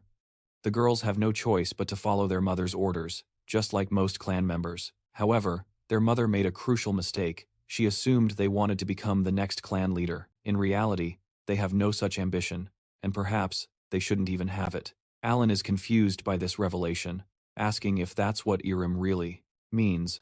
But before any clarification can be made, Sel arrives and takes charge of explaining what they couldn't. Meanwhile, the battle between the Constellation and our boy Kim continues. The Constellation unleashes a rain of sharp ice projectiles, but he quickly deflects them as he approaches. He jumps into the air, preparing to attack, but the Constellation releases another wave of ice. Our boy easily destroys the attack without being discouraged, advancing once more, asserting that he cannot be stopped by mere minor attacks. In a final response, the Constellation prepares a stronger attack than the previous one. It erupts with force, but even that is not enough. He dodges effortlessly, to the Constellation's surprise. Now the Constellation begins to understand why this young man is known as a god. From martial arts, he hopes that his previous strike has caused serious damage, but Kim is almost untouched. Our boy Kim, however, is not seeking praise. What catches his attention is the overwhelming power that the Constellation still exerts. The young warrior begins to wonder if this man was really that powerful before, because he had never heard of him. Perhaps his perspective on power has changed due to training. Perhaps this opponent is even stronger now than he was before. With this thought, he can't help but smile, thinking how incredible it would have been if they had met earlier. The intrigued Constellation wonders what Kim is thinking for the first time in the fight. Kim unsheathes his sword. He acknowledges the strength of the Constellation, and in a rare moment offers him praise. This delights the Constellation, determined not to disappoint. He wraps his fist in a thick layer of ice, making it grow in size. With full force, he delivers a powerful blow, aiming to surpass the limits of the young warrior, but our boy counters with his own strike, faster, sharper, and more decisive. Before the Constellation's punch can land, Kim's strike connects first, As the blow passes through him, the constellation immediately realizes he is defeated, even having claimed earlier that he was close to surpassing Kim. Suddenly, his arms explode, and he collapses to the ground as the constellation falls. Kim grabs the hand of the constellation that is radiating an immense amount of mana, and Ion arrives, growing impatient with the time it is taking, suspecting that the constellation might be playing a trick on purpose. However, suddenly she sees him standing and unharmed, surprised that he hasn't taken a hit. In a battle against the constellation nervous, she calls out to him, and he, noticing her presence, informs Ion that he has defeated her constellation. At first she thinks he is joking, until an official message from the constellation arrives. The message states that the King of Deep Snow expresses his deep respect for him, leaving her completely shocked. She can't believe that a mere high school student managed to defeat her revered constellation. Our boy arrogantly challenges her to consult her constellation once more, to see if it responds. He then places a hand on her shoulder, reminding her of his offer to leave Ion in peace. However, Kim, still not completely satisfied, displays a devilish smile. He clearly has more in mind, suggesting that he is not finished yet. Then he heads to the reception room where Ion is waiting for him, but something seems off. The room is unusually crowded. Ion, who is present, expresses surprise and happiness at seeing him again, not expecting him to return so soon. Our boy responds with the same casual disbelief, making it clear that he also did not expect to find Kim, and Ion then asks if he finished what he came to do, and Kim confirms, adding that he will share the details later when they return to Valhalla. He jokes that if he stays longer, he might end up attacking the people behind him, who are casting ugly looks. As they walk together, Ion wonders why Kim returned so quickly, assuming he must have lost. From the beginning she knew it would be a tough battle, especially since Kim does not receive blessings from any constellation. He had to rely purely on his own strength. Worried, she asks what kind of punishment Ian has assigned him now that he lost. Kim frankly replies that Ian wanted him to become a servant of their clan, and Ian is shocked, asking if this means he will serve their family now too, who admits that he is still not sure, but what occupies his thoughts more is how long he can continue to play with her. The comment makes Ian feel a pang of guilt. She regrets not having stopped things earlier. She remembers how her brothers and her father said that her mother had no intention of stepping down as clan leader since she was young. Ion was already showing interest in leadership, and when Seol realized this, she gave up her own ambitions to lead the clan. But for Ion, simply leading is not enough. What really matters to her is maintaining power until her last breath. Because of the pressure from the clan elders, she eventually had children, but to her, they were never heirs. They were threats to her position, and that is why she kept them rigidly under her control. The clan chief tries to prevent anyone from developing rebellious ideas by isolating potential threats, especially those who show talent. She used Emlang's brothers and other clan members to keep her isolated. However, this is unnecessary since he has no intention of leading the clan through the girl's revelations, who finally understands the full extent of what has been happening. Reluctantly, he admits to her that he indeed defeated their constellation, shocking her completely. Initially, she believes he is joking, but he assures her that he is not. He remembers that it all started when the constellation tried to call her back. He continues to be intrigued, however, because why would the constellation call her back if it supposedly has no real interest in clan politics before leaving the mental realm? He decided to confront the constellation, and even slapped her hard to bring her back to consciousness. Upon waking, our young man demanded to know why the constellation was calling for Enlong. The constellation explained that the clan had told her that the youngest daughter should receive her blessing, but she consistently refused, following Yon's advice. She had issued the summons personally, believing that the girl would obey, who immediately understood the situation and mentioned something she had once heard, that Enlong had been banished from the clan. However, the constellation seemed unaware of this, and even admitted that she was hearing her name for the first time. This revelation confirmed Kim's suspicion that Ian was manipulating the constellation for his own benefit, deceiving her and the entire clan to protect his position. When Enlong hears all this, she becomes furious. Her mother not only deceived a divine being, but also plunged their lives into chaos, all to maintain her authority as clan leader. Our boy then informs Enlong that he has already requested the cancellation of Ion's contract. As a result, it is likely that her position and everything she built have now disappeared. Grateful and emotional, Enlong sincerely thanks him. He responds that none of that matters anymore. What's important is that they can finally focus on training together. While the two converse, oblivious to their surroundings, a man secretly observes them from a distance. He silently communicates with his own constellation, asking if they should continue monitoring the pair. The constellation instructs him to locate Kim's enemies in a secret hideout. The first constellation of the cult gathers its subordinates for a meeting. A woman among them expresses her confusion for having believed that their mission was to eliminate Kim. Another suggests that the constellation may have changed its mind. Hearing this, the first woman questions who received and executed the order. Originally, one of the figures confirms that it was them. Intrigued, the woman then asks what kind of person this young man really is. The man replies that Kim's life is incredibly mysterious. He tried to gather information while following him, but found nothing substantial. Our boy was raised in an orphanage, and even the names of his parents are absent from the records. To him, there seemed to be nothing particularly special about the young man, at least at first. He continues revealing that he was silently tracking Kim, just waiting for orders from the Constellation. However, everything changed when he managed to defeat the clan chief Seol, an outcome that surprised everyone. The man adds that after Kim defeated the guardian constellation of the Seol family, their constellation ordered him to change his mission and start tracking Kim's enemies. While the others continue their discussion, a message suddenly arrives from their constellation. It asks if the storage stones they requested earlier have been prepared. The group quickly presents the stones, confirming that they are ready. The constellation then asks if they managed to identify Kim's current enemies. One of the members responds, reporting that 3 groups had direct conflict with him: Abuse Me, Ventrix, the Ilushin, and the Errol sect. The Ilushin and the Errol are known to be relentless organizations, while the Ventrix is a powerful and influential lineage from England. However, their current stance towards Kim seems to have changed. Instead of acting with hostility, they now seem to be trying to befriend him, leaving the group uncertain if the Ventrix clan should still be considered his enemy. The woman mentions having heard rumors about an organization known as Bike Young that is supposedly planning to attack Kim as well. A silver-haired man scoffs at the idea, suggesting that the group might simply be seeking attention to boost their own reputation.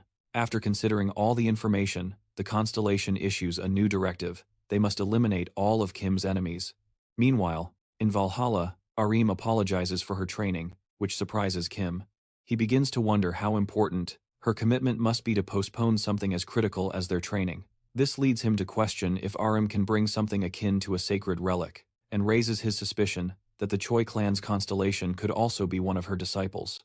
When Yalong approaches, our boy remembers having examined the relics collected by the CEO family after his battle with the constellation, none of which he found particularly remarkable. With the impending calamity and the approaching return of the Tower of Destruction, he realizes he still needs to gather more disciples if he wishes to be fully prepared for what is to come. While lost in his thoughts, someone suddenly calls out to him, asking if he is Kim. The voice belongs to the black cat from the market. It approaches him with a serious expression and states that it has something important to discuss with him. Expressing his confusion and slight irritation, he points out that the market usually remains indifferent to the identities of its customers, and by appearing at his school, it may be putting their reputation at risk. Noticing the growing attention, the black cat calmly tells him to relax. It came not to interfere, but to deliver a letter. The letter is from the true ruler of the market, a constellation known as the ruler behind the scenes. The black cat explains that if Kim is able to read and respond to the content of the letter, he must go to the market. The black cat continues, revealing that even others who previously entered the market received the same invitation. Their constellation is looking for someone capable of deciphering what is written in the quiz letter, a text that even it cannot read. If Kim can unravel its meaning, it encourages him to go immediately to the market where the constellation will be waiting. After the black cat leaves, Kim immediately opens the invitation to read its content. As Bart begins to bark while examining the message, a smile forms on his face. He realizes he must go to the market because he was the one who wrote the hidden symbols inside the letter. That night, while walking alone, our boy is stopped by a teacher who questions how he continues to leave the school without permission, who simply responds that he has an agreement with instructor Lily. The master of the tower then asks why he used character symbols in the letter instead of the usual writing system. The young man does not respond. Instead, he threatens to enter Bar's mental realm and beat him up if the questions do not stop soon. He arrives at the market, not expecting to be back here so soon. Looking at the sky, a feeling of familiarity washes over him. The same shade of purple reminds him of someone he longs to see, someone from his distant past. While lost in thought, a masked man approaches and asks if he came because of the letter. He nods and asks where to go next. The man tells him to follow him to District 7 of the market. While waiting there, he wonders why the black cat hasn't arrived yet. Then the low voice tells him to look at the buildings outside the window. The yellow building, he points out, is made entirely of money. When the master of the tower asks if that building was there during their first visit, he admits he can't remember. Finally, the black cat arrives and asks if he managed to find the correct answer to the letter. He confirms that he did, but then reveals that there was never really a correct answer from the beginning. The black cat does not understand, so he asks for a pen and paper to explain better. Clearly, the black cat starts to become suspicious, thinking that Kim might also be an imposter. Apparently, 5 people were suspected of selling the ring, but only 3 claimed to have understood the letter. However, all 3 were lying, which infuriated the constellation of the black cat. As soon as Kim finishes his drawing, he presents his answer. The black cat realizes that the characters match those of the original letter and asks what they mean. Our boy explains calmly that the answer translates to no. Upon hearing this, the constellation becomes ecstatic. The black cat, sensing the constellation's approval, announces that he must find the entity directly. He takes out a divine artifact, a staff, and explains that when Kim touches it, he will be transported to the mental realm of the constellation. Without hesitation, Kim obeys. In the blink of an eye, he enters the mental realm, where he finds himself face to face with the back of a mysterious woman. When she feels Kim's mana, she immediately recognizes him despite his changed appearance. Her energy is unmistakable. With a warm smile, Kim greets her, saying it has been a long time since they last saw each other. He affectionately calls her Luminous. At the sound of that name, the woman quickly kneels before him. With emotion in her voice, she expresses how happy she is to see him again. Kim immediately helps the woman to her feet, saying there is no need to kneel. Before him, she expresses relief that he still remembers the unique characters they used to communicate. Our boy Kim responds, recalling how he could never forget the system he created himself. After rescuing her from slave traders long ago, he decided to take her in as his disciple. It was only then that he realized she did not know how to read, write, or even speak, only able to respond through subtle gestures like nodding or shaking her head for unknown reasons. She always refused to learn to read or write, so Kim had the idea of a temporary solution: to use custom characters as their shared language. His goal was to spark her curiosity about writing, and to his delight, it worked. She eventually learned to read and write, something crucial for her martial arts training. She is deeply grateful to him. His goal was to awaken her curiosity for writing, and to his delight, it worked. She eventually learned to read and write, something crucial for her martial arts training. She is deeply grateful to him. Something crucial for her martial arts training. She is deeply grateful to him for all the effort he put into his growth. She then asks if he understood the message she sent, reflecting on it, noting that her letter expressed how much she missed him, and even suggested that they marry when they reunited. However, that's why his response was simply no. He explains to her that at this moment, he cannot focus on such matters. With the state of the world on the brink of collapse, just as it happened 1,000 years ago, marriage is the last thing on his mind.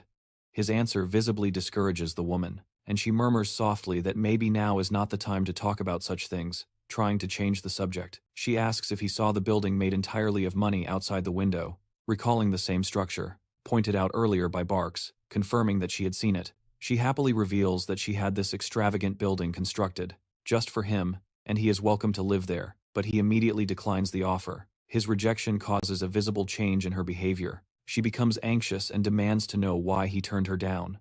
In his response, he begins to suspect that her mental state has deteriorated since their separation.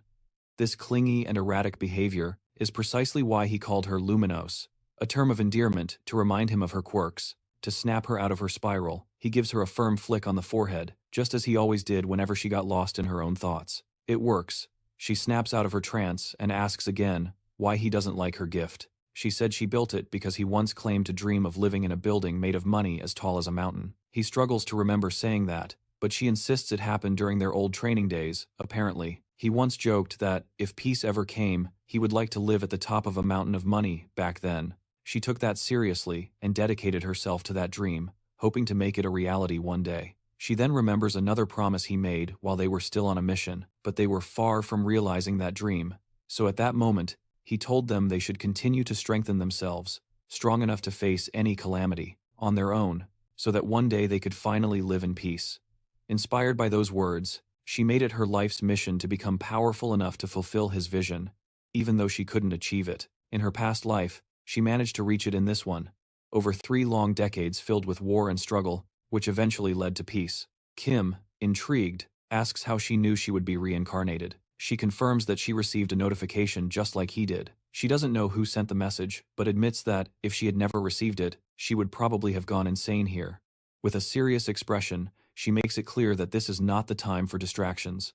The current era is about to fall into chaos. Without delay, he begins to explain to Luminos the calamity that is to come, the emergence of the Tower of Destruction. Upon hearing this, Luminos looks visibly shaken. She refuses to accept that her master's peaceful life could be disturbed again. Again, he reveals that he now resides in Valhalla, which is why he declined Luminos's offer to live in the building, made of money. Fortunately, Luminos understands, without hesitation. She gifts him a ring, the ring of the great owner.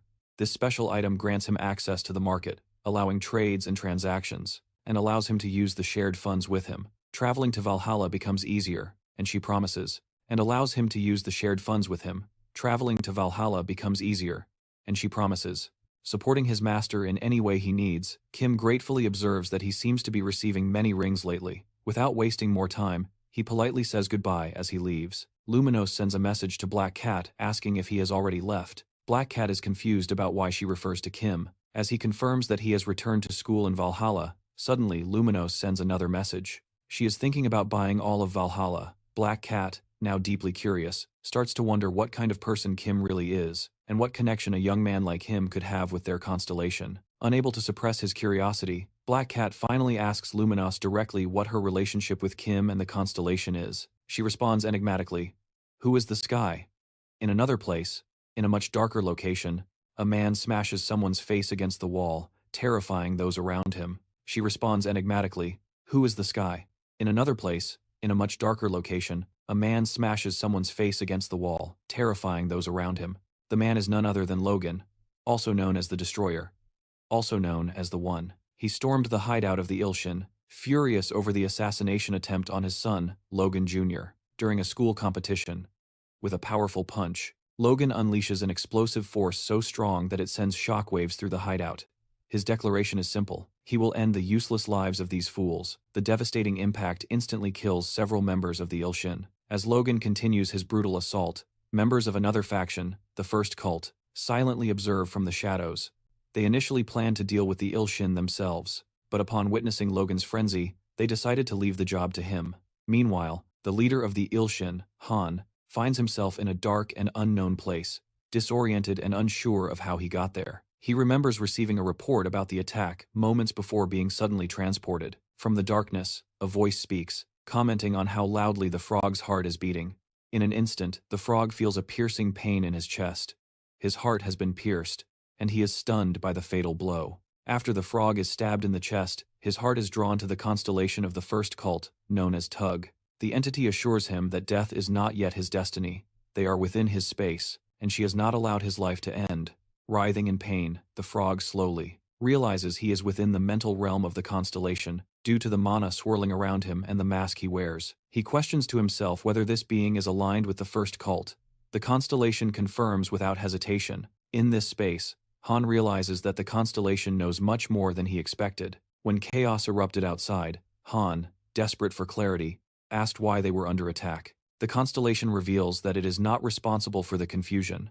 The only powerful figure who discovered their attempt to assassinate his son. Hearing this ignites fury within Han. The constellation then explains that even if the One had not interfered, they would still have been destroyed.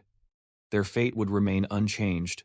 Confused, Han struggles to understand, as they share one common goal, to eliminate Kim. So why are they being targeted? The constellation explains that it initially also believed Kim was the appropriate target, but that changed, and now they seek those who proclaim themselves the strongest. Disregarding the voices of others, they only eliminate those who dare to call themselves supreme, like the previous one, who constantly bragged about his strength despite not deserving the title.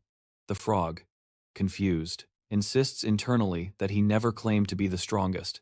The constellation acknowledges this, but reveals the critical mistake they made. By harming the only person who truly deserves that title, Ran cannot to fully understand the meaning of those words, yet the primitive instinct tells him that his life is at risk. Regardless of the enigmatic message, he understands one thing: if he stays, he will die. Determined to survive, Ran releases his divine artifact. He channels all his power into a single explosive strike, hoping to break free. The resulting explosion shakes the realm, but when the light dissipates, he realizes he has only hit the ground. The constellation has vanished. Confused, he searches for any trace of her. Then, without warning, she reappears behind him, declaring that the person she referred to, The one truly deserving of the title of strongest is his master, Ran, in her eyes. Has no right to touch him. He promises a death far from peaceful with that. Tushi attacks again. A second merciless stab plunges into Ran's chest, his screams echoing through the void, foolish, futile, and filled with terror. The next morning, back in the Valhalla dormitory, who receives surprising news. The entire Ilshin group, as well as the faction known as Eryu, has been found dead in their own hideout. Bart expresses disbelief, observing how the simultaneous disappearance of two rival groups was sudden, who had planned to eliminate them as soon as they left Valhalla. But now it seems someone did the job for him. This leads to an unexpected question from Barbie, asking if he plans to graduate from Valhalla, who reflects, calmly, that he only enrolled because of a notice on the notification window. Now that his mission is complete, there is no more reason to stay. Yet, he decides he will remain in Valhalla until the impending calamity passes. Inside the office of the president of Valhalla, President Shin is confused, trying to understand the identity and purpose of the unexpected visitor. Black Cat, the enigmatic owner of the market, does not waste time with pleasantries. He calmly declares his intention to buy the school, the bold proposal leaving Shin stunned. Without hesitation, he refuses, expressing firm disapproval. The idea of handing over his academy to someone associated with such a suspicious place is impassable. Black Cat taps his fingers, revealing a box overflowing with money. However, Shin quickly clarifies that he is not someone who can be persuaded by money. He recounts the origins of the school, like when he was still a hunter, Korea had been vulnerable to labyrinths and the monsters that emerged within them. While law enforcement could handle human crimes, the chaos caused by monsters required special intervention. In those days, the government relied on guilds and their hunters to respond to these threats. In an effort to strengthen national defense, the government formed a monster response unit, composed of hired individuals. However, due to the random selection process, many of these hires proved to be even less effective than the guild members.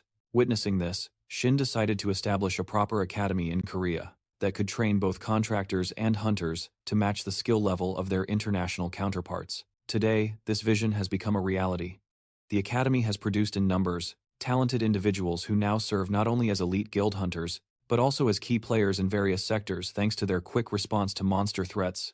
The school is one of the best in the world. Shin firmly believes in the purpose behind the academy and asks if the Black Cat understands the principles that guide it, but the Black Cat offers no acknowledgement. Instead, Black Cat insists that it does not intend to change the school's mission, only its ownership. The rules will remain the same, he states nonetheless. Shin questions whether he can truly trust these words in response. The Black Cat presents yet another box of money and subtly tests Shin's determination. However, he remains steadfast, reiterating that his school is not for sale. But as time passes, the Black Cat's fingers begin to tap impatiently. Slowly, the atmosphere in the room shifts. A mountain of money soon appears before Shin, almost covering his desk. Faced with this overwhelming offer, Shin ultimately gives in. He agrees to the transaction, announcing his decision to retire and entrust the academy to the care of Black Cat.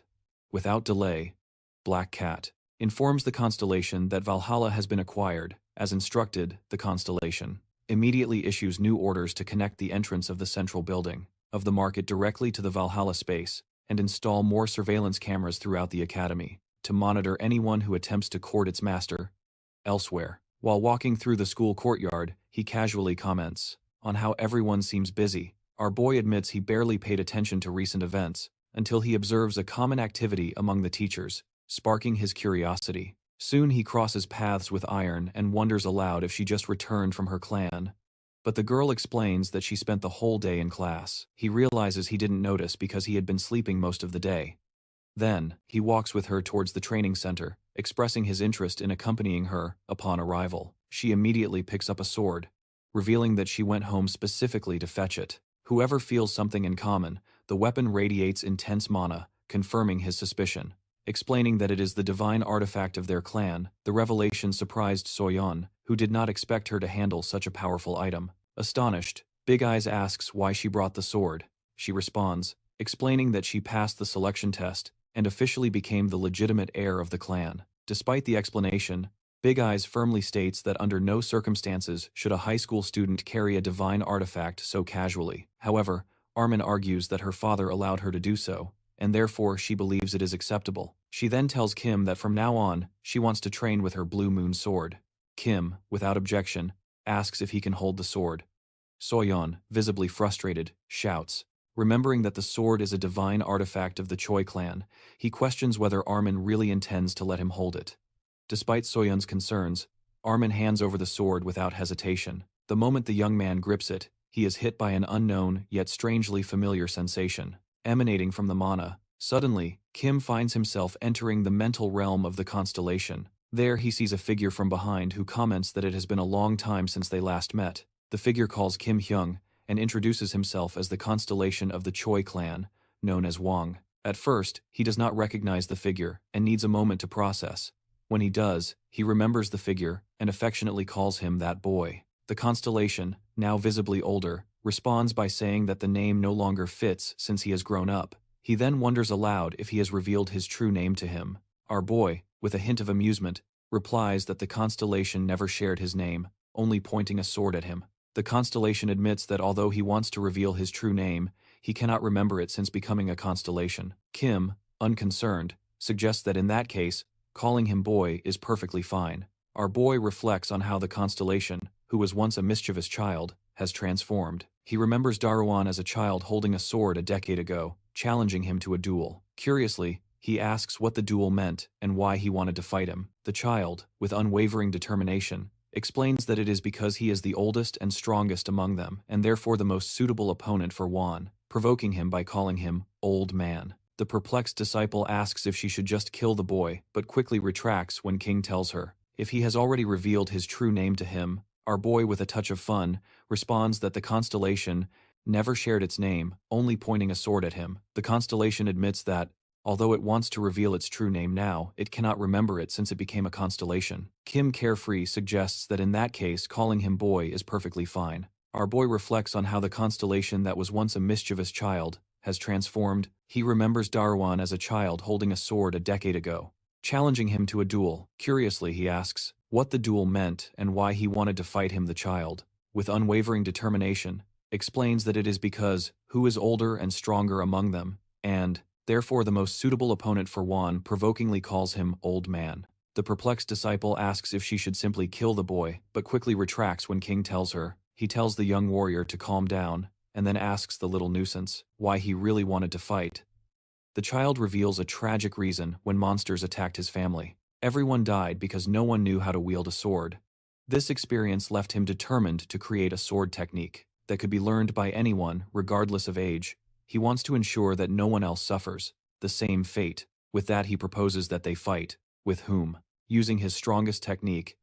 Impressed by the child's determination, he questions how the little boy can develop such a powerful technique when he can't even hold a sword properly, and still stipulates that he will only fight if the little boy calls him Hyung or older brother. Without hesitation, the little one complies, and Kim charges at him, declaring that he won't hold back, despite the boy's age.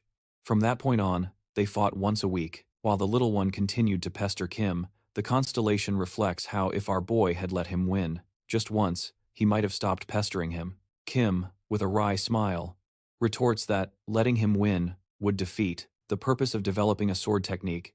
Despite his defeats, the constellation expresses gratitude, acknowledging that in the end, he developed his own sword technique. Who asks if the technique in question is the invincible iron body or whatever it's called. The constellation confirms this, and who suggests that if he were his only disciple, he could have taught even more. The constellation responds that it's not that he doesn't want to be his disciple, but rather if he learned from Kim, he could no longer call his techniques his own. Perhaps that's why he couldn't become his disciple, Kim reflects. Impressed by the courage the constellation now possesses, he understands why the way of wielding the sword feels familiar to him. The constellation then explains that since he became a constellation, he has been teaching all his contractors his blade technique. Kim, intrigued, questions if the technique looks different from the first one he learned years ago. The constellation readily confirms this, adding that our boy certainly recognizes it. He explains that the current trend prioritizes mana training over physical skill. His original sword technique, very difficult for modern bodies, has been modified to facilitate learning for today's contractors, although the modified version may no longer be considered the strongest technique, who understands immediately. The constellation, however, expresses disbelief that he could reincarnate in the body of a high school student, who wonders if the constellation had received a notification before their meeting. to which the constellation quickly denies, claiming it had not received any message. This revelation makes our boy think deeply. That Luminos had received the notification window, and already knew from the beginning that he would be reborn, who realizes that perhaps only those directly involved with him received notifications suddenly. The constellation suggests that it seems destined for them to meet, and asks who he wants to fight with him. Kim, eager to test the strength of the constellation, agrees cheerfully, and expresses his desire to see how far the constellation has come, feeling a rare excitement. Prepares for battle with the weapon in hand. Kim advances towards the constellation, which also prepares to attack. The only sounds of the battle fill the air, leaving their movements invisible. After the fight, Kim returns to Rin and thanks her for allowing him to examine the sword. He comments that her constellation is a worthy being and advises Rin to visit him from time to time to learn new techniques. Meanwhile, back in the mental world, the defeated constellation Jazz in a large crater created by Kim's attack, completely impressed by Kim's immense power in CU Korea Seoul, summoned by the elders, wonders why she was called. The elder responds, explaining that with the position of clan chief currently vacant, they need to discuss who could occupy the position. An elder expresses his desire for Seoul to take the position, but the elder points out that according to clan tradition, the leader of the institution cannot also be the leader of the clan. The elder asks if Seoul has someone in mind for the position, clarifying that it should not be someone like Ion, who used the clan and the constellation for personal gain with firm determination. Seoul states that she has already chosen someone worthy of becoming the new leader of their clan. Enlong, back at the training center, Rin and Enlong remain focused, each one preparing for the upcoming fight between them. Kim reminds Rin of her previous instruction, to avoid using mana as much as possible, and to rely only on her physical abilities. The sword she carries is a sacred relic, and she must not draw it from its sheath, as doing so could cause serious damage. Enlong, however, shows no concern, and seems unfazed by the possible consequences of the sword being, who insists again that if Enlong tries to block with bare hands, it could lead to serious consequences. Meanwhile, Kim notices Sonyeon in the area, and wonders about her presence. Sonyeon simply states that she wants to observe, but in reality, she hopes to see how Enlong handles the fight. She remembers how the young girl easily defeated her when they last fought, and now wants to witness what strategy Rin might use to win. Even though she has become stronger with Kim's help, and now possesses a divine artifact, I am still not sure if that will be enough to overcome Enlong. The girl warns to heed Kim's advice, emphasizing the danger of attracting the sword, but Enlong advances quickly. Attacking without hesitation, she quickly prepares and grabs the sword as her weapons and fists collide. A powerful gust of wind sweeps through the entire training center, using all its strength. She pushes back with her blade, then jumps to deliver a knee strike that Lang narrowly avoids. After the dodge, the girl unleashes a mana slash that nearly hits Lang. The aura collides with the wall, catching Enlong's attention. She realizes that if it had hit, the damage would have been severe. It is clear that Rin has become significantly stronger. Still, Enlong advances once again, feeling that she still doesn't understand all of her abilities, yet she refuses to lose. No matter what it takes, she delivers a powerful punch, causing Arlen to stagger. Lang begins to notice that Arlen's strength and movements have changed from what they were before. This is no longer the same girl she encountered earlier, lost in her own thoughts. Lang does not realize that Rin has already closed the distance between them as a result. She is almost hit by her sudden attack. Although she barely manages to dodge, she still receives a small injury, with which she clearly struggles. Arim provocatively comments on how she dodged well from that attack. Lang, visibly irritated internally, denies having let herself be hit on purpose. Still, she begins to realize that each of her attacks is being blocked by Arim. There is a limit to her strength, and if the battle continues like this, she knows she will lose. With that, Enlong decides to face the next attack head-on, planning to counterattack right after. When Arim advances and swings, her sword Enlong moves forward to deliberately absorb the attack. This unexpected move catches her by surprise. She had not anticipated such a tactic at the same time. Lang delivers a powerful punch, sending the girl flying when Arim falls to the ground.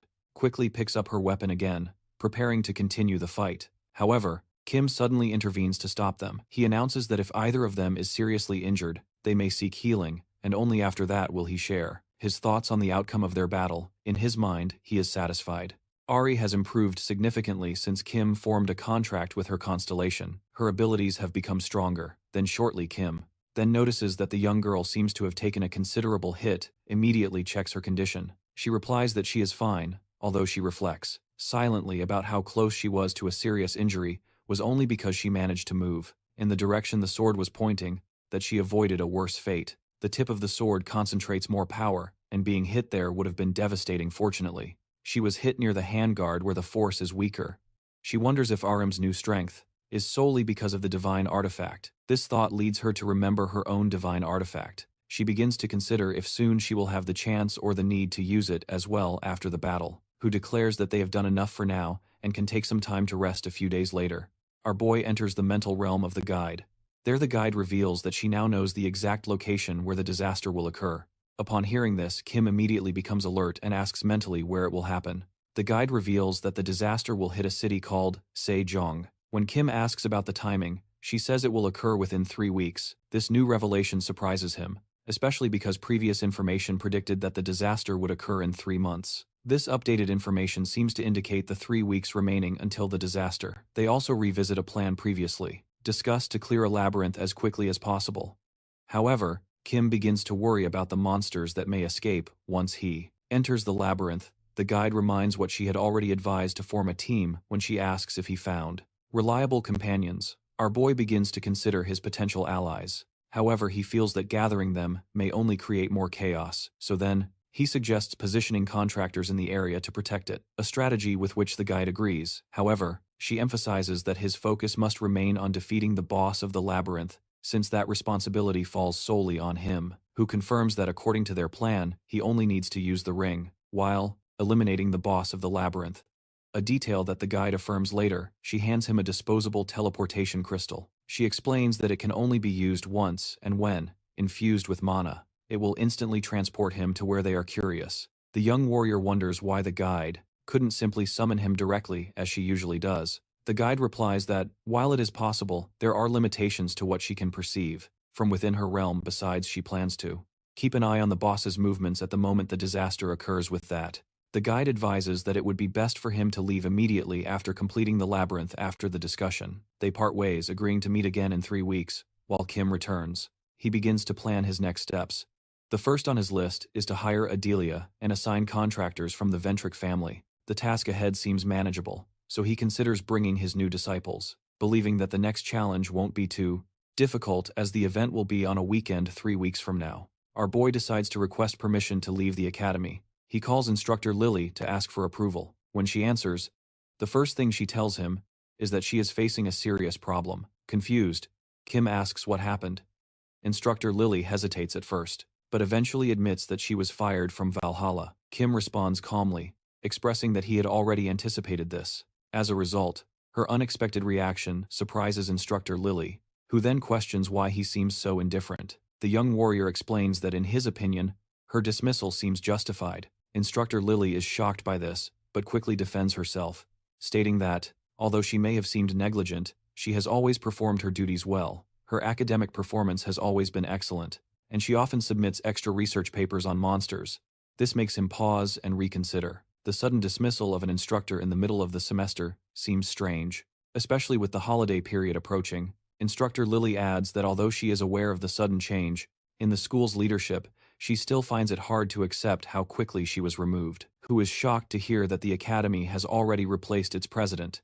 Instructor Lily explains that the change was deliberately kept secret from the students to prevent any news from spreading. This revelation makes our boy wonder if there is a deeper connection between Instructor Lily's dismissal and the sudden replacement of the president. Worried about losing his freedom to request permissions to leave the academy, especially now that Instructor Lily is gone, he decides to go straight to the president's office to uncover the truth. While on his way, he receives a message from Enlong, who also reveals that she was removed from Valhalla. This further confuses our boy, leading him to think if there is a link between both dismissals and why they happened so suddenly. Now determined to get answers, he knows he must speak directly with the president. Upon arriving at the office, he is greeted by the presence of a black cat, who asks him if he is really the new president of the academy. The black cat replies that he is just an external president, while the true president is the constellation he serves. The boy then asks if Enlong and instructor Lily were fired because of Luminous. The black cat confirms this and explains that Luminous had sent a notification to him, claiming that both women were trying to flirt with their master.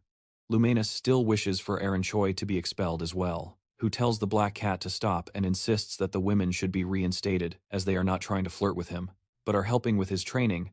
He expresses his concern that they are being punished just because of him. The black cat responds that his constellation already agreed to his request. When Kim asks why Luminous decided to buy Valhalla, the black cat explains that he was following orders. They made the purchase. After he refused the offer to live in a building made of money, Luminous thought that by buying Valhalla, who would be forced to move into her building.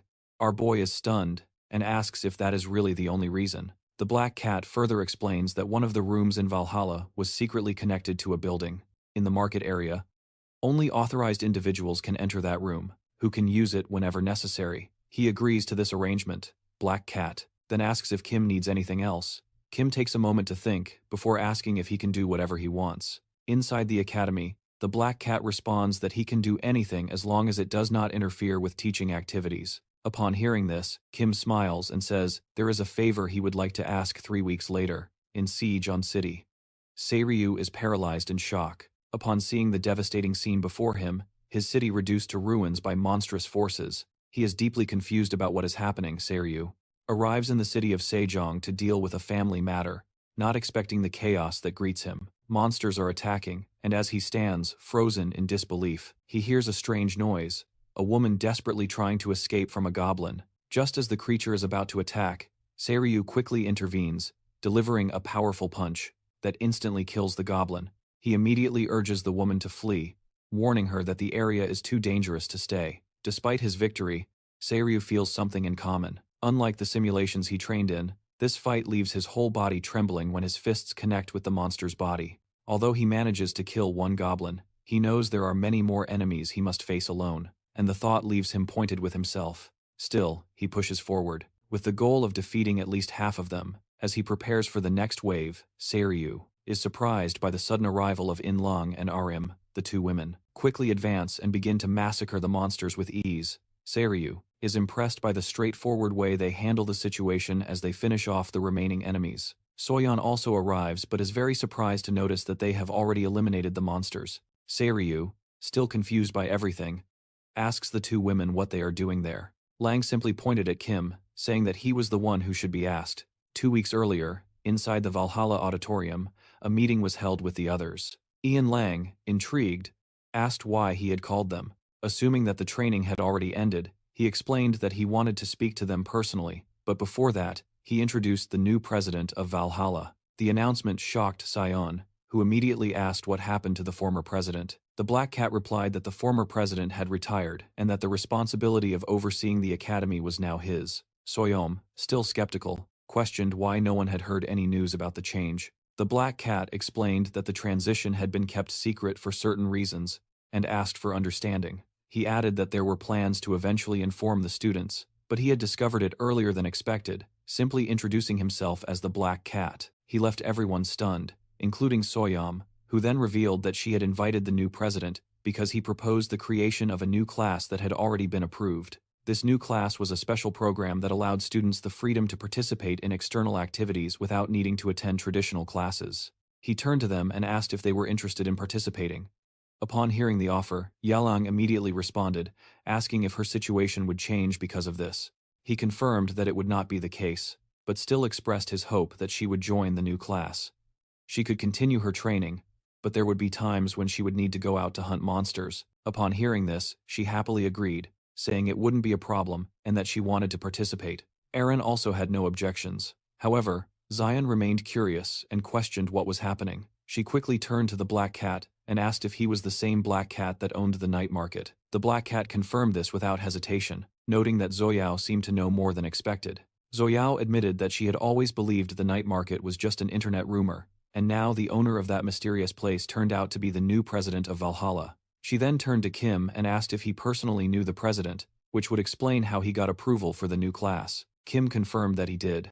This made Soyeon stop. She realized that our boy was not only strong, but also had powerful connections, something highly unusual for a student. Kim then asked if Sohyun also wanted to participate, and she immediately agreed. This meant they no longer needed to attend regular classes, but there would be times when she would need to go out to hunt monsters. Upon hearing this, she cheerfully agreed, saying it wouldn't be a problem and that she wanted to participate. Aaron also had no objections. However, Zion remained curious and questioned what was happening. She quickly turned to the Black Cat and asked if he was the same Black Cat that owned the night market. The Black Cat confirmed this without hesitation, noting that Zoyan seemed to know more than expected. Zoyan admitted that he always believed the night market was just an internet rumor, and now the owner of that mysterious place turned out to be the new president of Valhalla. She then turned to Kim and asked if he knew the president personally, which would explain how he got approval for the new class. Kim confirmed that he did. This made Soyeon stop. She realized that our boy was not only strong, he also had powerful connections, something highly unusual for a student. Kim then asked if Sohyun wanted to participate as well, and she immediately agreed. This meant they no longer needed to attend regular classes. However, the Black Cat reminded them that although they were exempt from attending traditional classes, they still had to participate in school events such as competitions and practical exams. Someone was surprised, saying they had never discussed this requirement. The Black Cat agreed, but explained that upon further reflection, he had responsibilities to fulfill beyond that. He believed that the privileges Kim and the others were receiving were among the highest, offered to any student, and to avoid attracting unnecessary attention, a formal agreement needed to be made, one that was fair to both the instructors and the rest of the student body. The Black Cat added that, above all, the students in this special class were powerful individuals who respected the strength of other students and instructors. Because of this mutual respect, he did not expect any conflict. However, from the Academy's perspective, placing all the strongest students in one class might seem like a loss for Valhalla. To preserve the school's reputation, these elite students still needed to participate in the main school events. After hearing the explanation, Kim asked if the Black Cat was implying that even their efforts in monster hunting were not enough for Valhalla. The Black Cat replied that it would be better if they could also demonstrate their strength to the rest of the students. This was not a personal request, it was his responsibility as the president of Valhalla. Hearing this, Kim reflected, internally. He found it difficult to get along with the Black Cat, but knew he had no other choice. He then asked his companions if any of them had changed their minds after hearing the conditions. They quickly responded that, regardless of the terms, they had no problem with them. This brought joy to Kim, who then announced that their first mission would take place in the city of Serjong. Returning to the present, upon arrival, our boy Sehyuk curiously asks what he is doing in that place. Sehyuk retorts that he should be the one asking that question. He then explains that his family lives here, so he often visits on weekends. Next, he asks Kim why they are all here. Kim, with a confident tone, thinks about it and then calls Emalang and Aaron, instructing them to start with this. The group positions themselves in front of the monsters, preparing to attack. Suddenly, a golem charges, its strike aimed directly at the young boy with a smile. Kim tells Se-ryuk to simply watch, and he will understand why they came at that moment. He unleashes a powerful attack, almost eliminating the entire group of monsters at once, while Kim's attack continues. The monsters lie lifeless on the ground, like a river that is amazed by it, surprised by the fact that most of these creatures are high-level monsters they have not even faced in the school's virtual simulations, but our boy takes them down with a single blow shortly after. The family butler Ventric arrives and announces that they have discovered the location of the labyrinth responsible for the disaster is only 5 kilometers away, and heavily surrounded by monsters, who asks what the other contracted members of their clan are doing. The butler replies that they are currently helping the civilians evacuate while fighting the monsters.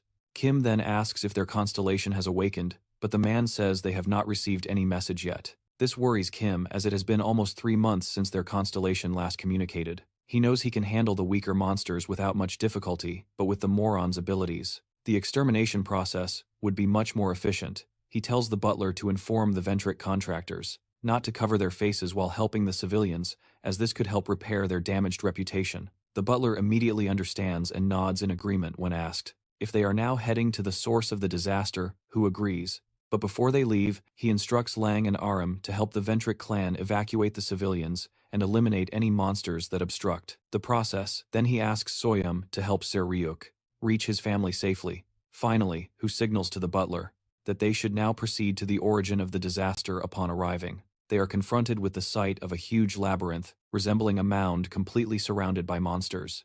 Observing these monsters, the butler thinks that the entrance to the labyrinth must be that elevated area they are guarding, although the monsters guarding the area are not particularly strong. The Ventric clan contractors will still have difficulty making their way through due to the large number of monsters present, who points out that the exit is actually the best way to enter, but it will take a long time before they can get in. The butler replies that they are still considering other strategies, unless he has a plan of his own. Smiling, our boy agrees, recognizing that the butler is right. Before suddenly jumping towards the monsters, the butler tries to stop him. But it is already too late. As Kim falls, the foolish monsters stand still, waiting for his descent. However, even before landing, our boy launches a powerful attack that quickly eliminates them. The butler watches in disbelief, unable to understand how Kim solved the problem that had been troubling everyone. With just one blow, he realizes that not even the strongest, the contractor, would have been able to do the same, especially considering that he is just a student. In fact, who now seems as powerful as a constellation, thinks to himself that his contract with Luminos helped him a lot, and now all he needs to do is quickly enter the labyrinth.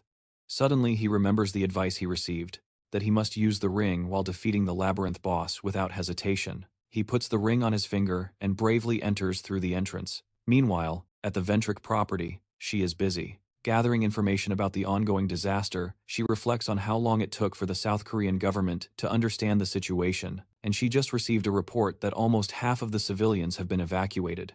She is also informed about who enters the labyrinth alone, and she can't believe he went in alone. She wonders if his plan all along is to finish the labyrinth by himself. While the woman thinks to herself, a message suddenly arrives from the Constellation, asking how long she has been resting. Delia replies, explaining that it has been almost 3 months since she fell asleep. Hearing this, Moron pauses for a moment to think, before asking where her master is. Meanwhile, Kim is mercilessly cutting through the monsters, apparently as if he were just trimming grass. Suddenly, he comments that it seems like he is just swinging his sword, but his blade is extremely sharp, so he asks if our boy is using the Wutin style, to which Kim asks where he heard that embarrassing name. The master of the tower explains that when he was in the Tower of Destruction, one of his disciples appeared and called him that. The young warrior clarifies that it is how his disciples refer to his swordsmanship for monster hunting, although he feels embarrassed when they call it the Wuxin style. Who suddenly realizes that the labyrinth is much larger than he expected, and he doesn't have time to fight the monsters one by one. He decides to use mana detection to quickly locate the core of the labyrinth. Normally, labyrinth bosses appear near the core, so if he can identify the core, it is likely he will find what he is looking for. After using his mana detection, he realizes that the core is actually right below him. The master of the tower mentions that as far as he knows, it is difficult to destroy a labyrinth. Kim acknowledges this, but explains that is why he borrowed his disciple's power at that moment. Kim swings his sword to the ground, causing it to break, and he quickly descends through the hole he created. As he descends, a mysterious man holding a spear appears before Verkin, the labyrinth boss, releases a red aura to prepare for battle. Our boy, however, he realizes that the boss is just a humanoid, although armed with a spear. He knows it will be a tough fight, but if he can properly use his mana and the power of Luminos, he believes he will be fine. However, he must be cautious, as the core of the labyrinth he needs to destroy is located just behind the boss, and he cannot afford to let his guard down. Who knows that if the humanoid makes a reckless and heavy attack, the only thing he can do is counterattack, or hit him directly with a powerful blow. While thinking about what to do, the humanoid quickly launches an attack with his spear, which he easily evades. He sees this as his chance to counterattack, but the humanoid immediately realizes his plan. He swings the spear with great force again, almost hitting him. This makes our boy realize that the range of the attack is not something to underestimate, and even the spear's shaft is infused with mana. If he gets hit by it, he will surely be injured. Then the humanoid charges again towards Kim, delivering a series of attacks. While the young warrior manages to block each strike, he becomes frustrated, as every time he deflects the spear, he is pushed back, unable to gain momentum to launch his own attack. Soon, the humanoid gathers mana in his spear and uses it to attack him. However, he quickly jumps back to avoid the blow. The humanoid does not give up, using the broken stones as additional weapons to attack him. Our boy, however, easily deflects them with his sword. At the same time, the humanoid suddenly delivers a powerful blow in his direction. The speed of the attack leaves him no choice but to block it with all his strength, pushing him slightly back. Seeing this, Baish wonders if he is being pushed back by a humanoid. Our boy responds by telling Baish not to joke around, as he has his reasons. He is allowing himself to be pushed back to distance the enemy from the labyrinth stone. Now that the plan is in motion, the young fighter prepares to attack with the intention of ending the fight without using the borrowed power of Luminos. When the humanoid charges at him once again, quickly launching a series of attacks, these blows result in the defeat of the labyrinth boss. Then the boss disintegrates into dust, slowly disappearing. When the boss is defeated, the ring worn by our boy shines brightly, slowly absorbing the remnants of the humanoid. Basti comments that it seems the ring is absorbing something. Kim responds by saying that, as the guide mentioned, he believes this is the name of the labyrinth boss. However, he remembers what the Tower Master said, asking if he really thought Kim would be defeated by a humanoid in his opinion. Basti has already been defeated enough to stop thinking about such irrelevant things. Upon hearing this, the little one immediately apologizes to Kim. Our boy decides to postpone the reprimand for now. He knows he must leave, because the labyrinth could collapse at any moment. As he moves away, he notices the spear, the one used by the labyrinth's chief, and he immediately approaches it, and wonders why the ring did not absorb the humanoid's weapon. He decides to take it with him, thinking it might be useful or necessary later. Meanwhile, somewhere in a tree trunk, an enigmatic figure dressed in black is sitting, and a man is reporting to her. He tells the figure that the disaster is over, and the figure asks how many days it took for people to end it. The man replies that it only took about 2 hours. Upon hearing this, the figure is confused and asks how long the previous disaster lasted. The man replies that it lasted 5 days. Upon hearing this, the figure in black reflects on the significant difference in time. However, he realizes that people are getting stronger, probably due to transforming the guys who took the name into constellations instead of reincarnating them. He then asks the man if there is anyone who might have led or supervised the end of the calamity. The man replies that they are still gathering information because everything happened so quickly. Upon hearing this, the figure tells the man to forget it, as they will eventually find out what happened. It seems they need to accelerate their plans, and he will spread names that cannot be compared to those of those sent before. The black figure orders the man to prepare whatever is necessary, as he plans to spread it in various ways. The man agrees while the figure thinks to himself that he will finally get a taste of the powerful. Meanwhile, the swift action of those in the disaster spreads rapidly on the internet, catching the attention of a man who is impressed with his ability to defeat the assassination unit and end the disaster alone. The man is the alchemist John, the leader of the back jungle. He believes they can use Kim to improve the group's reputation, and asks another man what he thinks. The alchemist wonders if killing him would be a good way to start things for them. The other man foolishly agrees that it is a good plan, but warns that it would be dangerous if they are not careful. The alchemist John agrees, reflecting on how much he has changed since they started watching him. He thinks that he was probably a rank A during the entrance ceremony and the school competition, but now he feels he is a rank S. The other man agrees with this assessment. The alchemist John immediately orders the masked man to gather his subordinates, as he himself plans to act with his own hands. In the dormitory, Valrala Kim has already returned from the disaster site. Upon entering the dormitory, he immediately collapses onto the bed due to exhaustion. He thinks to himself that he absorbed all the mana from the storage stones, and that his mana capacity has increased significantly since the semester began. He immediately collapses on the bed due to exhaustion. He thinks to himself that he absorbed all the mana from the storage stones, and that his mana capacity has increased significantly since the semester began. However, he still feels weak compared to his previous strength. One of his main problems is his small mana capacity, which limits what he can do. As a result, he knows that he still has a long way to go even after just one disaster. The exhaustion it caused was overwhelming. He never expected that facing one labyrinth boss would be such a burden, so great, especially considering that he had been appointed by the master of the labyrinth. Fortunately, he was able to use Luminous's abilities, and now he understands why modern contractors desire contracts with constellations. While our boy is deep in thought, lowering his gaze and commenting that he seems to be pondering something deeply, our boy responds that he is thinking about the constellations suddenly. Bash remembers that he thought once Kim finished the labyrinth he needed to go straight to the guide. Kim recalls what happened when he entered the mental realm of the guide when the young man arrived. The woman immediately asked if he completed the disaster, which he confirmed. The guide noticed the spear he was holding and asked where he got it, who explained that it came from the labyrinth boss, but the ring did not absorb it.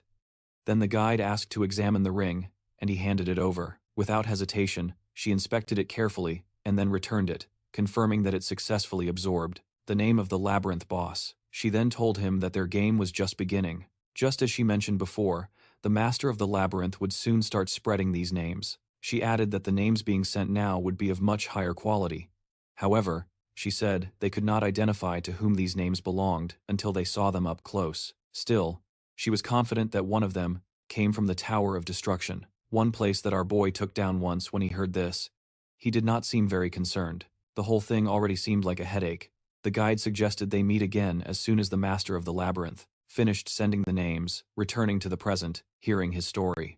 Bash reflects that although he ruled the tower, he cannot remember anyone who was with him there.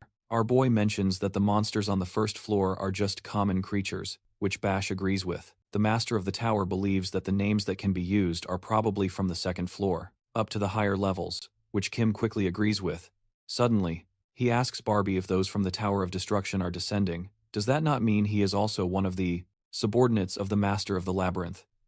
Hearing this, Bash becomes disturbed and exclaims that he already said, before that he was forced to become the Master of the Tower by the Master of the Labyrinth. He then expresses his growing suspicion about the Tower Master based on his actions, and calls him the bastard of the Labyrinth Lord, promptly denying it twice, which convinces our boy that the Tower Master is not lying, leaving Baisha nervous. However, who is confused to learn that Baisha's true name was taken, yet he still seems to have no power.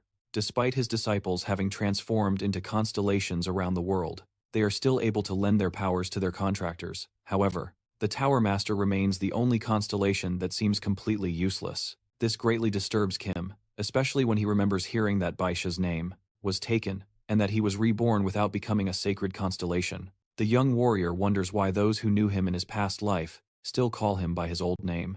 Overwhelmed with thoughts, he lies down and admits that he cannot answer his questions, alone for now. He believes that the best thing to do is to train and regain his former strength, before seeking answers the next day after class. Heading to the training center, he cannot comprehend how Kim defeated the monsters. As it is beyond what he expected, he is surprised not only by the young man's strength but also by the significant progress of the three students. Regarding their training, he thinks that if he receives instructions from Kim, he too could become stronger. When he arrives at the academy door, he immediately opens it and shouts Kim's name, but what he sees is Ian Lang, who seems to be doing something unusual.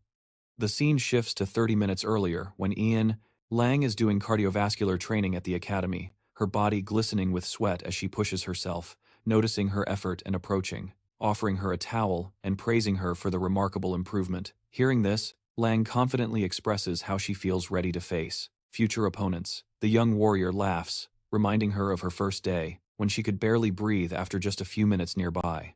Soyeon and Arin are training together. Soyeon is lying on the floor, drenched in sweat and panting. Arin suggests they check on Anlong, but Soyeon dismisses her with a gesture. She is sweating a lot, and did not expect the training to be so intense.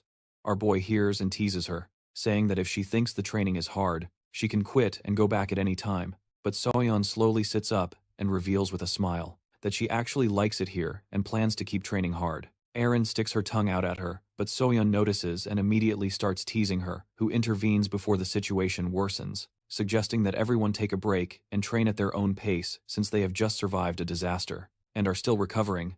The girls agree and ask him what he plans to do, and he replies that he will work on his magical skills in his room. She says she will do the same when she leaves the academy. He tells everyone that they will be focusing on upper body strength, then they should be prepared. Armin questions this, but he reassures her, saying that it's just them and Ryuk using the academy for now. Satisfied, Armin nods her head and leaves with him, while Sorian decides to follow shortly after, and Lang opts to keep insisting that she is not that tired and wants to train more. Upon hearing this, Sorian warns her not to overdo it, then leaves now alone, and Alan looks at her hand. Realizing that she is getting stronger thanks to Kim's training, she remembers how she easily defeated the monsters during the recent disaster, but still, she knows that he is on a completely different level. Her eyes shine with excitement as she wonders how much stronger he has become. Since the first time she fought with him, she then suddenly questions herself, asking if the reason she agreed to become his disciple was to surpass him. However, here she is, amazed by the strength he is displaying. She realizes the truth in Kim's words that she will never surpass him. She begins to wonder why she is still here, remaining as his disciple. Then she remembers the time when our boy defended her when John came to see her. Maybe it's because of how Kim resolved her issues with the Seol clan. Even the dormitory she stays in is thanks to him, and she receives free meals due to the special class he created. She thinks these are the reasons why she continues to be his disciple. However, despite all these thoughts, she knows deep down they are not the true reasons. She often thinks of him, and whenever she does, her heart races as if she always wants to see him. She wants to train more often, in hopes of being in his company. Calming herself, she realizes she has just met him, but despite all her attempts to suppress her feelings, she can't help but think of Kim's face. She quickly hits her own head, as if trying to rid herself of it. Then she notices the towel that the young man used. She immediately clings to it, trying to convince herself that the only reason she clung to it is to clean it for him. The The young woman suddenly stops while walking, her mind filled with a strange thought as there is no one around. She decides to smell the towel. At that moment Sergio arrives, unaware of what she is doing. When he arrives, Yalang asks if he saw her embarrassing action, but Ser Ryuk does not understand what she means. Despite not knowing what is happening, Yalang immediately delivers a powerful punch to him, knocking him out. After punching Ryuk, Yalang quickly runs away, leaving the training facility. Meanwhile, in the Valhalla dormitory, Kim is busy practicing his mana. When his phone rings, it's Adelia informing him that their constellation has awakened. Kim replies that it's good news, and asks if she has any free time at the moment. Adelia responds that if he needs anything, she can set aside her other tasks. Upon hearing this, Kim immediately tells Adelia to stay where she is and prepare her divine artifact, as it has been a long time since he last saw his disciple in person. On the other hand, the Black Cat is deeply worried. After showing the Constellation the footage from the Academy's security camera, the Constellation suddenly becomes uncontrollable. The Black Cat regrets showing it, wishing he hadn't revealed the images to the Constellation for the last 10 minutes. Meanwhile, 10 minutes ago, in the office of the Valhalla president, things are hectic as the Black Cat fiddles with his laptop. He realizes it is already night, and he hadn't noticed how difficult it is to work as the president of an academy. Deciding to check the security camera footage around the school. Before heading home, he remembers the Constellation's repeated instructions to always review them. He recalls that he was doing this to see if any woman was flirting with Kim. However, the Black Cat thinks Luminos is overreacting by worrying about such things. Then the Black Panther notices that someone is still inside the gym. He decides to click on the footage to see if it is Kim, but what appears on the screen is a person lying unconscious on the floor, shocked. The Black Panther initially thinks it is a corpse. He decides to zoom in on the camera and realizes it is Ryuk, still unconscious. After seeing this, the Constellation sends a message to the Black Cat, instructing him to rewind the CCTV footage to understand what happened. The Black Cat quickly complies and rewinds the footage until they see the scene, where Ryuk is standing with Yalang in front of him. The footage shows Yalang quickly punching Ryuk before running away. The Black Cat wonders what exactly happened, since the discussion between the two is inaudible. The Constellation then orders the Black Cat to rewind further to find out more after Luminos observes the events unfold. She becomes furious with rage because Yalang dared to smell her master's sacred towel. The Black Cat suggests that Yalang probably punched Ryuk because he was caught in the act of doing something suspicious. This only causes Luminos to lose control, worrying the Black Cat since her temper has been exploding more frequently lately. The Black Cat reflects on how her Constellation often got angry for no reason in the past, but in recent days she seems to be provoked by anything related to Kim. The Black Cat begins to question if Kim is truly the master of her Constellation, considering that he is just a student and it seems unlikely that he has lived among the Constellations. However, the Black Cat decides to set those thoughts aside for now and focus on calming Luminos. Soon after, the Black Cat hears a knock at the door. It is Kim asking if the Black Cat would accompany him somewhere. He notices that the Black Cat is talking to the Constellation and asks her to send a message to Luminos, who tells the Black Cat to inform Suminos that he needs his skills to go to the United Kingdom. Meanwhile, in another part of the world, a meeting is taking place with the Big Junk Group, led by the alchemist John. He asks a man if their plan has been completed. The man confirms this, mentioning that there are approximately 1,200 sealing magic circles in Valhalla, designed to prevent unauthorized entry. He also mentions that about 100 of these circles are located near Kim's dormitory. The alchemist, John, responds confidently, boasting about their success. It is not a problem, because he can remove them as soon as he uses the power of his Constellation. This immediately catches the attention of his companion, who mentions that his Constellation called the Immutable Alchemist is the strongest. When it comes to dispelling magic and defenses, the man quickly suggests that as soon as the alchemist disables all the magic circles, he and the other 4 will immediately go to Kim's location. Then they plan to use a mana disturbance spell to hide their attack and deal with the remaining classmates of the young man.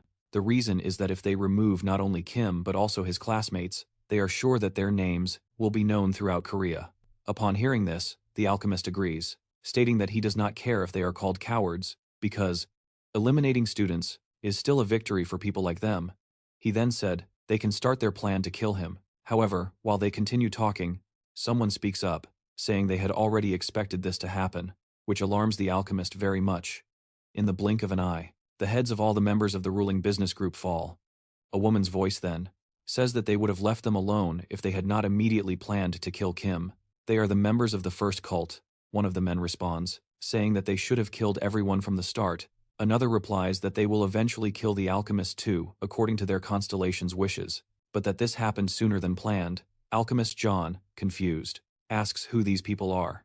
In response, the woman shows her tattoo to reveal their identities. The woman looks at the alchemist and asks if he has any idea what this is. The man quickly realizes that they are from a group called the First Cult. Sarcastically, the woman comments that he actually has some brains after all. While the alchemist, John, is still in shock, one of the members quickly jumps to launch an attack.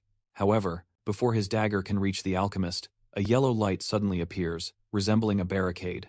This surprises the man greatly, because his attack should have pierced through since it was just a weak force field. At the same time, the alchemist releases a powerful mana aura, causing the man to be thrown back. The alchemist comments that he doesn't understand why they want to kill him, but he will show that a Category S constellation is on a completely different level.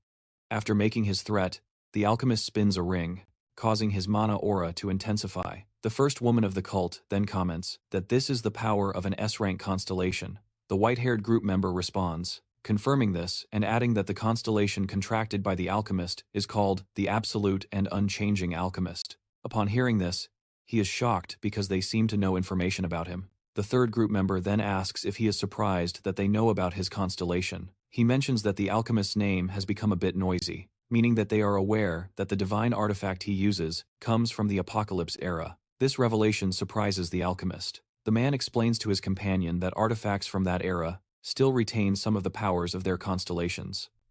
He adds that Alchemist John is well known due to his S-rank constellation that sells an artifact from the Apocalypse era, making it extremely valuable despite the power he gained. The alchemist has done nothing but form a group of bad people upon hearing this.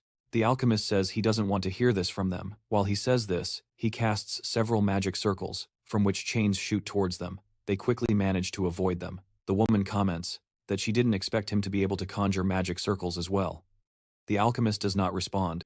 Instead, he launches another attack that the woman quickly dodges. Irritated, she asks how many magic circles he has placed in the room, as she is no longer having fun with his actions. In the alchemist's mind, he struggles to figure out what to do, while they continue to evade his attacks, even from behind. Although in a precarious situation, he calms himself down, telling himself that he will be fine. He has about 1,200 magic circles installed throughout the mansion, making it unlikely that they can avoid all of them. Furthermore, he possesses another ability called Absolute Defense that ensures he will not be affected by magical attacks, so it is unlikely that he will die here immediately. He activates the magic circles scattered throughout the mansion, thinking that he cannot use this attack if there are still allies remaining. However, that no longer matters to his surprise. Nothing seems to happen after he activates them. The woman asks if he plans to attack them or do something else, but they do not see any changes. This confuses the alchemist as he is sure he activated the magic circles. The man with white hair notices the alchemist's confusion and explains that, before entering, they detected those 1,200 circles containing simple spells to cast chains. With everything, they were all blocked. The incredulous alchemist asks if they managed to neutralize his magic without him noticing. The man with white hair clarifies that they did not neutralize it. Instead, they simply blocked it. Then the woman attacks using the weapon she carries. The alchemist believes that such an attack will not affect him due to his absolute defense. However, to his surprise, he is still wounded by the woman's strike. This leaves him deeply confused about why his proud ability did not work while he is still processing this. Another attack is launched against him. Before it can hit, he quickly dodges at the same time. He gathers a mana aura in his fist and attacks the man, who skillfully deflects. This impresses the man, as he thought the alchemist relied solely on the power of his constellation. The alchemist John admits that his opponents are strong. As he begins to struggle with their attacks, he realizes there is nothing more he can do, as even his absolute defense does not work against them. Desperate, he asks if they can stop. Although he does not understand why they are attacking him, he says he has already lost all his members. Except for himself, he agrees to do nothing harmful, if that is what they want. However, the masked man responds by saying that the alchemist seems not to understand what is happening. It is not about him causing trouble, but rather that he made a mistake by choosing the wrong person. Upon hearing this, the alchemist begins to wonder who is the only one they were planning for. He mentally questions if they are here just for a student. Realizing that continuing the conversation is futile, he focuses on one thing: finding a way to survive. With this thought, he uses a technique called emergency to summon his constellation. Normally this requires a large amount of mana and the creation of a sanctification, but with no other choice, he sacrifices his life force and mana reserves, just to call his constellation. When the constellation appears, the first member of the cult apologizes to the alchemist, stating that their lord Togai has a message for him. The constellation reveals that the person who called the unyielding alchemist tried to harm his guardian, the god of martial arts, immediately. The constellation asks the alchemist John if what he heard is true. Johnny explains that his only intention was to kill a Valhalla student named Kim, and he knows nothing of what the constellation is referring to. However, upon hearing this, the constellation calls him a fool and quickly cancels the emergency, withdrawing his contract. The alchemist feels as if heaven and earth have fallen upon him, remaining in complete confusion, not knowing what is happening. Then the man congratulates the alchemist, revealing that their constellation decided to execute him personally. In the office of the Ventric family, Black Cat and Adelia brought news that shocked Kim. Black Cat asserts that there is no way to see the constellation at the same time. Our boy, intrigued, asks if it is not necessary to have sanctification to see them, to which Black Cat agrees. However, the creation of sanctification is not so simple, as each constellation requires a contractor, and this demands a significant amount of funds, inherited. Black Cat adds that a contractor who creates a true divine contract can sacrifice their own life to achieve the materialization of their constellation. But this is not a common approach. Who then asks if he can see both constellations if he holds the divine artifacts at the same time. However, Adelia explains that when he holds a divine artifact, he will be transported to the mental realm of that constellation, and this mental realm is a private space of the constellation, contained within the divine artifact. Thus, the two spaces cannot coexist. Moreover, despite constellations being beings that grant immense power to humans, they remain tied to their divine artifacts. Even if the constellation is removed from the artifact, he still cannot access another mental realm. Even if he holds two divine artifacts simultaneously, he only has one soul, so he can only enter one mental realm. Upon hearing this, Hu asks Bart if what the woman said is true. The Tower Master confirms this and thinks he should have already known. After this, he feels angry at Bart for not informing him before they went there, threatening to prepare because he will beat him up. Our boy decides that if he cannot see both at the same time, he will simply talk to them. However, Adelia mentions that since they arrived, they have been bombarded with messages from their constellation. Even Black Cat is in the same situation. Black Cat tells Adelia that Lumen is telling Moron that they haven't seen each other in a long time and calls her stubborn. While Moron calls her crazy because of this, Kim's head starts to hurt due to the argument between the two, reminding him that they never get along and that nothing has changed about them. He quickly instructs Adelia and the Black Cat to either tell their constellations or come to him first because he has something to say. After that, the young man tells the two that the person behind all this has started to move again. He mentioned this briefly to Luminos before, but the last disaster was also caused by the person he refers to. Now he believes that even greater calamities may be approaching, suggesting that the previous disasters could just be a preparation until they regain their former strength. He wishes to borrow their powers. Upon hearing this, both quickly agree. Our boy realizes he needs to find his other disciples before the master of the labyrinth causes significant chaos. After that, the hero instructs immediately the Black Cat to connect Adelia's location to Valhalla, since they often go there, who quickly says goodbye to return to Valhalla, telling the two to talk for now, since both are his contractors. After he leaves, Adelia was going to ask the Black Cat if he is the owner of the night market. He confirms this, and mentions that for various reasons, he is now the president of Valhalla. The woman wonders why he needed to do this, to which the Black Cat replies that they probably share the same reason for serving Kim, which the woman immediately understands. Meanwhile, a meeting is taking place among the members of the first cult through the stones. Their constellation asks if most of Kim's enemies have been eliminated.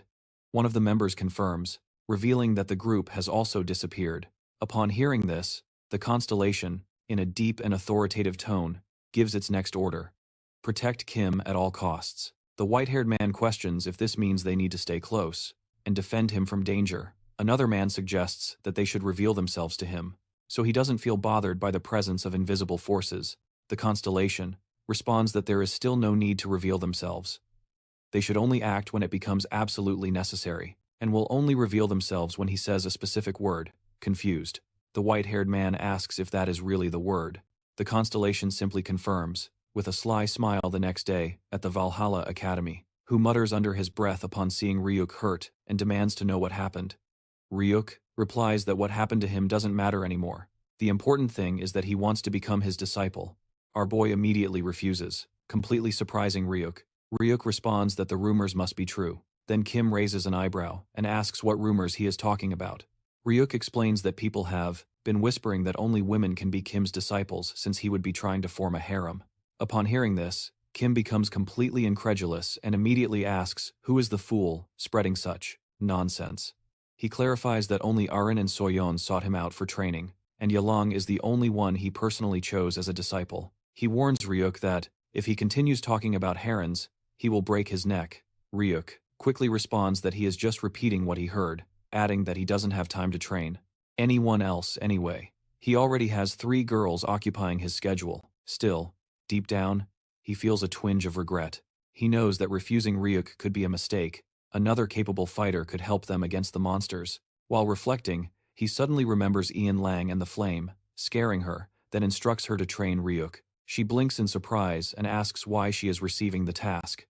Our boy explains that, since they both trust in physical strength, regular sparring sessions would benefit them both. Ryuk steps away to resume his own training, telling them to start getting to know each other. With her face already bruised, she looks at Yelang in silence, irritated. She asks if he has anything to say.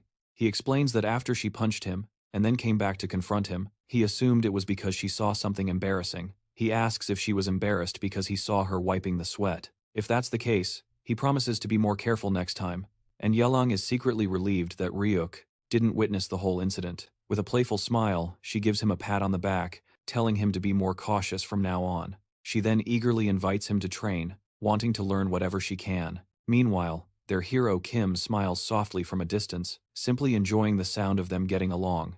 After this, Arin asks Kim what his plans are for the upcoming school break next week. He wonders if there isn't a final exam coming up.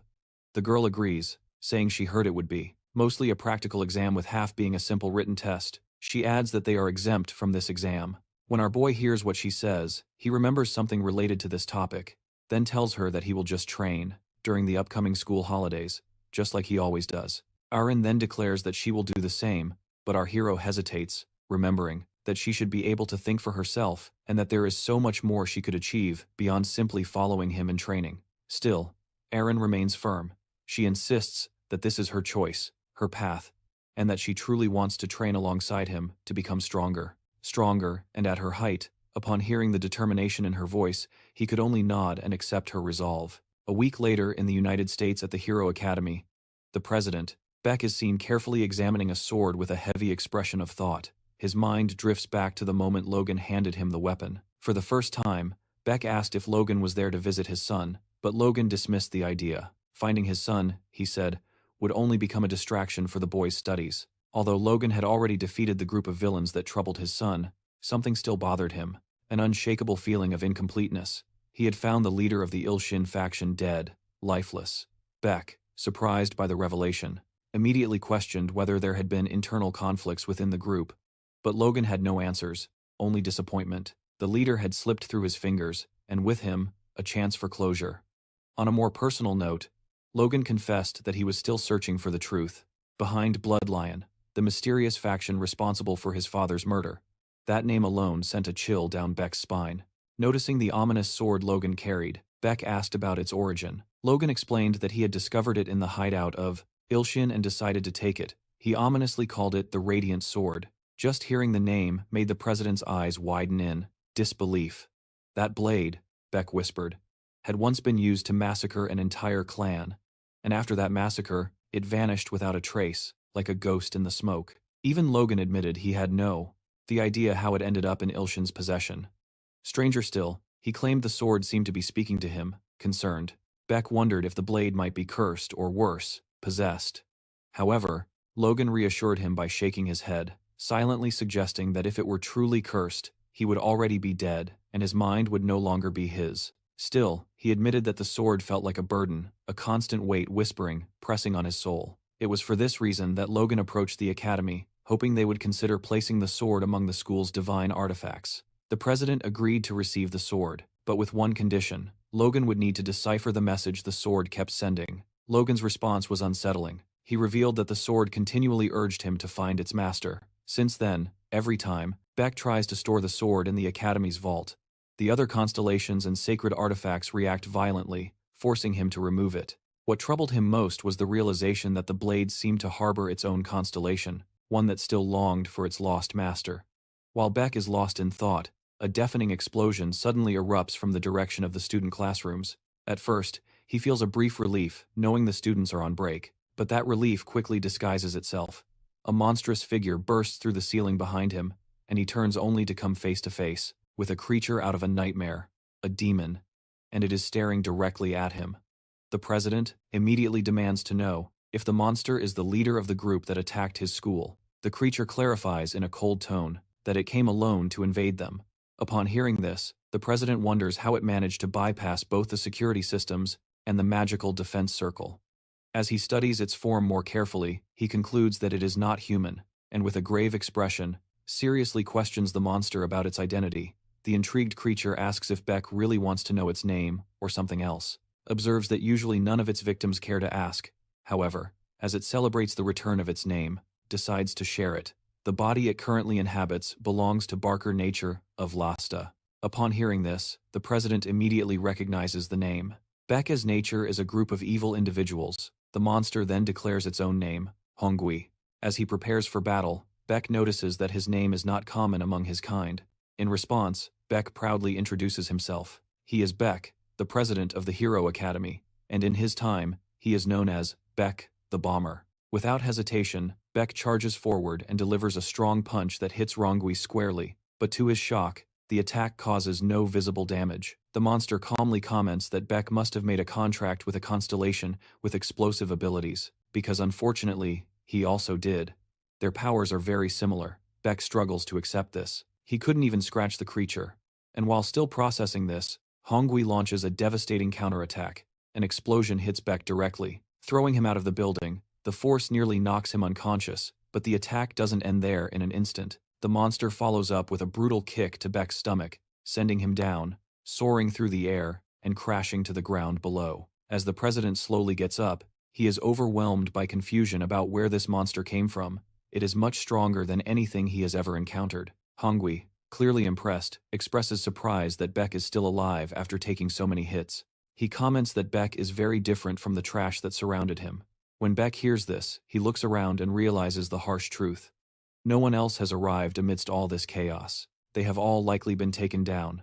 Driven by determination, the president prepares another attack. Channeling the aura of mana into his fist, he strikes the ground, sending a shockwave crawling towards Rongui the moment he connects. A loud explosion occurs. Beck knows this won't hurt the creature, it's just to distract. At the same time, he unleashes his true attack. But again, nothing. The monster remains unscathed, leaving Beck completely astonished. Hongui quickly approaches and calmly tells him that although he doesn't care about his efforts, he will have to add more explosions for him to feel anything. In the blink of an eye, Hongui delivers a brutal blow to Beck's abdomen, then follows up with more attacks, knocking Beck to the ground. However, Hongui is surprised. Even after receiving a full-force attack, Beck is still alive. Among the many contractors of Barker, he has never encountered someone so resilient, not even when serving as his constellation. Hearing this, Beck is shocked. He quickly asks if it is a constellation. The monster confirms without hesitation. It is known as the Tyrant of Destruction. Upon hearing this, Beck's own constellation becomes deeply alarmed,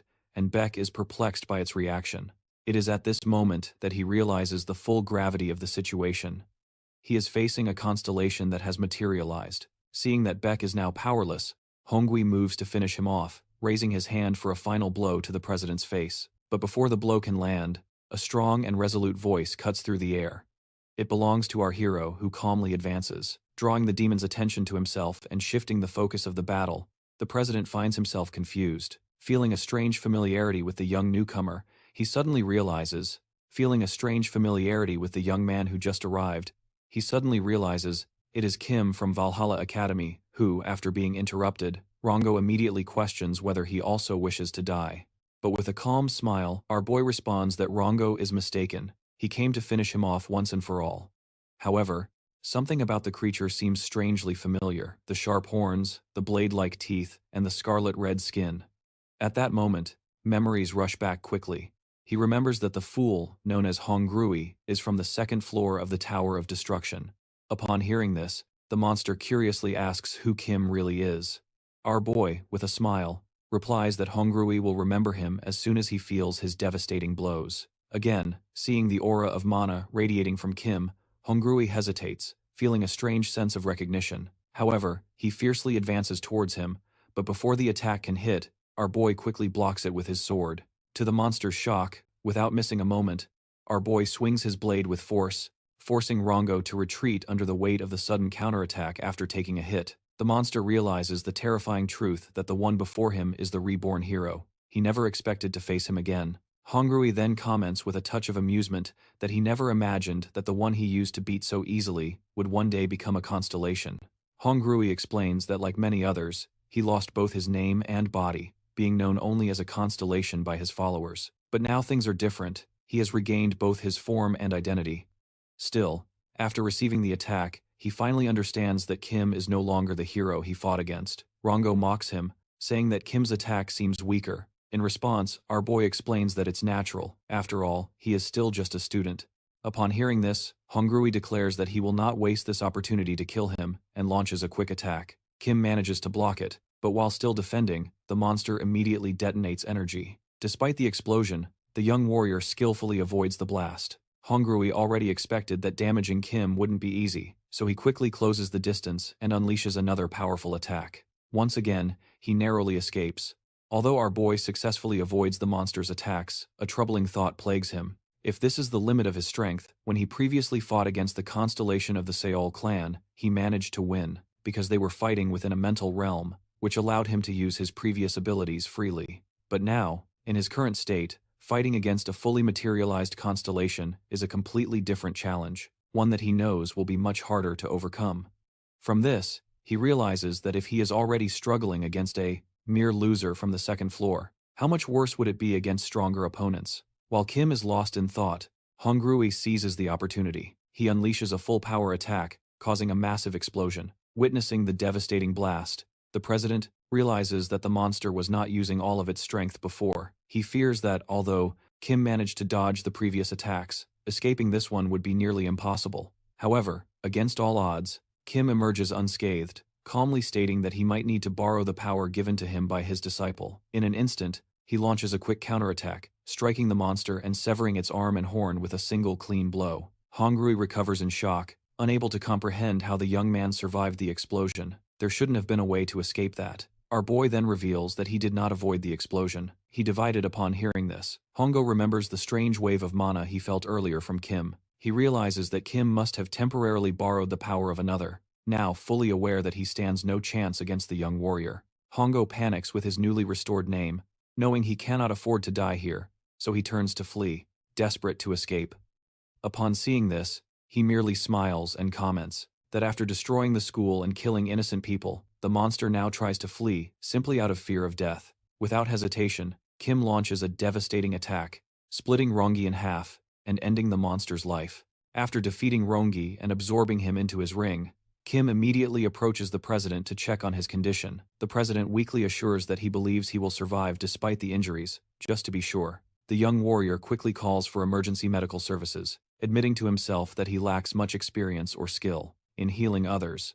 Grateful, Beck thanks him but also asks if he is really Kim of Uriok from Valhalla. Kim confirms but is surprised that even instructors from other schools know his name. Struggling to sit up, Beck comments that somehow he has already become quite famous in various academies, worried that he should warn that the ambulance may take a while to arrive, and suggests that Beck rest for now.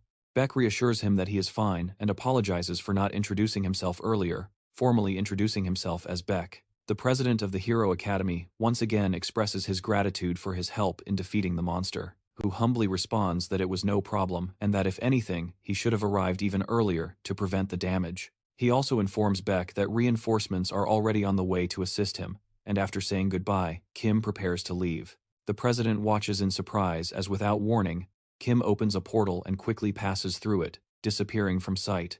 It doesn't take long for Logan to arrive. Panting and worried, he immediately asks President Beck what happened. At the same time, the ambulance arrives, and Beck tells him that he will explain everything later when they reach the hospital. Upon arriving at the hospital, Beck thinks to himself that it is fortunate that no one on their side lost their life during the attack. He feels deeply grateful to Kim for defeating Ronkyui and for quickly calling an ambulance. Meanwhile, Logan insists that he wants to know exactly what happened. Beck immediately agrees and recounts the incident. After hearing Beck's explanation, Logan is shocked that the young boy managed to defeat a materialized constellation. Beck admits that he is not sure if the monster was truly a constellation, but its intelligence, consciousness, and the mana it possessed were comparable to that of a human, perhaps even greater. Still, he finds it hard to believe that a teenager could defeat a constellation. Curious, Beck asks if he knows the young man. Logan explains that it is natural to recognize Kim. He is the one who defeated his own son, and rumors have circulated for a long time about him having defeated members of notorious criminal groups. Logan is sure that even prominent organizations already know his name.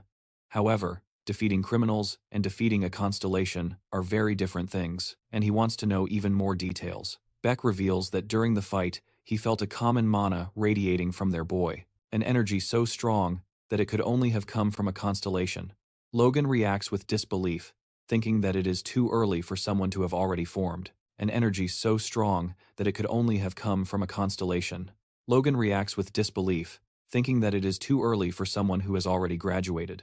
A contract with a Beck admits that he himself finds it hard to believe, but he personally witnessed Kim releasing mana of extraordinary power. Beck even mentions that the mana he released seemed strangely similar to the mana he once felt in the black market. Logan then comments that according to what he knows, the black market is governed by a powerful constellation, called the Ruler of the Underworld.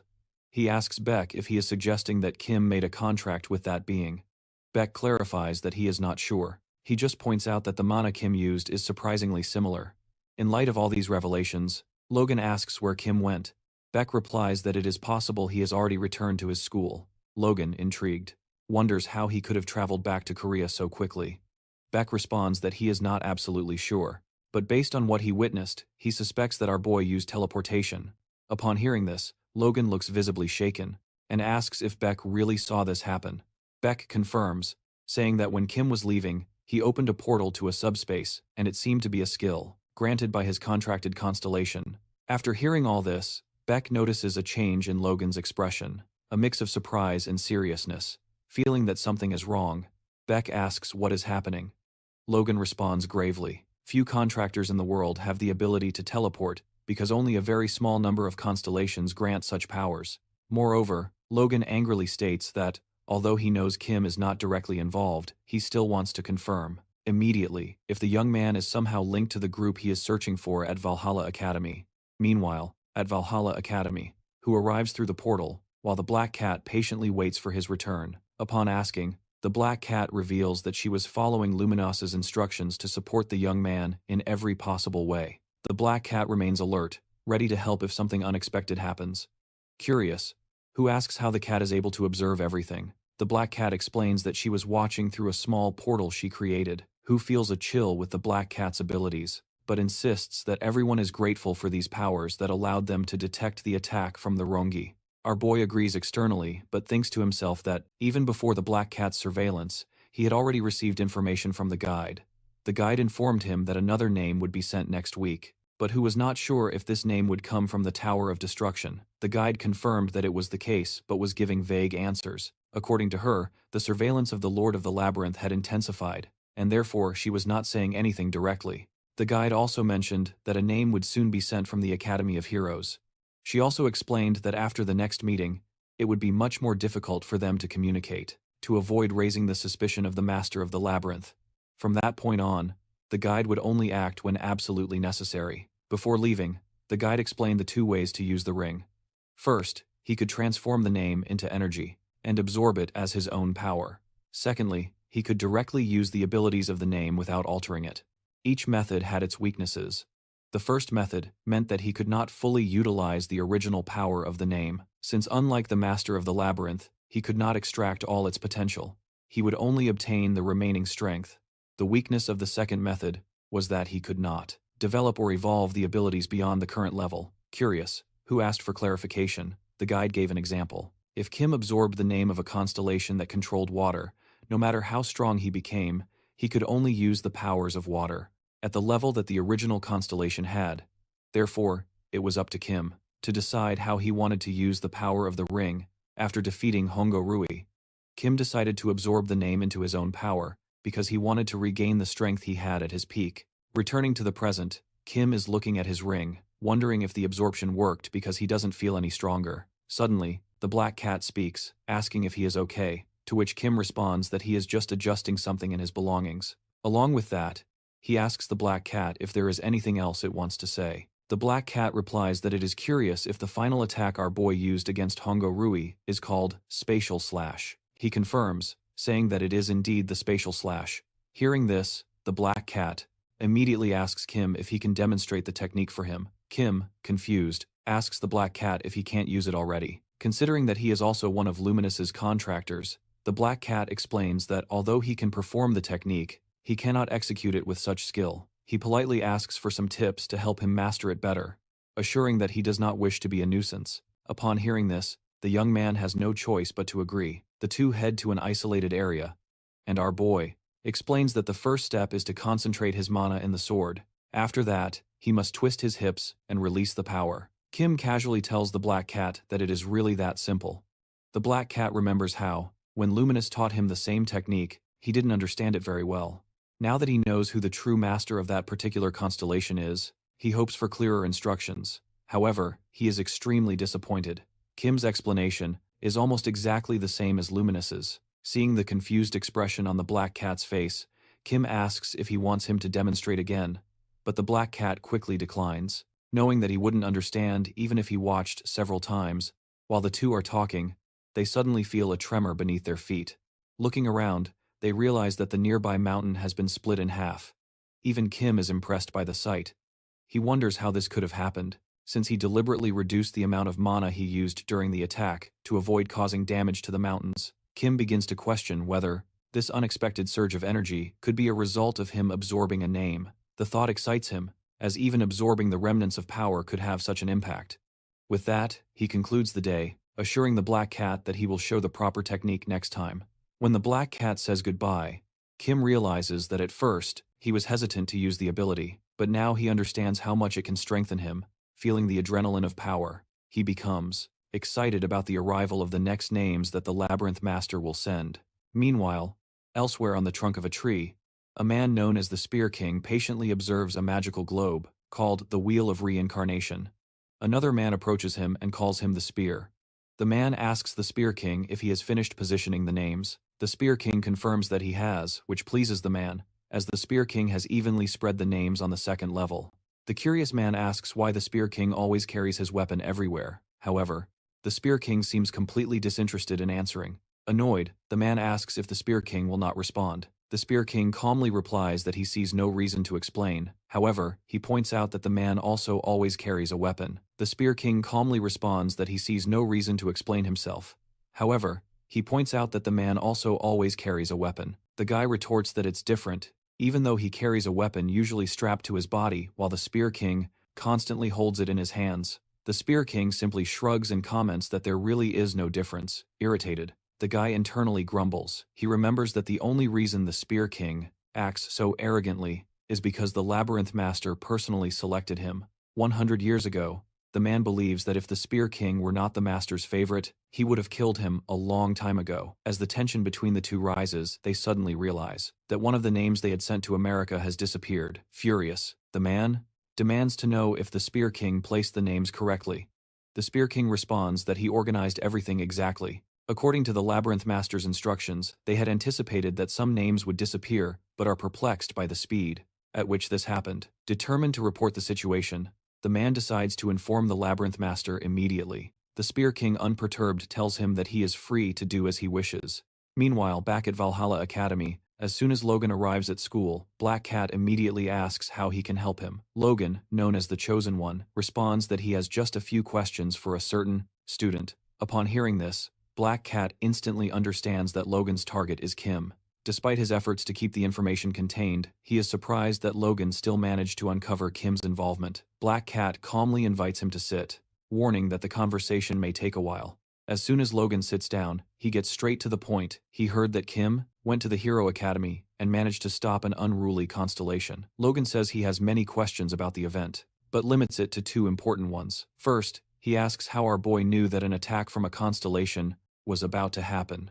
Second, he wants to know how Kim managed to travel there and return so quickly even before Black Cat responds. Logan warns him not to try to divert the conversation. Logan reveals that Beck told him he felt human, originating from the black market, and he knows that Black Cat is the owner of that place. Cornered, Black Cat admits that the power Kim used really came from his constellation. Logan immediately asks if Kim made a contract with the ruler of the underworld, also known as Luminous. Black Cat confirms, however. He says he cannot disclose specific details for various reasons. What he can confirm is that Logan is right to be concerned. It is exactly why he came to Valhalla Academy, to find out if Kim is linked to the group known as Bloodlion. Black Cat continues, revealing that he once tried to gather information about Bloodlion during a past mission. At first he believed it was just an ordinary criminal organization, but during his investigation, he discovered that somehow they were personally linked to Logan. Logan then shares his own painful truth. The Bloodlion group was responsible for his father's death since gaining his powers. Logan has been hunting criminal groups in hopes of finding them, but despite his efforts, every trace of Bloodlion seemed to vanish without a trace, as if they had disappeared into thin air. The only solid information Logan gathered is that each member of Bloodlion is contracted by a constellation with teleportation abilities. Black Cat agrees, saying he knows the same thing, but he assures Logan that Kim is not connected to Bloodlion, while admitting that Kim did indeed use teleportation. The power he used belongs to his constellation. Despite Black Cat's explanations, Logan remains unconvinced. He challenges the cat. Black Cat asks if he really expects him to just believe everything he says. Logan accuses him, suggesting that, for all he knows, the black market could be part of the Bloodlion group. The Black Cat immediately denies the accusation, stating that there is no basis for such claims. He admits that the illegal market operates like an illegal market, but insists that they are not murderers or criminals engaging in evil acts. Still, the guy insists that he has good reasons to be suspicious. Logan points out that very few people have the ability to use teleportation, and because of this rarity, it seems logical to suspect that the reason the Black Cat is helping an ordinary student like Kim is because they are both members of Bloodlion. In response, the Black Cat suggests that Logan simply hire a private detective to check everything himself if he doubts him so much. At the same time, the Black Cat becomes more serious, warning Logan that he is crossing a line. He explains that he has been answering Logan's questions, honestly, even sharing sensitive information about the abilities of his own constellation. But if Logan continues to make unfounded accusations, they will have a real problem. The Black Cat firmly tells Logan that he should leave, and that they can continue the conversation another day, when Logan no longer suspects them. He also asks Logan to keep everything they discussed, especially the details about his constellation's abilities, a secret. However, Logan remains defiant. He angrily asks what the Black Cat will do if he refuses to leave. Without hesitation, the Black Cat coldly responds that if that is the case, he will have no choice but to kill him. The moment the Black Cat makes this statement, Logan stands up laughing and challenges him to try. Logan mocks the idea, asking if the Black Cat really thinks he can kill him. The Black Cat calmly explains that he knows he has no chance. After all, Logan is one of the strongest contractors in the world.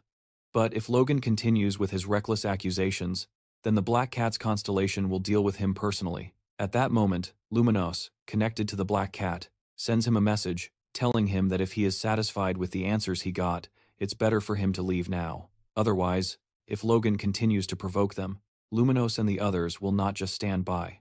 Logan still wants to say something more to the Black Cat, but is interrupted when his constellation sends him a message telling him to stop causing trouble and leave immediately, which leaves him quite perplexed. Even so, Logan quickly obeys his constellation's order. Before leaving, he warns the Black Cat that next time, he will not leave without obtaining the information he desires. As Logan exits, the Black Cat finally breathes a sigh of relief. He silently promises that next time, he will be more careful in guarding information to avoid leaks. For now, he decides to leave. The matter with Delia Ventric. Meanwhile, back in the Valhalla dormitory, Kim is busy training his mana. He is euphoric because after successfully compressing his mana, he notices a significant increase in his magical power. However, his physical body seems lacking compared to his magic. Realizing this, he understands that if he wants to strengthen himself further, he needs to return to intense physical training. He cannot afford to rely solely on magical power, otherwise, he might end up like many contractors who become dependent on mana and neglect their bodies. After training, Kim suddenly asks Barbie if he felt anything strange when he first saw the Ronkui. The Tower Master immediately responds, denying it, and asking if he still doubts him. Our boy explains that they cannot be sure. After all, the master of the labyrinth could have used brainwashing to turn Barbie into a puppet again. The tower master assures him that he currently has no powers and feels nothing suspicious in return. He asks Kim if he felt anything unusual at the Hero Academy, besides Hongrui. Bart mentions sensing a mana signature inside the academy that seems strangely familiar to Kim. Upon hearing this, our boy struggles to remember the events, but is unsure what the low one is referring to. Still, he decides that he must return to the Hero Academy as soon as possible, to investigate. On the other side, in an abandoned building, a meeting is taking place among the reincarnated constellations. A man with a fish face asks the group if everyone who needed names is present. One of them replies that it seems the list is complete, except for a few who have left. Confused, the fish-faced man asks what he means. The vampire explains that it is similar to what Hongrui did, opting to leave and cause chaos on his own without the group's approval. The fish then remembers that the fool Hongrui is already dead, and that all the waiting for over 300 years was in vain. The vampire comments that Hongrui underestimated the contractors too much, which led to his downfall. The green guy asserts that if they die here, they will have to wait another 300 years before descending again.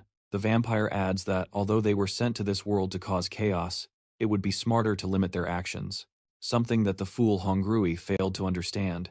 At the same time, the fish asks if there are other members they have not yet contacted.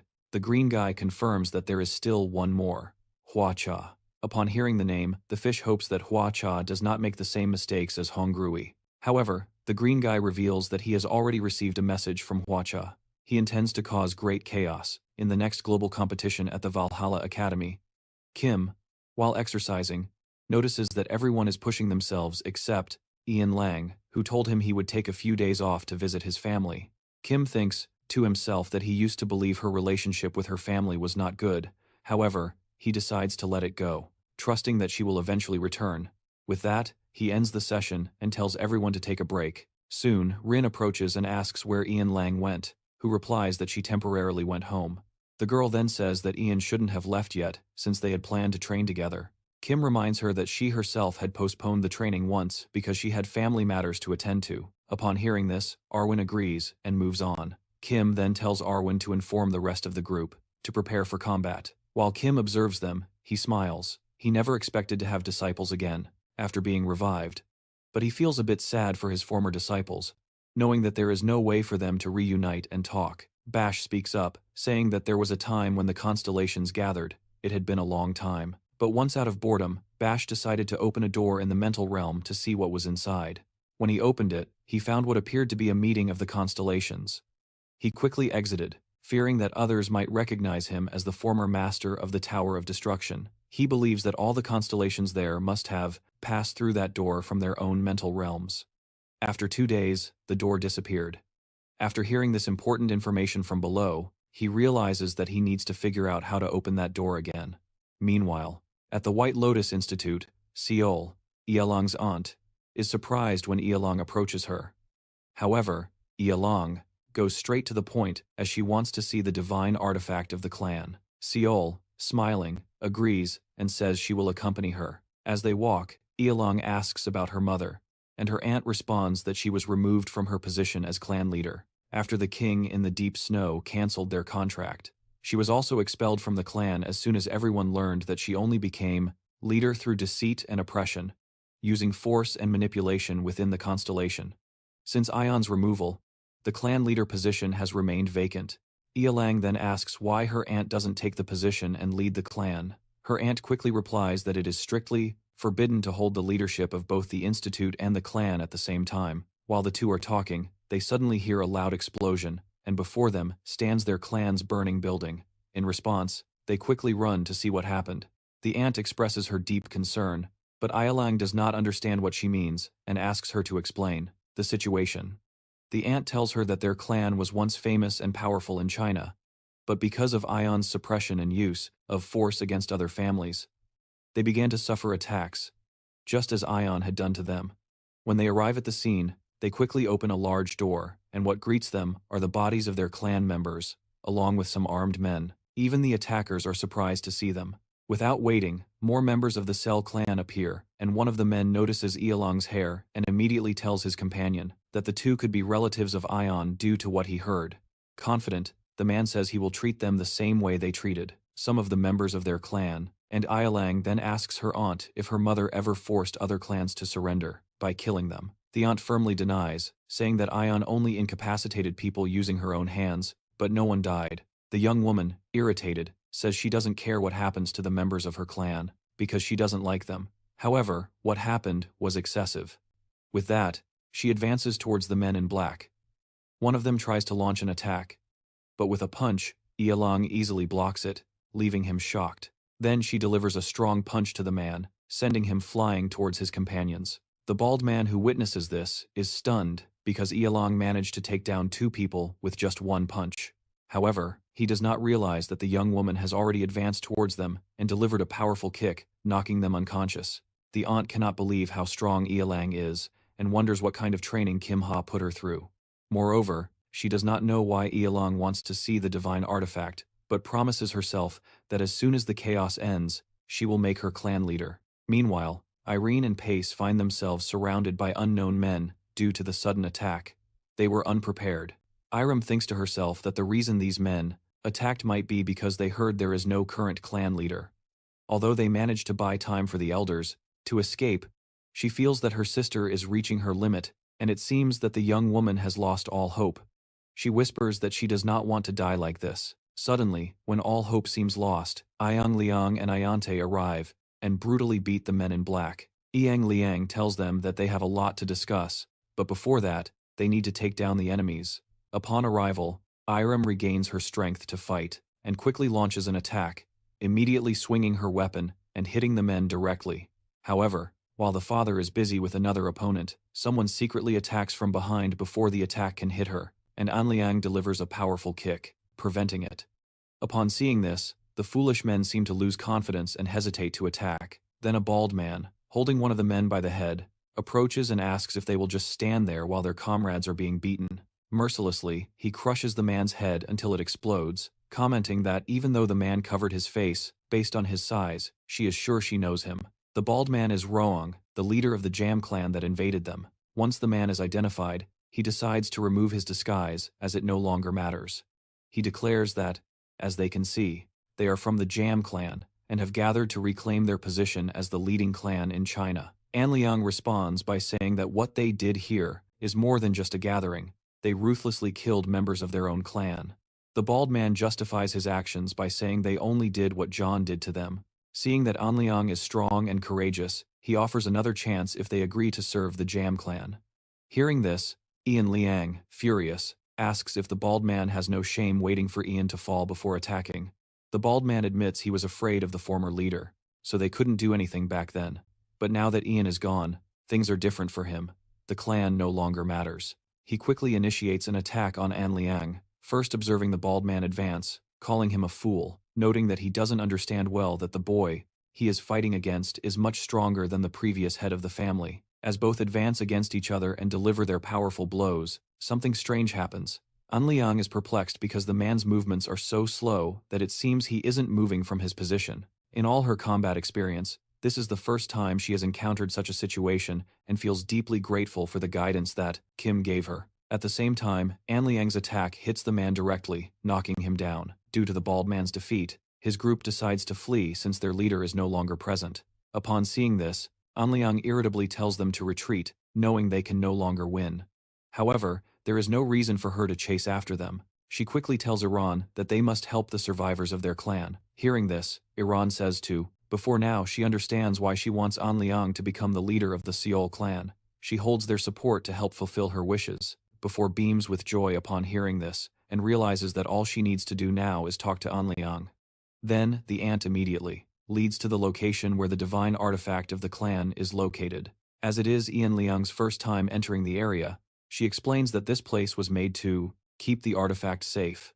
As soon as they arrive at the location, Auntie grabs the artifact and shows it to Ian Liang.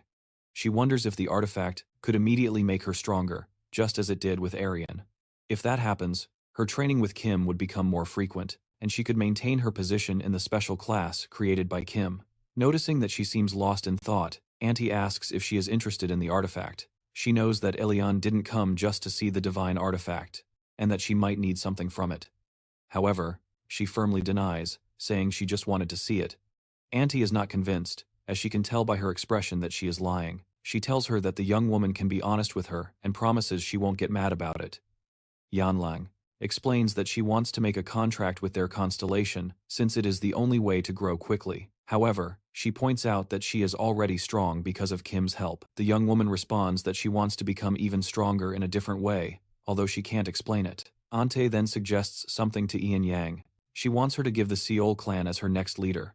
Upon hearing this, Ian Liang is shocked. Because she had never planned to take on such a role, she explains that there are two types of oaths when forming a contract with a constellation: the basic contract and the protective blessing. However, she adds that there is also a third type known as the divine contract. The basic contract involves several people, while the divine contract is specifically reserved for clan leaders. This contract means that the power that Along will receive cannot be compared to the basic contract. So if she wants to get stronger, this is the fastest way she knows. However, Yelang feels uncomfortable because she is still only 17 years old, and it seems too early for her age. The aunt responds by saying that although she may be young, they will continue to be attacked. As long as the position remains vacant as a member of the Seol clan, she cannot simply stand by watching. Therefore, she wants to take her to the position of clan leader and wants her to know that even her brothers agree with this plan. The aunt still assures her that, if she is worried about the responsibility, she should not worry because she is here to help. All she wants is for her to accept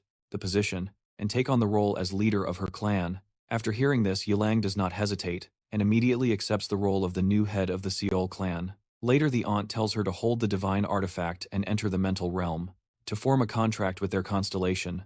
The young girl quickly follows her instructions and soon finds herself before the king. In the deep snow, she returns shortly, and upon returning, Ian Liang smiles happily at her aunt because it seems they have succeeded in their contract with the constellation. A few weeks later, Kim, along with Aaron, arrives in the United States. He is quite irritated because he did not expect a world championship to be held before classes started. Several days before the start of the competition, the Black Cat called Kim to his office to ask a favor. The Black Cat told him that along with the return to classes the following week, the world championship would begin. It was similar to a school competition, but this time schools from all over the world would participate, and each school would choose a representative from the first-year students who was perplexed and asked why only first-year students were participating, when there were many second- and third-year students who could join. The Black Cat explained that after becoming president, he learned that according to an agreement, second- and third-year students would not be chosen because they often went to the guild for training as hunters. The goal of the students was to become hunters and graduate. Being a representative too often can be an obstacle, but it would help the first-year students who participated in various competitions, as they could attract scouts from guilds or companies. After explaining all this, the Black Cat asked if he could represent Valhalla in the World Championship. Upon hearing this, our boy immediately understood the favor that the Black Cat was asking, but was unsure how to respond. He asked the Black Cat where the competition would be held. The Black Cat replied that the competition would take place at the Hero Academy. In the United States, although it had been damaged, it was quickly repaired thanks to Kim's timely arrival, which prevented the constellation from getting out of control. Besides, it was a tradition at the academy to hold this competition every year, so they would continue, regardless of what happened. After hearing the Black Cat's statement, Kim agreed to the plan because he truly intended to visit the Hero Academy. He wanted to check what Baishu was saying to confirm if it had anything to do with his disciple. After that, the Black Cat asked him who he wanted to bring with him. Since each school had to send 2 representatives, our boy would like to bring Ian Liang. The Black Cat asked him who he wanted to take with him. Since each school had to send 2 representatives, our boy would like to bring Enlong. But the Black Cat opposed this since she was not an official student of Valhalla, so Kim decided to take Aaron instead, as she was showing great promise. In recent days, along with this decision, Kim chose to make a contract with Moron because he was concerned. A few days ago, he was worried about what the guide had said. The guide had hurriedly told him that they had a big problem. Not only was Ron Rui sent by the master of the labyrinth, but all the names on the second floor were also sent that same day. Upon hearing this, Kim seemed unconcerned, as if the situation was not a problem for him. Before, it didn't matter how many attackers there were. However, now he was sure he would have difficulties if everyone attacked at the same time. However, the guide believed it was unlikely they would cause immediate problems. It was possible that the master of the labyrinth had ordered them not to cause chaos yet, as killing many people indiscriminately would not help increase his reputation. However, as the names were falling, the guide could not predict what the attackers would do next. She advised that she would be cautious, as it would be much more difficult for her to provide the warning as she used to do. Who said the guide? That it was she who should be careful, and not overexert herself to avoid being caught by the master of the labyrinth? The guide laughed at the young man's words, commenting that it had been a long time since someone cared about her. With that, the woman said goodbye to him, saying they would meet again someday. Although Kim had borrowed Moron's power, he was not sure what would happen next. Shortly after, Arin approached Kim to thank him for recommending her to be part of the upcoming competition. Who said that the battle ahead would not be so difficult? Then he advised her to just do her best, and he was confident they would win. While the two were talking, Logan Jr. and Melissa watched them from a distance. In Logan's mind, with his participation in the competition, he was sure Kim had a great chance of becoming the champion. Melissa, however, expressed her deep gratitude to him for saving them in the Great Forest. Logan added that he also owed a great debt to the boy and wanted to use the competition to ask him about the secret to becoming strong. After that, Beck, the president of the Hero Academy, spoke. After seeing everyone anxious, he clarified that the current situation was a result of the recent attack, but the main culprit was killed, and the buildings were repaired. Moreover, ensuring safety during the competition is their priority, so they increased the number of staff to over 200. He assured everyone they could feel safe. The president then explained the competition in more detail. The World Championship lasts 2 days and 1 night, and the first task is to clear a labyrinth. Meanwhile, when the competition starts, Logan Sr. stares intently at a monitor, following what is happening. Soon, Rania, a member of the Contractors Association, rank 3, arrives. Noticing her, Logan asks what she is doing in the area. Rania explains that she is just doing her job, and that she heard a fool attacked the Hero Academy. Therefore, the Hero Academy cannot allow this to happen again in a competition where so many students are gathered. To ensure safety, they hired their company for additional security. Logan responds that the reason he is here is to observe a participant who caught his attention. She asks Logan if he is talking about his son, but he denies it. Just as Logan is about to speak again, a loud explosion comes from outside the stadium. When they look, they are shocked to see a large number of a horde, similar to the shadows heading towards them. After this, the guards quickly rush to inform them about what happened. Rania immediately asks what they are doing and why they didn't warn them earlier. The guard explains that the dead suddenly emerged from beneath the ground. With no other choice, Rania steps forward to face the zombies, telling her team that they need to protect the students, no matter what happens. As soon as she says this, the zombies charge at them while Rania and her group confront them from all sides. Although killing the zombies seems easy, they know they will struggle with their numbers, and there are no mazes nearby. This leaves Rania intrigued about where they are coming from. She wonders if the zombies are emerging from beneath the earth. She is sure that the students inside the stadium are in danger. Meanwhile, Kim is also wondering the same thing. Looking at the zombies, the president quickly orders everyone to evacuate because the competition has been cancelled.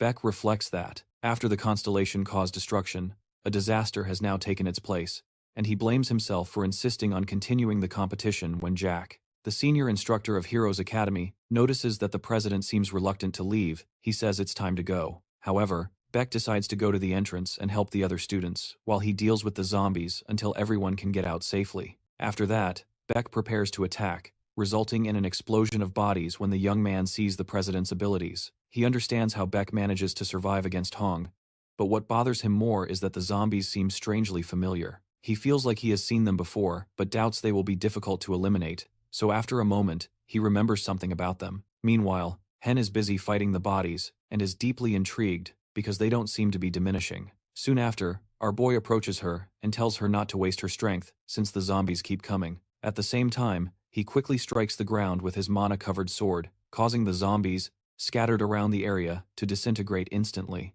She is grateful for Morin's abilities as they are highly effective against large groups of weak enemies. While the zombies are melting away, the president wonders how this happened since, to his knowledge, none of his instructors had such abilities. Then he sees 15 and asks if this has anything to do with him. Our boy tells Aaron that the zombie attack will temporarily stop, and when they return, she shouldn't tire herself too much. He reassures her that he will deal with the idiot responsible for all this. On the other hand, Watia is intrigued about why his zombies disappeared so suddenly. Near the stadium, with the number of zombies he sent, he didn't expect them to be eliminated so quickly. However, he remains confident that he will be able to kill the people there and show them his so-called love and care. However, To his surprise, Kim suddenly appears behind him, ready to confront him. As soon as the hero enters, he immediately delivers a powerful kick, forcing Ruacha to retreat. After that, Ruacha summons more bodies from beneath the ground, but Kim effortlessly defeats them. He advances towards the constellation, pointing his sword at his face, challenging our boy by calling Ruacha by his name, which shocks the constellation. Ruacha wonders how he knows his name, only to realize he is facing the god of martial arts while Ruacha is still in shock, who quickly attacks him with his sword. Even though the constellation manages to grab the weapon, it still results in his arm being cut off. Kim seizes the opportunity and delivers a powerful blow that Watia barely avoids but still ends up having his arm broken in two. Kim mocks him, saying that, because of his attempts to dodge the attack, he has now lost his arm, just like his friend Hongui. Upon hearing this, Rock realizes why he couldn't find Hongui. It's because Hongui has already been killed. After this, filled with rage, the constellation summons a large corpse and states that they are only here to follow orders, so killing them makes no sense. At the same time, the monster throws a punch that would hit Kim directly, but he easily dodges it. After avoiding the punch, our boy quickly drives his sword into the chest of the giant zombie, using the moron ability. Because of this, the body slowly begins to melt, and he realizes that it is not the martial arts god's ability being used here. He starts to think that the reason his zombies were eliminated so quickly in the stadium is due to the existence of others like him. While lost in thought, the constellation does not notice Kim attacking again, causing its head to be separated from its shoulders. Even after losing its head, the fool still manages to laugh and tells him that he is not as strong as before. Kim responds that the what hasn't changed much. He talks a lot before dying, Huacha. Although he is close to death, he replies that even though his time is near, it won't be long before their names resurface. On that day, he will be with Hongui again. Upon hearing this, Kim mocks the constellation, asking where Hongui's name has gone, and quickly shows the Wat to the ring he is wearing. This shocks Wat, and he cannot believe that our boy simply absorbed his friend Hongui in this way. The young warrior explains that this ability is not like the master of the labyrinths and that he does not know how it works. However, there is one thing he is sure of: both he and Hongui will suffer the same fate after this. Wacha slowly disappears, while begging Kim as he sucks him into his ring. Meanwhile, after defeating Wacha, he is being watched by the Black Cat and Adelia, and after witnessing what happened, she cannot help but admire his displayed abilities. The Black Cat, seeing Adelia's reaction, becomes curious about which part she is admiring. The lady reveals that it is their constellation technique, the same one that was used before. The Black Cat immediately realizes that she is referring to the way the hero melted the monsters. Adelia then explains her own constellation ability, Poison. This ability transforms all magical power into poison that can be applied to a weapon. However, the intensity of the poison varies depending on the contractor. According to her, if an ordinary contractor used the spell, their target would feel intense pain or faint, but would not die. It is generally intended as a supplementary attack. She adds that even she, who made a genuine contract, needs to land a direct hit to melt someone. However, Kim managed to do it easily and on a completely different level. Furthermore, Kim only has a temporary contract, but he is still melting everything he touches with the ability. That is why Adelia is so impressed, and the Black Cat agrees. As they talk, a sudden notification from Moron Constellation Ventrix reveals that, although the ability is hers, it was her master who helped train her. Upon hearing this, Adelia becomes nervous and apologizes for being short-sighted. She then turns to the Black Cat and reveals her decision to ask him to teach her when they meet again in the Hero Academy arena and even outside of it. It seems that a war has broken out, leaving everything in ruins. Ronnie is present, silently observing the wreckage. Lost in thought upon seeing her team members, she quickly orders them to tend to the wounded and assess the damage. Inside, she is still in shock, wondering what the hell just happened. There wasn't even a labyrinth nearby. And yet, an order of monsters appeared suddenly, and everything stopped the moment someone showed up. She clearly remembers the chaos as she fought against the horde of zombies. No matter how many she took down, they kept appearing. Even her constellation ability, Fist Faster Than Light, was not ideal for dealing with multiple enemies. The overwhelming magic it required made it hard to focus on the crowd as she grew anxious, and began to wonder about the origin of the monsters. She was shocked to see a uniformed student standing calmly among the zombies. Desperately, she shouted for him to run, but instead, the student, none other than Kim, drove his sword into the ground. To her surprise, the zombies began to melt and crumble instantly. Returning to the present, Ronnie is still trying to understand all of this. At first, she didn't recognize who he was, but then she realized it was the famous Kim. What intrigues her more is how, the moment he acted, the monsters simply disappeared as Ronnie remains pensive. Logan arrives and asks if she is okay. In response, she asks if everything is under control inside. Logan assures her that Beck has taken care of everything. After a brief pause, Ronnie asks if the participant Logan mentioned earlier, the one he was looking for, is Kim. Logan confirms and Ronnie makes a bombshell revelation, revealing that it was Kim who ended the zombie attack, melting them down with just his sword. Hearing this, Logan begins to wonder if someone formed a contract with Lumens, the ruler of the underworld, but from what he knows, our boy shouldn't have such ability. He remembers the warning from the Black Cat not to disclose certain information to anyone. Logan then asks about Kim's whereabouts, but Ronnie says she has no idea where he went. Realizing this, Logan understands that he will now have to wait for another event, like this, to find him, so he decides to leave. This surprises Ronnie. She had assumed he would search here immediately, but Logan doesn't want to investigate any further. He's just curious about how that student managed to resolve everything. Ronnie sighs, stating that they need to investigate his involvement with the undead. Logan, however, bluntly warns her that if she tries to dig too deep, she will end up dead.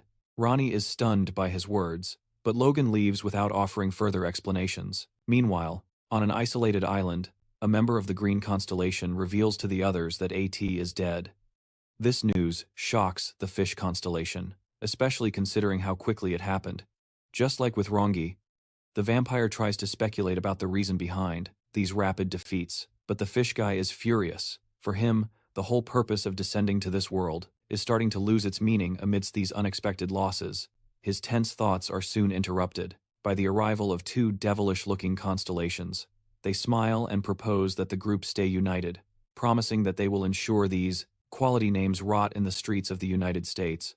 Armin and Kim are returning with their things packed. She points out that it is quite disappointing to be leaving without achieving anything since the tournament was cancelled so abruptly for him. However, this seems more like a relief, as there was nothing there that could have helped them anyway. Who asks if anything unusual happened at the stadium while he was away.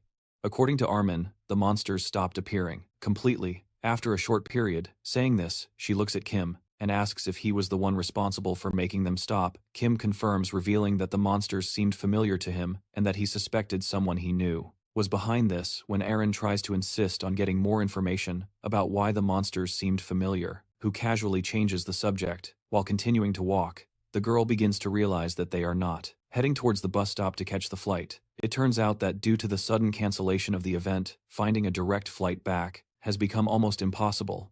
Our boy remembers that the return to Korea will now take much longer than expected. Surprisingly, Aaron does not seem very bothered. In fact, she finds the unexpected delay strangely comforting, who then reveals that he knows a faster way, pointing to a narrow alley. He claims that he has permission from Black Cat to share this information with Aaron. Saying this, who starts looking around until finding a door that leads to an old warehouse according to him. The door itself is not important. He remembers Black Cat's words when asked. Black Cat confirmed that the black market could be accessed from any country. The entrances could also be used as portals, but due to the distance between them, it can be difficult to teleport directly to another country. Instead, Black Cat recommended going first to the central area, 7 of the black market.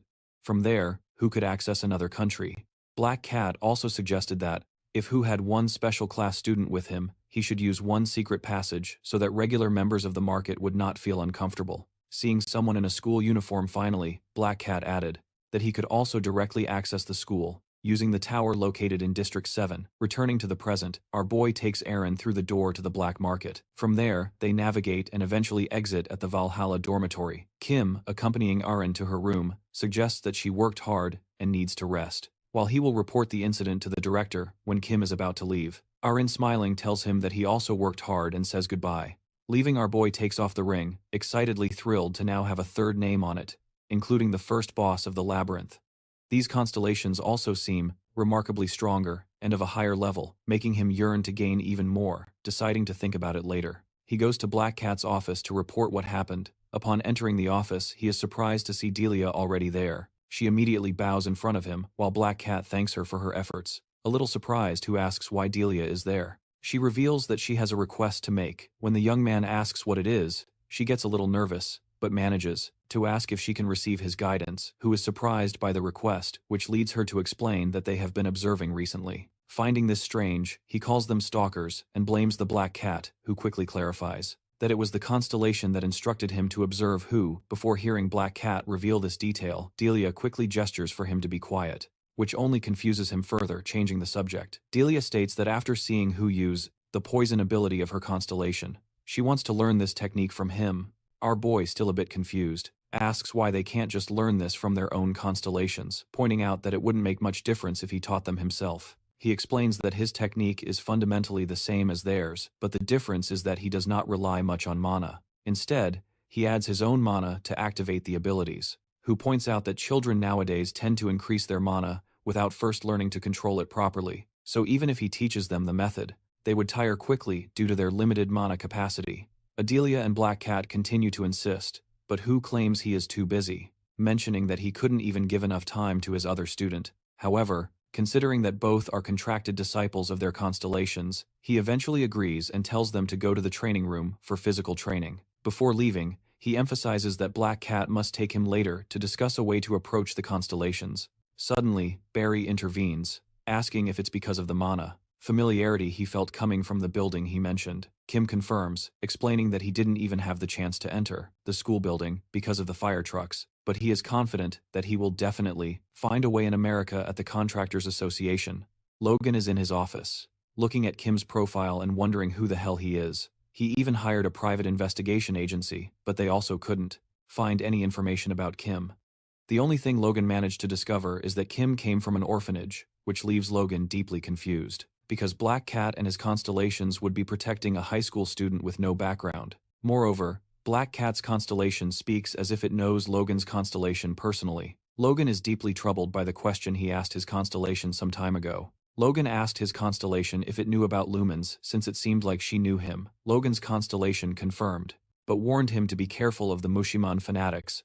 Worried, Logan searched for any information about the Mushiman fanatics, but just like with Kim, he found absolutely nothing. It seems he is a deep mystery, someone with no ties to the Blood Hunters and no records to uncover. While Logan is busy pondering all this, he suddenly hears the voice of the Devil constellation, asking if it was the Contractors Association.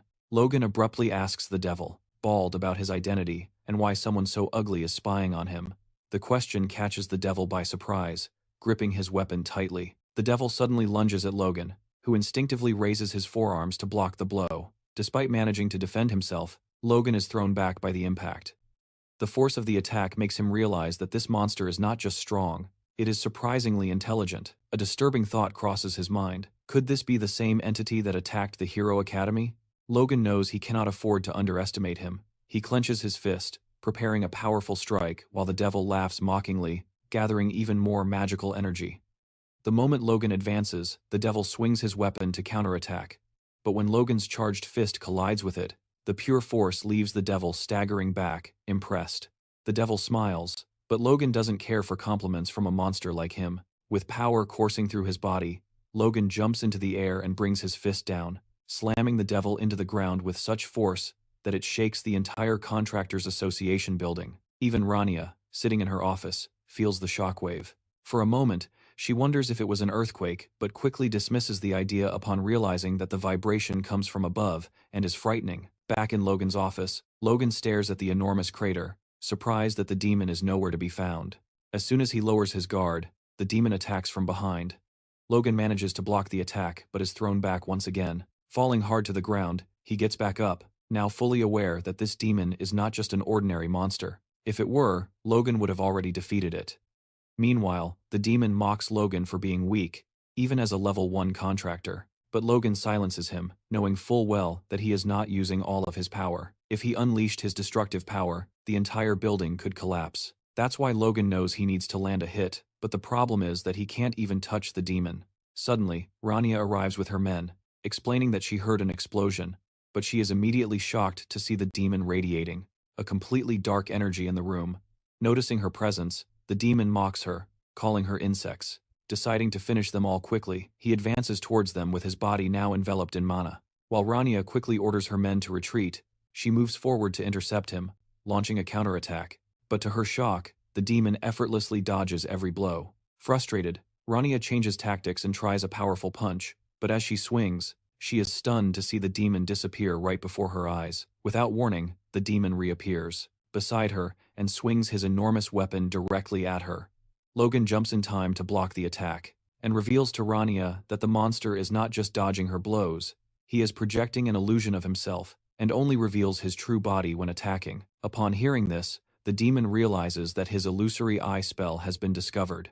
Determined to hide again and attack, from the shadows, he begins to disappear, but suddenly he feels an overwhelming force on his foot. Looking down, he sees Logan pinning him to the ground. With the demon trapped in place, Logan charges his punch and swings with all his might. But just as he is about to land the blow, his body freezes. Another demon materializes behind the first. This new figure addresses the original attacker, calling him Purple Ghost, and reprimanding him for being careless. Purple Ghost looks visibly shocked and responds by calling him Black Ghost. He explains that his petrifying eye spell is what saved Purple Ghost from ending up with a hole in his stomach. As the two demons argue, Logan and Rania remain frozen, completely stunned by the appearance of yet another monster. We realize Black Ghost smiles and casually wonders which of the two he should kill first, but just when Purple Ghost decides to act, someone appears out of nowhere and with a quick swing of his sword, cuts Black Ghost in half. Seeing this, everyone is in shock. When Black Ghost dies, Logan and Rania regain control of their bodies and free themselves. Meanwhile, with his back to Purple Ghost, our boy speaks calmly, recalling that back then they used the same tactic, Black Ghost using the eye ability while Purple Ghost landed the blow with his bat. As he says this, Kim slowly turns to Purple Ghost and asks if he remembers, but Purple Ghost is stunned, not by the memory, but by the fact that Kim knows his name. He even wonders aloud if the young man had killed them before. Still amazed, Logan sincerely thanks him for saving them. Our boy, maintaining his usual calm, had already anticipated this encounter. He remembers how the Black Cat informed him in advance about Logan's visit, advising the heir to the Contractors Association building. According to the Black Cat, Logan was looking for him, something that Kim kept in mind. While heading there as he briefly lost himself in thoughts, the furious Purple Ghost suddenly jumped into the air and tried to crush them with its enormous weapon. However, Logan and Kim easily dodge the attack while still in motion. Logan questions Kim, asking if he has a strategy to defeat the ghost since he has clearly encountered it before, who is momentarily surprised. Realizing he may have revealed too much about himself, but in his mind, he knows one thing for sure: they have to kill the Purple Ghost. At the moment he attacks before he has the chance to disappear into an illusion. However, he remembers that in their previous encounter, as soon as the Black Ghost was killed, the Purple Ghost tried to escape, and that is exactly what is happening now. The Purple Ghost suddenly turns and dashes away. Logan looks confused, surprised to see the monster running, and asks if they should chase it. But Kim quickly reveals that the fleeing figure is just an illusion. The real Purple Ghost is hiding nearby, camouflaged within it. The boy considers using his light attack to destroy the illusion and the real ghost at once. But there's a problem: he can't use his disciple ability right now. As he hasn't formed a temporary contract, he avoided doing so because he wanted to use the power stored in his ring. But if he releases that power, it could destroy the entire building. While Kim prepares for the attack, Logan's Constellation suddenly proclaims that he is the martial god. Logan, perplexed, has no idea what his constellation is talking about. Kim also hears, greeting the constellation, calling it the King of the Fist. With time running out, Kim decides to make a temporary contract and urgently asks Logan for the sacred relic. The constellation quickly supports the request. With Logan about to hand it over, Logan agrees, but Rania, still watching, warns that they need to act fast. The devil has already escaped through the window. Kim shouts again for the sacred relic, and Logan throws him a beaded bracelet. Kim quickly puts it on and starts running towards the Purple Ghost. Meanwhile, the Purple Ghost, still hidden, senses Kim's presence and realizes with growing dread that his comrades have been killed by the reincarnation of the martial god. Even though he now walks in the body of a mere child, the Purple Ghost decides to warn the others about the reincarnation of the martial god. However, the boy is already upon him, who prepares his fist and with a powerful strike hits the Purple Ghost, disintegrating its entire body. Watching from above, Rania is shocked. She asks if that was Logan's constellation ability. Logan denies it, saying it's impossible, but he admits that the attack had the crushing power of a constellation. He is surprised that the hero managed to use so much strength. Soon the emergency services arrive and treat the injured. Logan and Rania, Kim, having achieved his goal, decides to leave discreetly. He doesn't want media attention. Logan questions his sudden departure, which irritates Kim. He is intentionally provoking the question, hoping that Logan won't return to Valhalla to investigate further. But suddenly an idea occurs to the young boy. He could bring Logan to his side, since Logan is #1 among the contractors in the world. Thinking this, our boy reassures Logan that they will talk about it another day. Logan agrees, who adds that they will meet at the Hero Academy, especially since Logan is the contractor of the King of the Fist while he walks away. Logan tries to stop him, but the voice of the Constellation echoes in his head, ordering him to show respect when addressing Kim. Logan agrees respectfully. Meanwhile, Rania arrives and requests the monster's body for a police investigation. Logan explains that the creature vanished in smoke, frustrating Rania. Without a body, it will be difficult to convince the committee. She then questions Kim's identity, pointing out that the monsters they faced were too powerful for an ordinary contractor to defeat. Logan assures her that they will discover the truth in time after leaving the scene.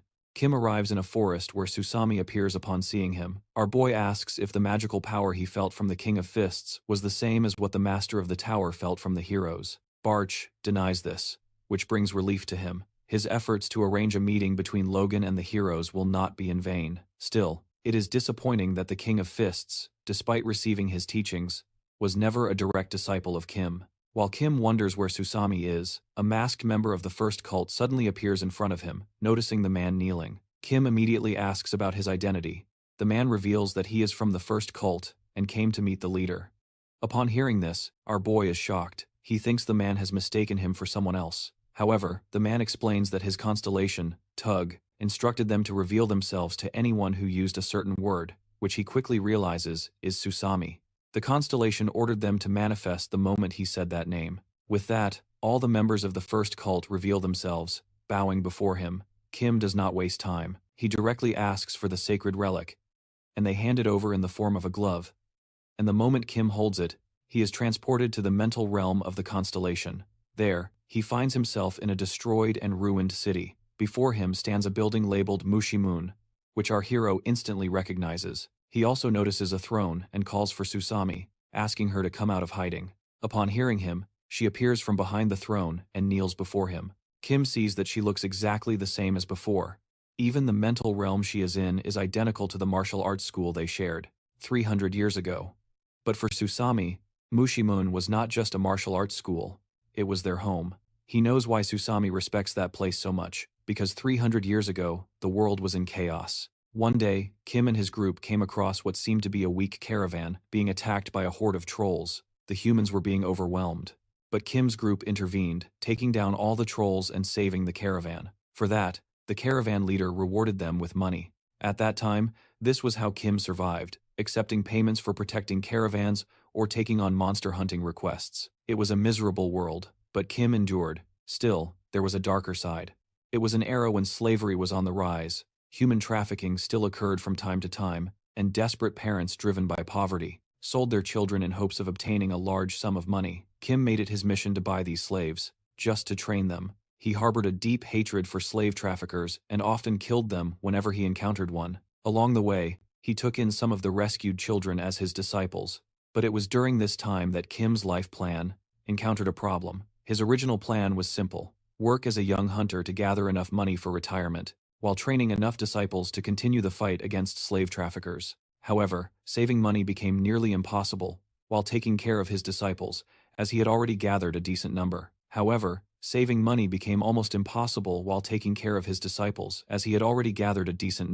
Decided to put them to good use. After discussing with them, our boy made a decision. He would start a martial arts school called Mushimun. The school was founded to train and educate its disciples in a disciplined environment. Although whoever was strong, he began to notice that his physical limits were being reached, but his disciples were different. They learned proper techniques and showed remarkable talent. So Quinos trained them rigorously, hoping that when they grew up, they could pass on their knowledge to the next generation of disciples. His plan was to take a part of the donations and profits that the school would generate. But just as his disciples were about to become teachers on their own, the Tower of Destruction appeared back in the present next to Sosimi in front of the old school. Now nothing more than ruins. He comes out of his thoughts and asks Sosimi what she has been doing since she became a constellation, and how she managed to find him. According to her, she knew he would be reincarnated, because a notification appeared revealing this. Wanting to find him again, she created the first cult clan, which now consists of 4 members. The name First Cult was chosen in honor of Kim, and she killed everyone who claimed to be the strongest, except for our own boy. Kim is surprised by this revelation, so Simi continues, explaining that they observed those who called themselves the strongest, and the moment someone declared that title, they would eliminate them. It was the same method they used to find Kim. The boy finds it fascinating and disturbing that a single slip of the tongue could have led to him being killed by his own disciple. Sosimi also mentions the various clans and contractors they eliminated, all of whom claimed to be the best. According to her, this relentless strategy is what led her to Kim. She adds that Kim, despite being the strongest, was also humble and never bragged about his strength. He rubs his head and replies that he simply waited for the truth to reveal itself. Then he tells Sosimi that he has already found the other 2, Moron and Luminos. This truly surprises her.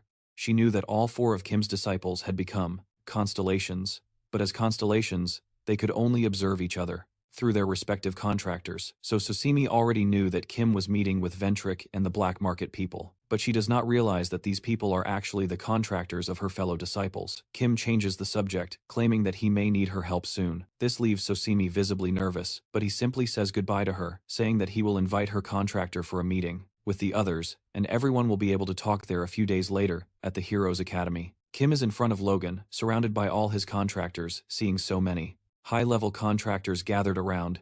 Kim makes Logan feel extremely uncomfortable. Once everyone is settled, he begins the meeting, asking if everyone knows what he does. The question catches everyone by surprise. Adelia responds, saying that he is the master of their constellations, who confirms this, and then reveals that he pieced together much of what happened after he died.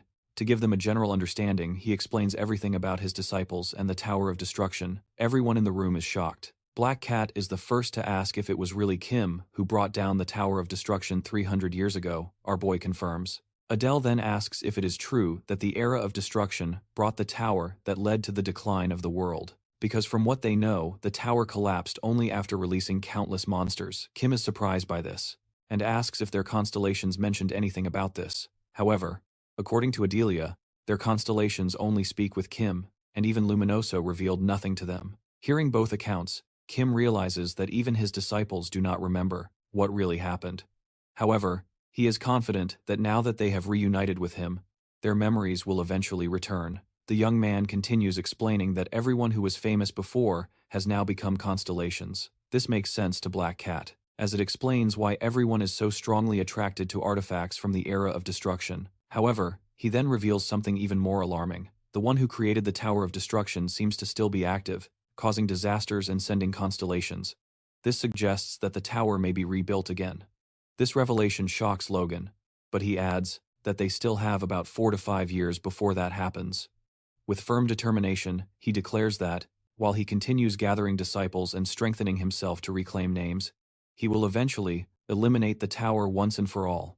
At first, it is hard for Logan to believe, but he chooses to trust him, especially because his own constellation has already revealed that Kim was known as the god of martial arts 300 years ago. Kim, apparently, also saved this constellation and passed on the first authority, although he does not clearly remember those details. Upon hearing this, Logan stands up and respectfully asks Kim to spare him if he truly is the god of martial arts that his constellation described. Kim nods in agreement, and they all head to the academy. There, Logan challenges Kim to a duel, which Adelia does not quite understand. Black Cat tries to grasp the situation, suggesting that Logan may have found everything too surreal. Realizing that a high school student could actually be a legendary hero from 300 years ago.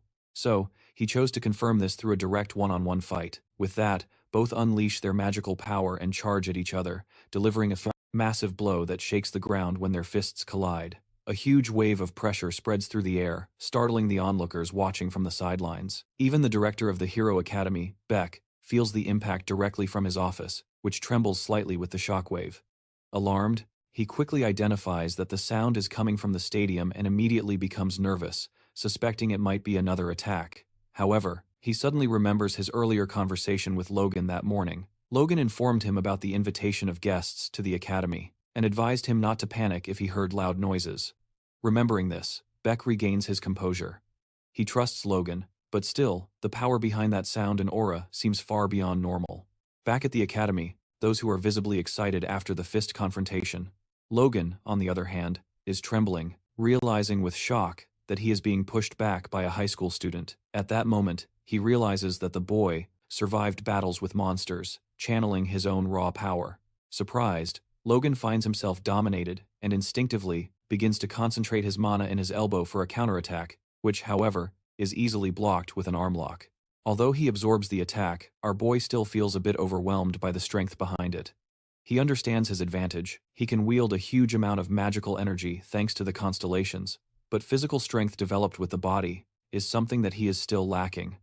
Nevertheless, he becomes even more excited, knowing that he is facing Logan. A constellation-level contractor is a rare opportunity and seems like the perfect challenge as Logan advances towards him with all his mana concentrated for a final strike. The young man decides it's time to end the fight. As Logan swings, Kim dodges with precise timing and counters with a quick strike. With the impact throwing him to the other side of the academy, the attack seems deceptively light, but Logan feels all the force coursing through his body before falling to the ground unconscious. Sometime later, Logan regains consciousness in a panic, only to find himself resting on a couch. Confused, he looks around and notices 15 of his contractors standing nearby, who explains that Logan fainted, so he carried him there for safety. Grateful Logan thanks him. After a long pause, Logan, deep in thought, asks who is a reincarnated individual. Somewhat surprised, he reminds him that he had already shared that detail before, although he understands that it's hard for most people to believe. He then reveals that Logan's constellation has a similar personality, having now experienced its overwhelming power firsthand. Logan nods and decides to join him as a disciple in the mission to stop the Tower of Destruction. Kim, excited by this, beams with excitement. Meanwhile, the first member of the sect observes them, finding the combination of contractors, powerful and high-ranking, forming a team both unexpected and fascinating. Kim then surprises Logan by asking if he has seen anything in the Hero Academy that resembles one of his disciples, perhaps an artifact or relic. The main reason why he suggested meeting at the academy was because he felt a familiar magical presence there. However, now that the area is saturated with powerful mana due to the previous confrontation, it has become much more difficult to identify the exact source given the large number of relics stored in the academy. Identifying what he is looking for is almost impossible unless it chooses to reveal itself. Logan suddenly remembers a relic he once spoke of asking his master. This memory leads him to Beck's office. There, Beck is visibly anxious and immediately questions Logan about the identity of his mysterious guest. Logan reveals it was our boy, but when Beck presses further, Logan interrupts him, explaining that he cannot reveal more information at the moment. Instead, he asks Beck about the radiant sword he had given him earlier. Beck, already worried about the sword, admits it has been causing him severe headaches. To demonstrate, he presses a hidden button that opens a concealed compartment within the office. Inside is the radiant sword, emanating an overwhelming amount of dark mana. The pressure is so intense that the surrounding area is visibly cracked, unable to withstand the energy radiating. Seeing the damage, Beck begins to regret keeping the radiant sword in his office. The walls around are starting to crack, and it's clear that the weapon can no longer be stored there. Logan looks at the destruction in disbelief, unable to comprehend how just the sword could be the cause. He questions why Beck didn't store it with the other relics where there are magical suppression fields to contain such artifacts. Beck revealed that he planned to do exactly that, but something unexpected happened when he tried to place the sword in the sacred relic chamber. The guardians of the relics unleashed their magical power to block his entry. At the same time, the radiant sword began to vibrate, violently, with magical energy, as if reacting to the guardians themselves. With no other option, Beck brought the sword back to his office. Even his secret compartment covered with sealing enchantments couldn't contain the sword's sinister aura, despite the storage room being surrounded by powerful magical suppression spells. The sword continued to disrupt the materials around it. This was exactly the reason Beck intended to speak with Logan. Although to his surprise, Logan came asking for the sword instead. When Logan asks Beck if he heard the sword calling for its master, Beck denies having heard anything, but then, to Beck's surprise, Logan extends his hand and raises the radiant sword, effortlessly at the moment. Logan touches it. The sword's aura completely disappears. The dark mana stops radiating. Surprised, Beck tries to ask Logan how he managed to do that, but Logan himself seems uncertain. He sheathes the sword and says he will take it to the meeting place, leaving Beck confused about what kind of meeting he is referring to. Logan, with a calm pause, assures Beck that he will understand everything soon and how Logan always keeps his promises. Beck chooses to trust him once again. Logan returns to Kim and hands him the radiant sword, but when our boy holds it in his hand, he immediately notices something strange. He doesn't feel any magical power coming from it. Logan explains that the energy of the sword disappeared the moment he picked it up, and it remained in the same dormant state. Even when he brought it to the academy, the young man is a bit surprised by this, but Logan adds that he occasionally hears the sword calling, seeking its master. Hearing this, he immediately understands what Logan is referring to. However, when he tries to enter the mental realm of the artifact, he fails. Confused by the rejection, he turns to Adelia for clarity. She confirms that such a reaction is not uncommon. If the constellation linked to the artifact denies access, then no one, not even a contractor, can enter its mental domain. This information catches the kid by surprise. To investigate further, he asks Beisho if he feels any familiar magic from the sword. Baisho responds that the aura is weak, but the scent of familiarity is undeniable. Our boy then wonders if there is any alternative way to gain access. The master of the tower quickly remembers something he had mentioned before, the mysterious door that appeared in the realm of imagination, who clearly remembers a massive door. Where all the constellations once gathered, Barbie reveals that it was not just one door, there were several. Each constellation had a door, possibly leading to a realm connected to its essence. According to the master of the tower's assumption, these doors could allow access to the realms of other constellations. The idea makes sense to Kim, but when he asked his other contractors about the doors, none of them seemed to know anything about them. Baisho speculates that since the event was brief, there may be constellations that weren't even aware it happened, who suddenly remembers someone who might know more. Holding on to this thought, he decides to end the discussion for the day and suggests they return. Before leaving, he turns to the first cult member and asks his name. The cult member reveals that he has no name, and that Kim can name him as he sees fit. After a moment of consideration, Kim names him the Ancient Protector. With that, he orders the former Protector to start finding the other contractors, since their constellations may also be interested in meeting. The matter settled, the group leaves the academy behind a few days later, who finds the guide in an isolated house. In the middle of the forest. Upon trying to greet her, he goes straight to the point, declaring that he plans to absorb all the second-level constellations. As soon as he finds them, he thanks her for the ring, acknowledging that it made him stronger. Then, shifting to the real reason for his visit, he asks if she knows anything about a door where the constellations gather. The guide remembers something similar, an ancient space known as the arena. She explains that shortly after the Master of the Labyrinth created the constellations, he also formed the arena, a place that one could enter through constellation doors. According to her, the arena was designed as a battlefield for constellations to fight among themselves over time. While the original names of the constellations were forgotten, new nicknames were earned through battle, each carrying meaning imbued with a fragment of their identity, granting additional power that the arena itself amplified. However, the arena did not unfold as the Master of the Labyrinth intended, and ended up being sealed, which raises the question of whether there is any way to reopen it. The guide responds that the arena could only be opened by a constellation acting under the command of the Master of the Labyrinth. This revelation surprises him, but she does not end with a knowing look. The guide reveals why she called him. She found the exact constellation he is searching for, along with all the second-level constellations. The eyes of 15 widened with excitement, and now he wants to know everything. Somewhere in a secret meeting place of the constellations, the one known as the Guardian of the Key is furious with the others for their repeated failures. He accuses them of merely waiting to die, clinging to the futile hope of regaining their old names with burning anger. He reminds them of the torment they endured, wandering for 300 years without identity, reduced to mere fragments of existence. They had no physical bodies, only wandering consciousnesses endlessly circling around a single tree. For reasons still unknown, these wandering spirits were eventually transformed into the fruits of that same tree, trapped in an endless cycle with no escape. The Guardian of the Keys himself had almost avoided this fate. Although he too had wandered for centuries without form, he finally regained a body. And now, after all that suffering, he could not understand why the others were so willing to disappear. Again without resistance, his fury increases when he mentions the two ghosts, the two constellations that died without achieving anything. Just a few days prior, the constellation of the Green Horn had brought the sad news of their deaths. The announcement shocked the others, especially the fish, who always believed that the two ghosts were among the strongest. The Green Horn confirmed their deaths, but also warned of something even more concerning. He explained that all of them, those gathered in this very place, were constellations that once regained names and were sent to Earth. As long as they remained isolated and avoided unnecessary conflicts, they could survive, passively absorbing the magical power of the environment. But gathering in large groups as they were doing, now created a dangerous situation. So close together, their individual magical reserves would begin to deplete at an accelerated rate. Although they once knew power and identity, their current state was fragile, and union ironically could lead them to destruction.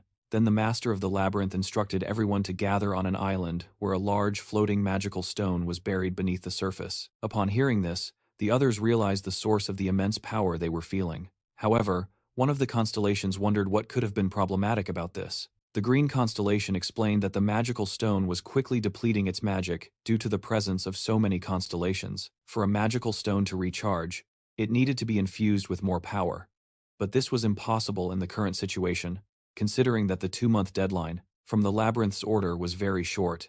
They planned to acquire new, large magical stones and place them on the island to maintain a constant flow of magic, but there was a catch. The task was entrusted to the twin ghosts. This revelation shocked the other constellations, and they asked about the whereabouts of the twin ghosts. The green constellation revealed that they went to the association of, and they asked about the whereabouts of the twin ghosts. The green constellation revealed that they went to the association of contractors, as a company collaborating with the association was in the spotlight for discovering a large magical stone. The plan was to destroy the association and steal the magical stone. Upon hearing this, the Key Guardian was surprised. While listening to the suggestion from the green constellation to calm down and find out where the other stone was, he felt a wave of frustration. Suddenly he ran out, calling everyone fools. Unable to contain his disbelief, the Key Guardian enters a separate room. Muttering to himself, he reflects on the twin ghosts, calling them weaklings who were killed while searching for the magical stone. He knows this means danger for all of them. He knows that if he stays in the room any longer, he will lose his power and eventually disappear. Although it seems like the right decision to leave, just as he is thinking about it, a portal opens in front of him. To his surprise, who steps out and calmly asks if he is the Key Guardian, shocked beyond belief. The Key Guardian panics and flees, thinking that this person must be the one who defeated the twin ghosts. However, to his horror, who reappears in the blink of an eye right in front of him, questioning why he is running in fear. The Key Guardian begins to plead for mercy, claiming that he hasn't killed a single soul since becoming a constellation. When King is about to attack him, he hesitates, realizing that the situation is much more mundane than he expected. The existence of the Key Guardian as a constellation seems almost trivial to him for this encounter. Our boy didn't even want to use the ring, as absorbing him seemed insignificant, who then confirms by asking if the Key Guardian has ever killed anyone before. The Key Guardian admits that he hasn't,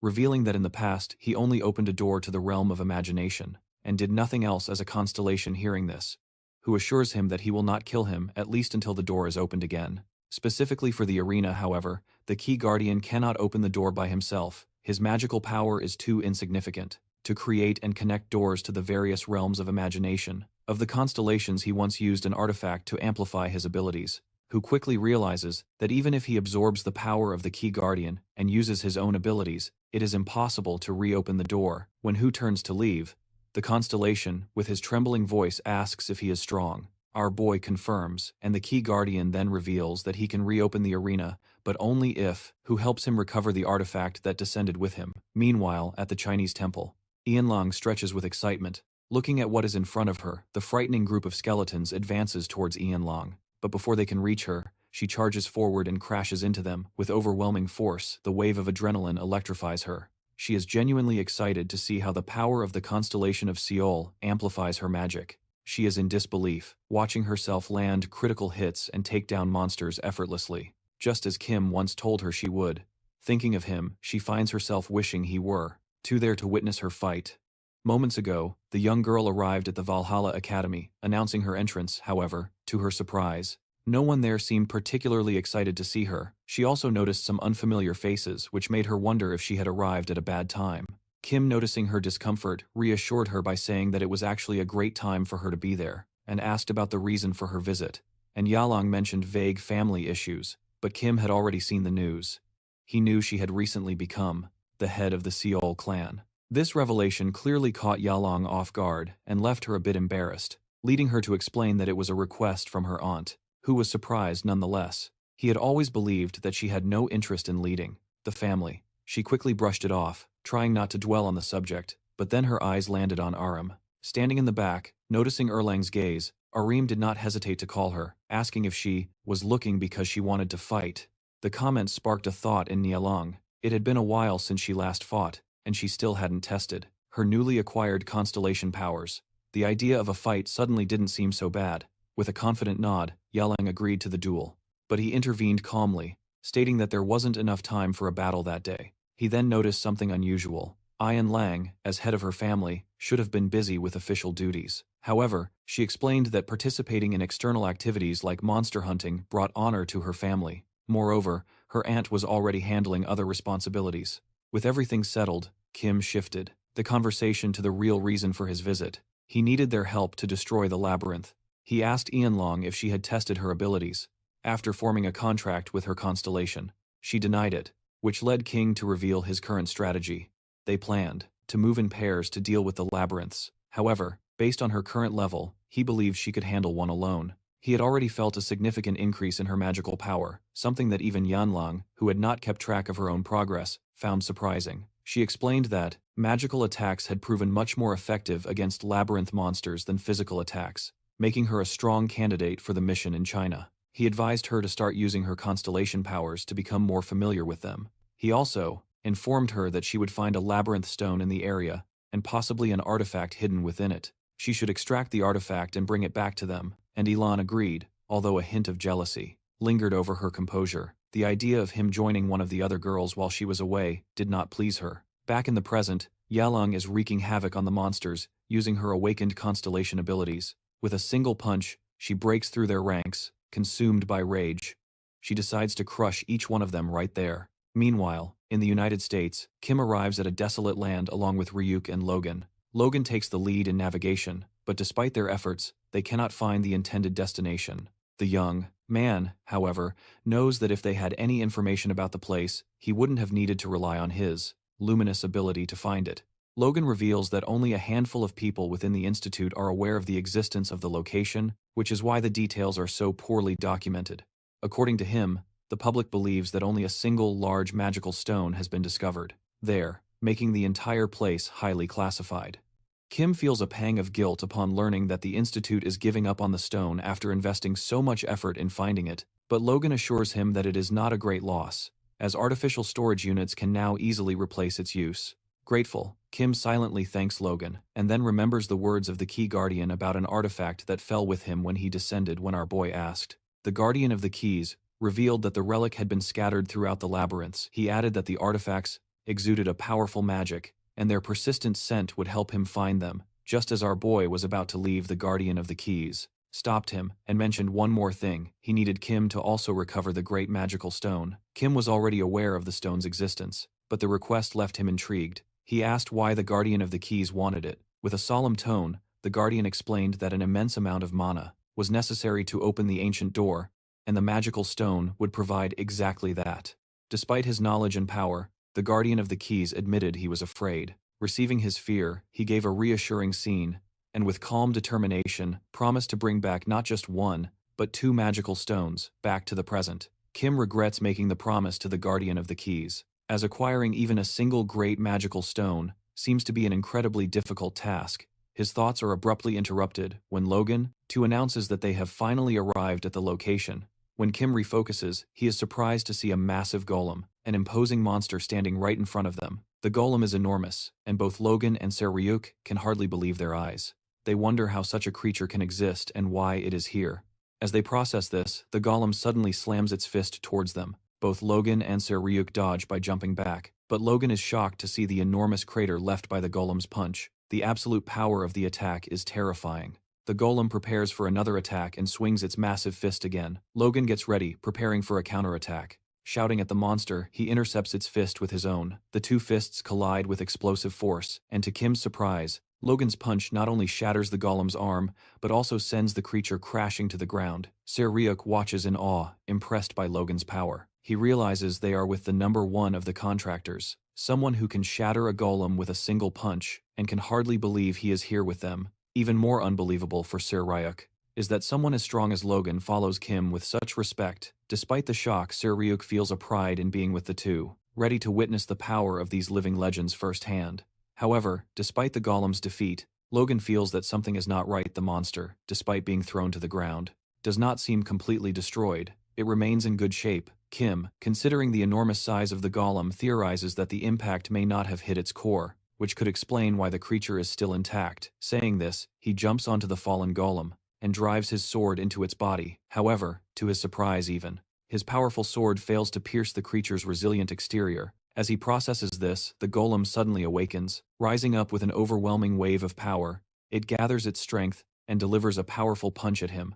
The fist strikes with immense force, and although our boy manages to block the attack, he is pushed back by the crushing pressure. Kim realizes at that moment that the golem has probably absorbed the great magical stone. This revelation shocks both him and Logan. Our boy then asks if he cast an anti-magic spell to block the presence of the stone. Logan confirms, but Kim, still processing the situation, reveals that it should be impossible to block the presence of the stone using any kind of magic. Logan, although he doesn't sense any magic himself, listens carefully, who explains that the magical spell blocks human senses, preventing them from detecting the presence of the stone. However, it is different for creatures born of magic, and the golem, being such a creature, is capable of detecting even the slightest trace of magical energy. The golem must have sensed the residual magic and channeled it into the magic stone, who assumes that the lack of other monsters suggests that the golem may have killed them, all to absorb their energy despite the immense power of the golem, who is surprised that simply absorbing the residual magic from the stone made him so strong.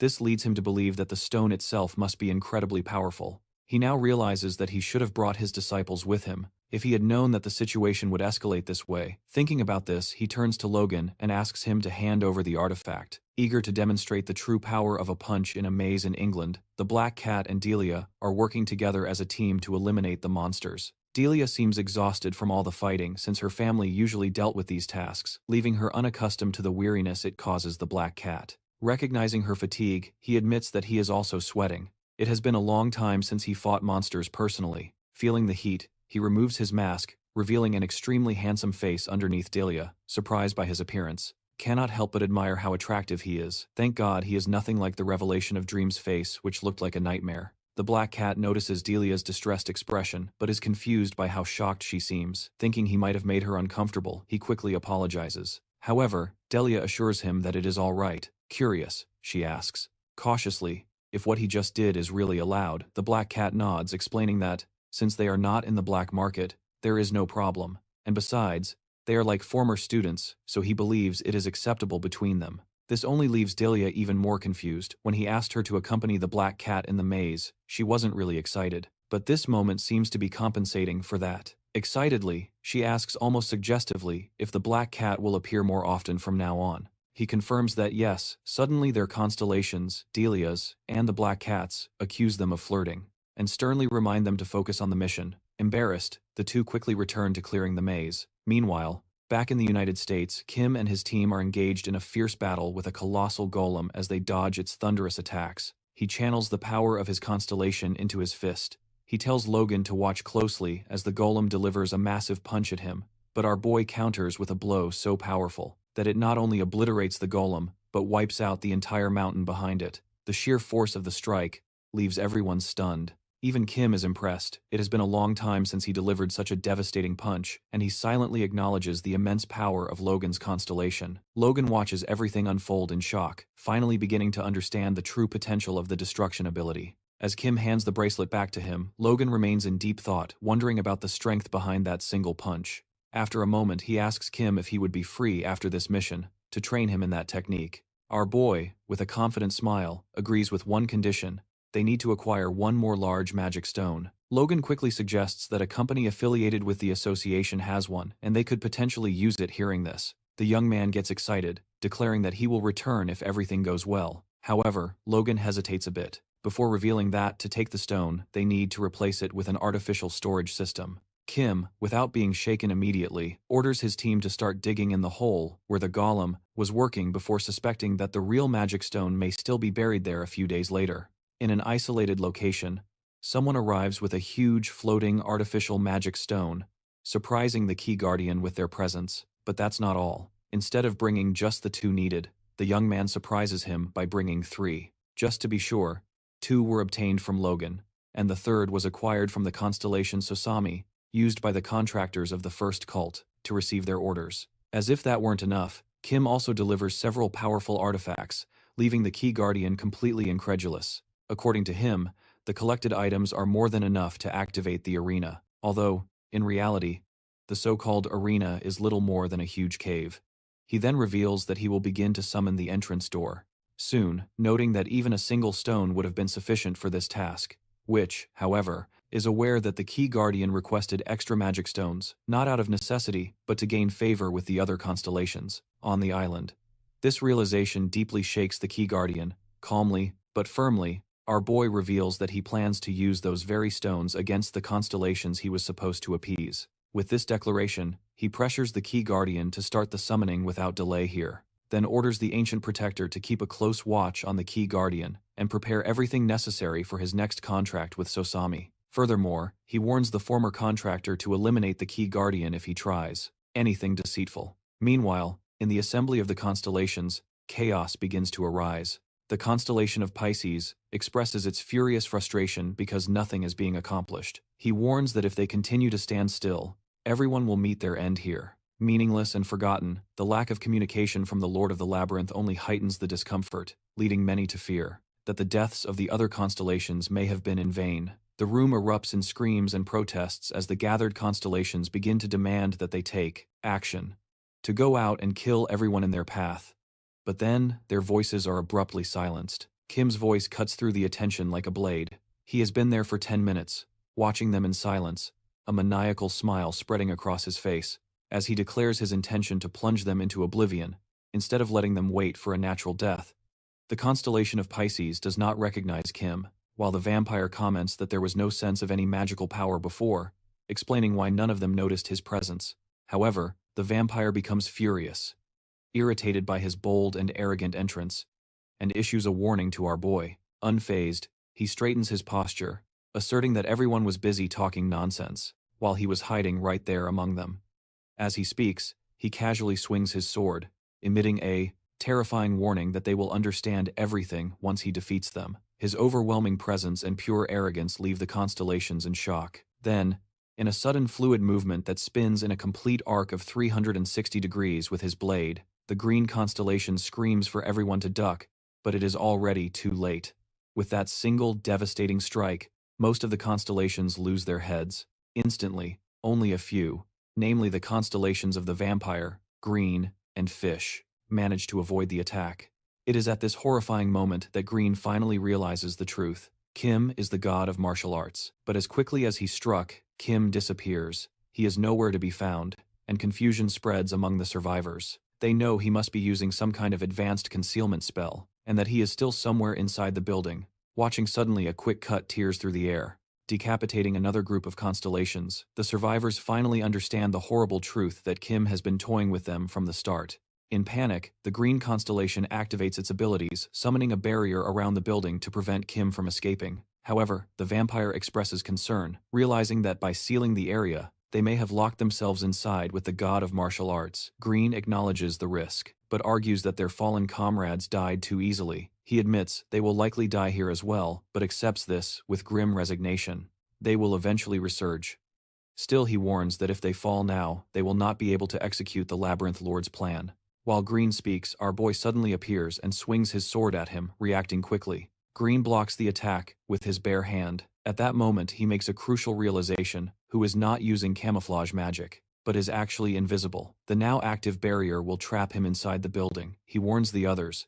Observing that Kim's power seems diminished in this new body, the fish constellation also notes the change, speculating that Kim may have undergone a reincarnation. The vampire agrees, pointing out that since their heads are still trapped, the strength of the god of martial arts must be weaker than before. While they assess the situation, Kim silently reappears, this time behind the vampire, and slashes his face. But the attack hits a blood clone. The real vampire had used the clone to lure Kim. Now that Kim is fully revealed, all the constellations launch a combined attack, unleashing a devastating barrage, warning to obliterate the ground beneath him. However, despite their overwhelming attack, he is nowhere to be seen when the dust settles. Without warning, he reappears behind Green, holding one of his horns. The human comments that even with all their intelligence, they must now realize they are destined to fall with coldness. He promises Green a painless death, then thrusts his sword directly into him. The force of the thrust releases a powerful and blinding beam, cutting through the air and shaking the foundations of the building. The remaining constellations look on in disbelief moments ago, who seemed weaker, but now he effortlessly executed one of the strongest. Sensing their confusion, He responds, confirming their suspicions. However, if he were still in his original form, he asserts this would have ended with a single blow, finishing the battle once and for all. Our boy grabs two floating magical stones that stun all the present constellations. He explains that although these stones were used long ago, their use has been forgotten, but if fully charged and the inner core is hit directly, they explode with catastrophic force. The fish constellation suddenly realizes Kim's plan. He is preparing to eliminate them all at once. With one chilling farewell, he slams the stones to the ground upon impact. They detonate in a colossal explosion, releasing a massive wave of destruction that engulfs everything. Somewhere inside the ancient tree trunk, the guide nervously approaches the wheel of reincarnation when she catches glimpses of her previous conversation with him, reappearing in a secluded house. She had informed our hero about the constellations, especially the key guardian gathering on the island. Although she was not entirely sure, she believed the location was accurate. Upon hearing this, he immediately prepared to leave, but the guide stopped him. She believed the location was accurate. Upon hearing this, she immediately prepared to leave, but the guide stopped her. Asking to borrow the absorbed names without hesitation, he handed the ring to her, explaining that he had already used most of the names. As soon as they were absorbed, although there might still be some left, curious, he asked why she wanted them. The guide absorbed the remaining names from the ring, revealing her intention to use them to obscure the view of the Lord of the Labyrinth, allowing Kim to massacre without being detected. With the constellations returning to the present, the guide approaches the wheel of reincarnation and exhales a cloud of black smoke over it. With this act, she becomes confident that they managed to mask the names from the Lord's surveillance, at least for a while. As she contemplates the next steps, the Spear King suddenly appears, catching her by surprise, and keeping her in the line of his spear. She tries to calm him down, assuring him that nothing has really changed. The Spear King accuses her of appearing in a restricted area, and declares that he will take her to the Lord of the Labyrinth to explain herself, putting the guide in a difficult position since confronting the Lord now would likely result in her actions being restricted. In an attempt to escape the situation, she asks the Spear King to forget her visit, claiming that she is just a nameless constellation that entered by accident. However, the Spear King sees through her act and firmly orders her to follow him, asserting that it is his duty to guard the place. The guide expresses admiration for his loyalty, but this irritates him, firmly insisting that she follow him, claiming it is his duty to guard the place. The guide expresses admiration for her loyalty, but this irritates him. In response, he strikes his spear on the ground, warning her not to make assumptions about him. He reveals that guarding the area has been merely an obligation since he received the title 300 years ago, with no memory of who he truly is. He admits that he lacks the strength to refuse the duty, and that is the only reason he continues to fulfill it. Disregarding the emotional weight of his confession, he encourages her once again to follow him. This moment for the guide is an opportunity. She claims to possess a unique talent and deduces that the Spear King is confused about his own identity. She offers to introduce him to someone who might know the truth about who he really is. The Spear King ponders this offer. A few hours later, on the island, his contractors are surprised to see the arena door, summoned by the Key Guardian. At first glance, it appears to be an ordinary door, but the Key Guardian explains that it leads to another door, which in turn opens the arena. According to him, there is no way to connect directly to the arena. This revelation frustrates everyone, but the Key Guardian defends himself by revealing that the arena space created by the Lord of the Labyrinth still exists. However, its location is now in the realm where the Lord of the Labyrinth resides. When all the constellations were there in the realm of imagination, they could access the door directly, but now, after descending, they need a connection to the Grand Hall. The Key Guardian states that with the floating sandstone and his artifacts in hand, he now has enough power to open the passage door. Doing so will also open the corresponding door in the Constellation realm. Upon hearing this, Kim urges him to proceed quickly, but before the Key Guardian can act, he issues a warning. There are many monsters inside. Before he can finish, our boy already understands that the Constellation wants an escort. Kim agrees, which brings a rare smile to his face. As the Constellation prepares to begin, he instructs his contractors to inform the Constellations not to open the door if they see one on their side. With that, the Key Guardian inserts his key and unlocks the passage. Looking inside, he realizes that the interior is dark and frightening. He suggests that the Key Guardian stay close if he doesn't want to die. With that, the two advance into the unknown. Inside, they are immediately confronted by monsters, but who cuts them down effortlessly is the Key Guardian. On the other hand, seems visibly nervous. Our boy encourages him to keep up if he doesn't want to die. With that, he advances, cutting monsters to the left and right, while the Constellation follows closely. Eventually, They reach the door of the Grand Hall when they are about to enter. A huge monster resembling a wolf leaps in front of them. The creature is gigantic and furious, something that no one has encountered before according to the Key Guardian. The beast may be mutated as a result of the distortion of time and space within the passage. Our boy, having not prepared any of his disciples' abilities for this journey, believing it would be excessive, decides to rely solely on his sword when the monster attacks. He jumps back and counters with a swift strike. His blade cuts the monster's arm, but to his surprise, the limb regenerates almost instantly, reacting quickly. The young man channels dark energy into his sword and attacks again, this time slicing the monster's arm into several precise pieces. The creature roars in agony, seizing the moment. He leaps into the air and delivers a powerful blow, splitting the monster in half. The Key Guardian is astonished, who just defeated a powerful mutated beast with incredible ease. Our boy pulls the Key Guardian from his thoughts and orders him to open the door. Obeying, the Constellation inserts its key and unlocks the passage. Meanwhile, Kim's disciples also see a door appear before them. After Kim returned from the passage, the world plunged into chaos as his disciples understood the purpose of the door. The other constellations were surprised by the appearance of the Grand Hall.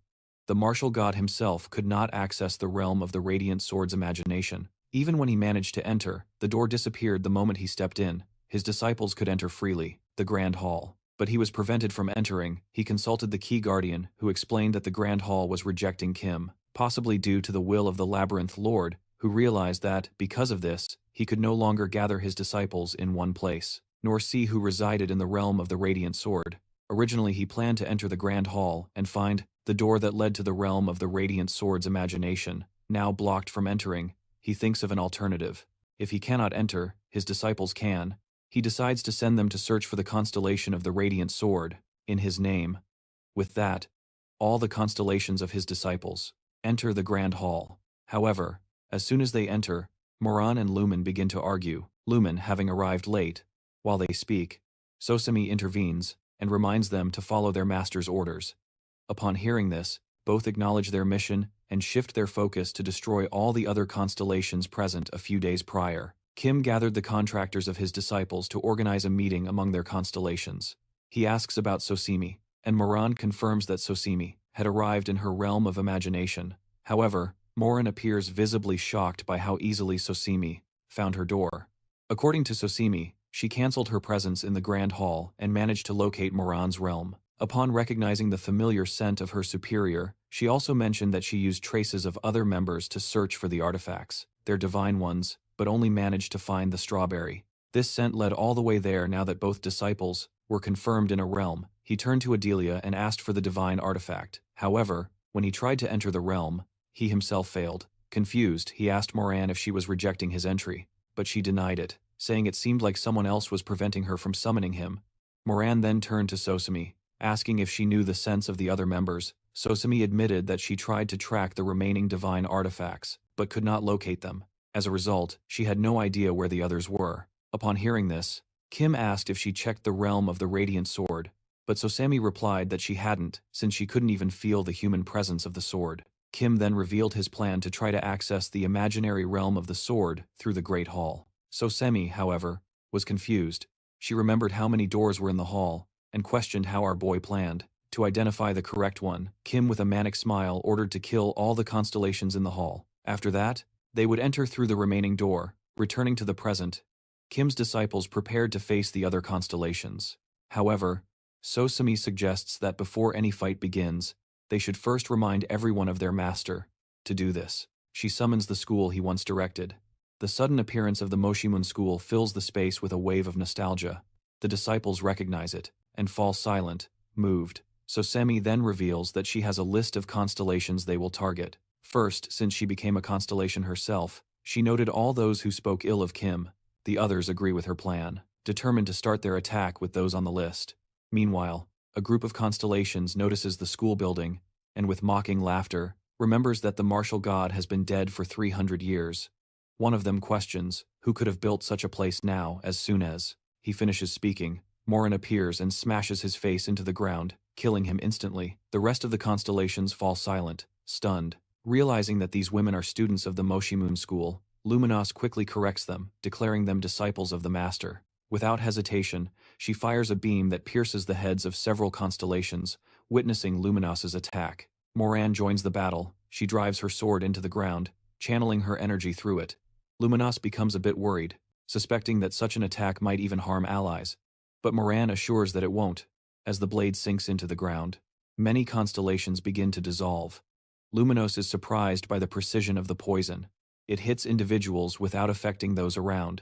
However, to his shock, the constellations begin to regenerate. Realizing that brute force will not be enough, the trio decides to break them mentally. Among the present constellations is a member of the Choi family. Upon seeing the trio, he immediately recognizes them as disciples of Kim. The constellation of the Usum family also approaches the Choi constellation, acknowledging that it has been a long time since they last met. The constellation of Usum, known as the First King, refers to the Choi constellation by its old nickname of Wang. Although they greet each other with familiarity, Wang still finds the name somewhat embarrassing. The First King then gestures towards the trio of Kim's disciples, fighting from a distance, and asks about them. Wang explains who they are. When questioned about Moshi Moon, the First King immediately recognizes it as linked to the martial god of Wang. Noting that the martial god he remembered, he is the master of the three who are fighting. Now this revelation stunned the Fist King. He remembers hearing stories of the martial god, and how he faced countless disasters alone, etching his name in history. Although he had read about the disciples of the martial god and their overwhelming strength, this is the first time he sees them in person. Dawan adds that the martial god once taught him sword techniques, which later became the foundation of his own style. Using this, he traveled the world and eventually met the Fist King. Dawan also remembers being surprised when he discovered that the Fist King had already established his own martial arts hall, training warriors and teaching them to defend themselves without weapons. However, the Fist King considers these memories bittersweet. He remembers how everything failed when the Tower of Destruction appeared, unleashing a wave of monsters in the end. His forces were exhausted and died, which he still sees as a failure, one that betrayed the very essence of martial arts, protecting people. Dawan agrees with him, saying that is why he still dedicates himself to training, to learning, and perfecting. The supreme sword technique, the Fist King, shares the same determination, however. At this moment, his attention is completely focused on the trio of disciples who are taking down constellations left and right. With unwavering ferocity, the First King wants to fight them, but before Dawan can stop him, he has already jumped towards the trio. Landing beside them, he challenges them to a duel, leaving the disciples momentarily confused. Sosemi, however, quickly recognizes him as the First King, the guardian constellation of the Osum family, a title that secured them a place among the 5 great families. Still perplexed, Luminos asks why he would approach just to die. The Fist King confidently declares that, as disciples of the martial god, they are among the few strong opponents he has encountered since becoming a constellation. This statement does not please Sosemi, who becomes visibly irritated for her. The word strong belongs only to their master. Her reaction only fuels the excitement of the Fist King, who assumes they are preparing to fight him. Luminos decides to cut him off instantly, but Morana steps forward, insisting on handling the fight alone. As she knows their master, she wants to demonstrate some of the martial god's techniques,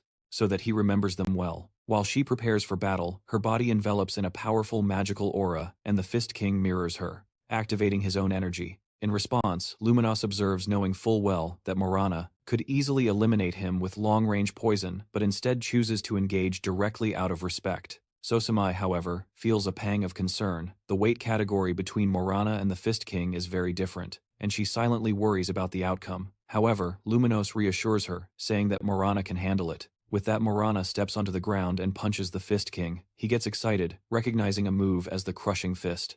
Even so, he notes that due to Morana's small stature, the blow may not have impact, so he decides to face her head-on. When the punch lands, he initially feels nothing, but in a second, the force travels through him, launching him away. Shocked, he realizes that Morana transformed the Crushing Fist into an inch punch, amplifying the force using an unknown footwork technique. The change in form and the sudden release of power leaves him stunned. More exhilarated, despite the blow, the Fist King quickly recovers and counterattacks with his own long-range fist technique, releasing a massive shockwave. Sosemi watches the attack with admiration, but Luminos observes calmly, knowing that the King of Fist style always leaves an opening for a counterattack, just as expected. Moran appears behind him in the AR and delivers a powerful kick to the back of Luminos's neck, throwing him to the ground. Having anticipated this, he is simply not impressed with the duel. The trio resumes their task of sweeping the constellations. Meanwhile, Barbie secretly lurks behind a door, silently watching as they advance while the Tower Master pursues them in the shadows. who nervously demands an update on his disciples. He denies having checked on them. Our boy shouts for him to do so, but the Tower Master is paralyzed with fear. The disciples are already wreaking havoc in the Grand Hall, and if they notice him, especially as the former Tower Master of Destruction, they could tear him apart now. Without powers, the Tower Master is terrified of being mercilessly beaten. Lost in anxious thoughts, he hears our boy press him again to take a hesitant and trembling look. He slowly opens the door. All he sees are explosions. He reports to Kim that it seems the disciples have already defeated most of the constellations. He can't help but feel that the Master's disciples have become even more powerful than before. As he continues to spy, Lumen spots him. Sosemi also recognizes him as the Tower Master Moron. However, she recalls Kim's words from the past not to touch him if they found him, but she feels uneasy, unsure if Lumen remembers that order. The Tower Master, now completely exposed, hesitates and awkwardly pretends not to know Lumen, but she clearly remembers him. Watching from above, long ago from the top of the Tower of Destruction, although she declares her desire to deal with him, she holds back out of respect for Kim's instructions. With that, she delivers a swift kick that sends him flying back to his room. Before slamming the door, she warns him that she will remember exactly where he hides, and if he dares to come out again, he will be crushed on the spot. Meanwhile, Kim is on the island trying to contact Barb, but receives no response.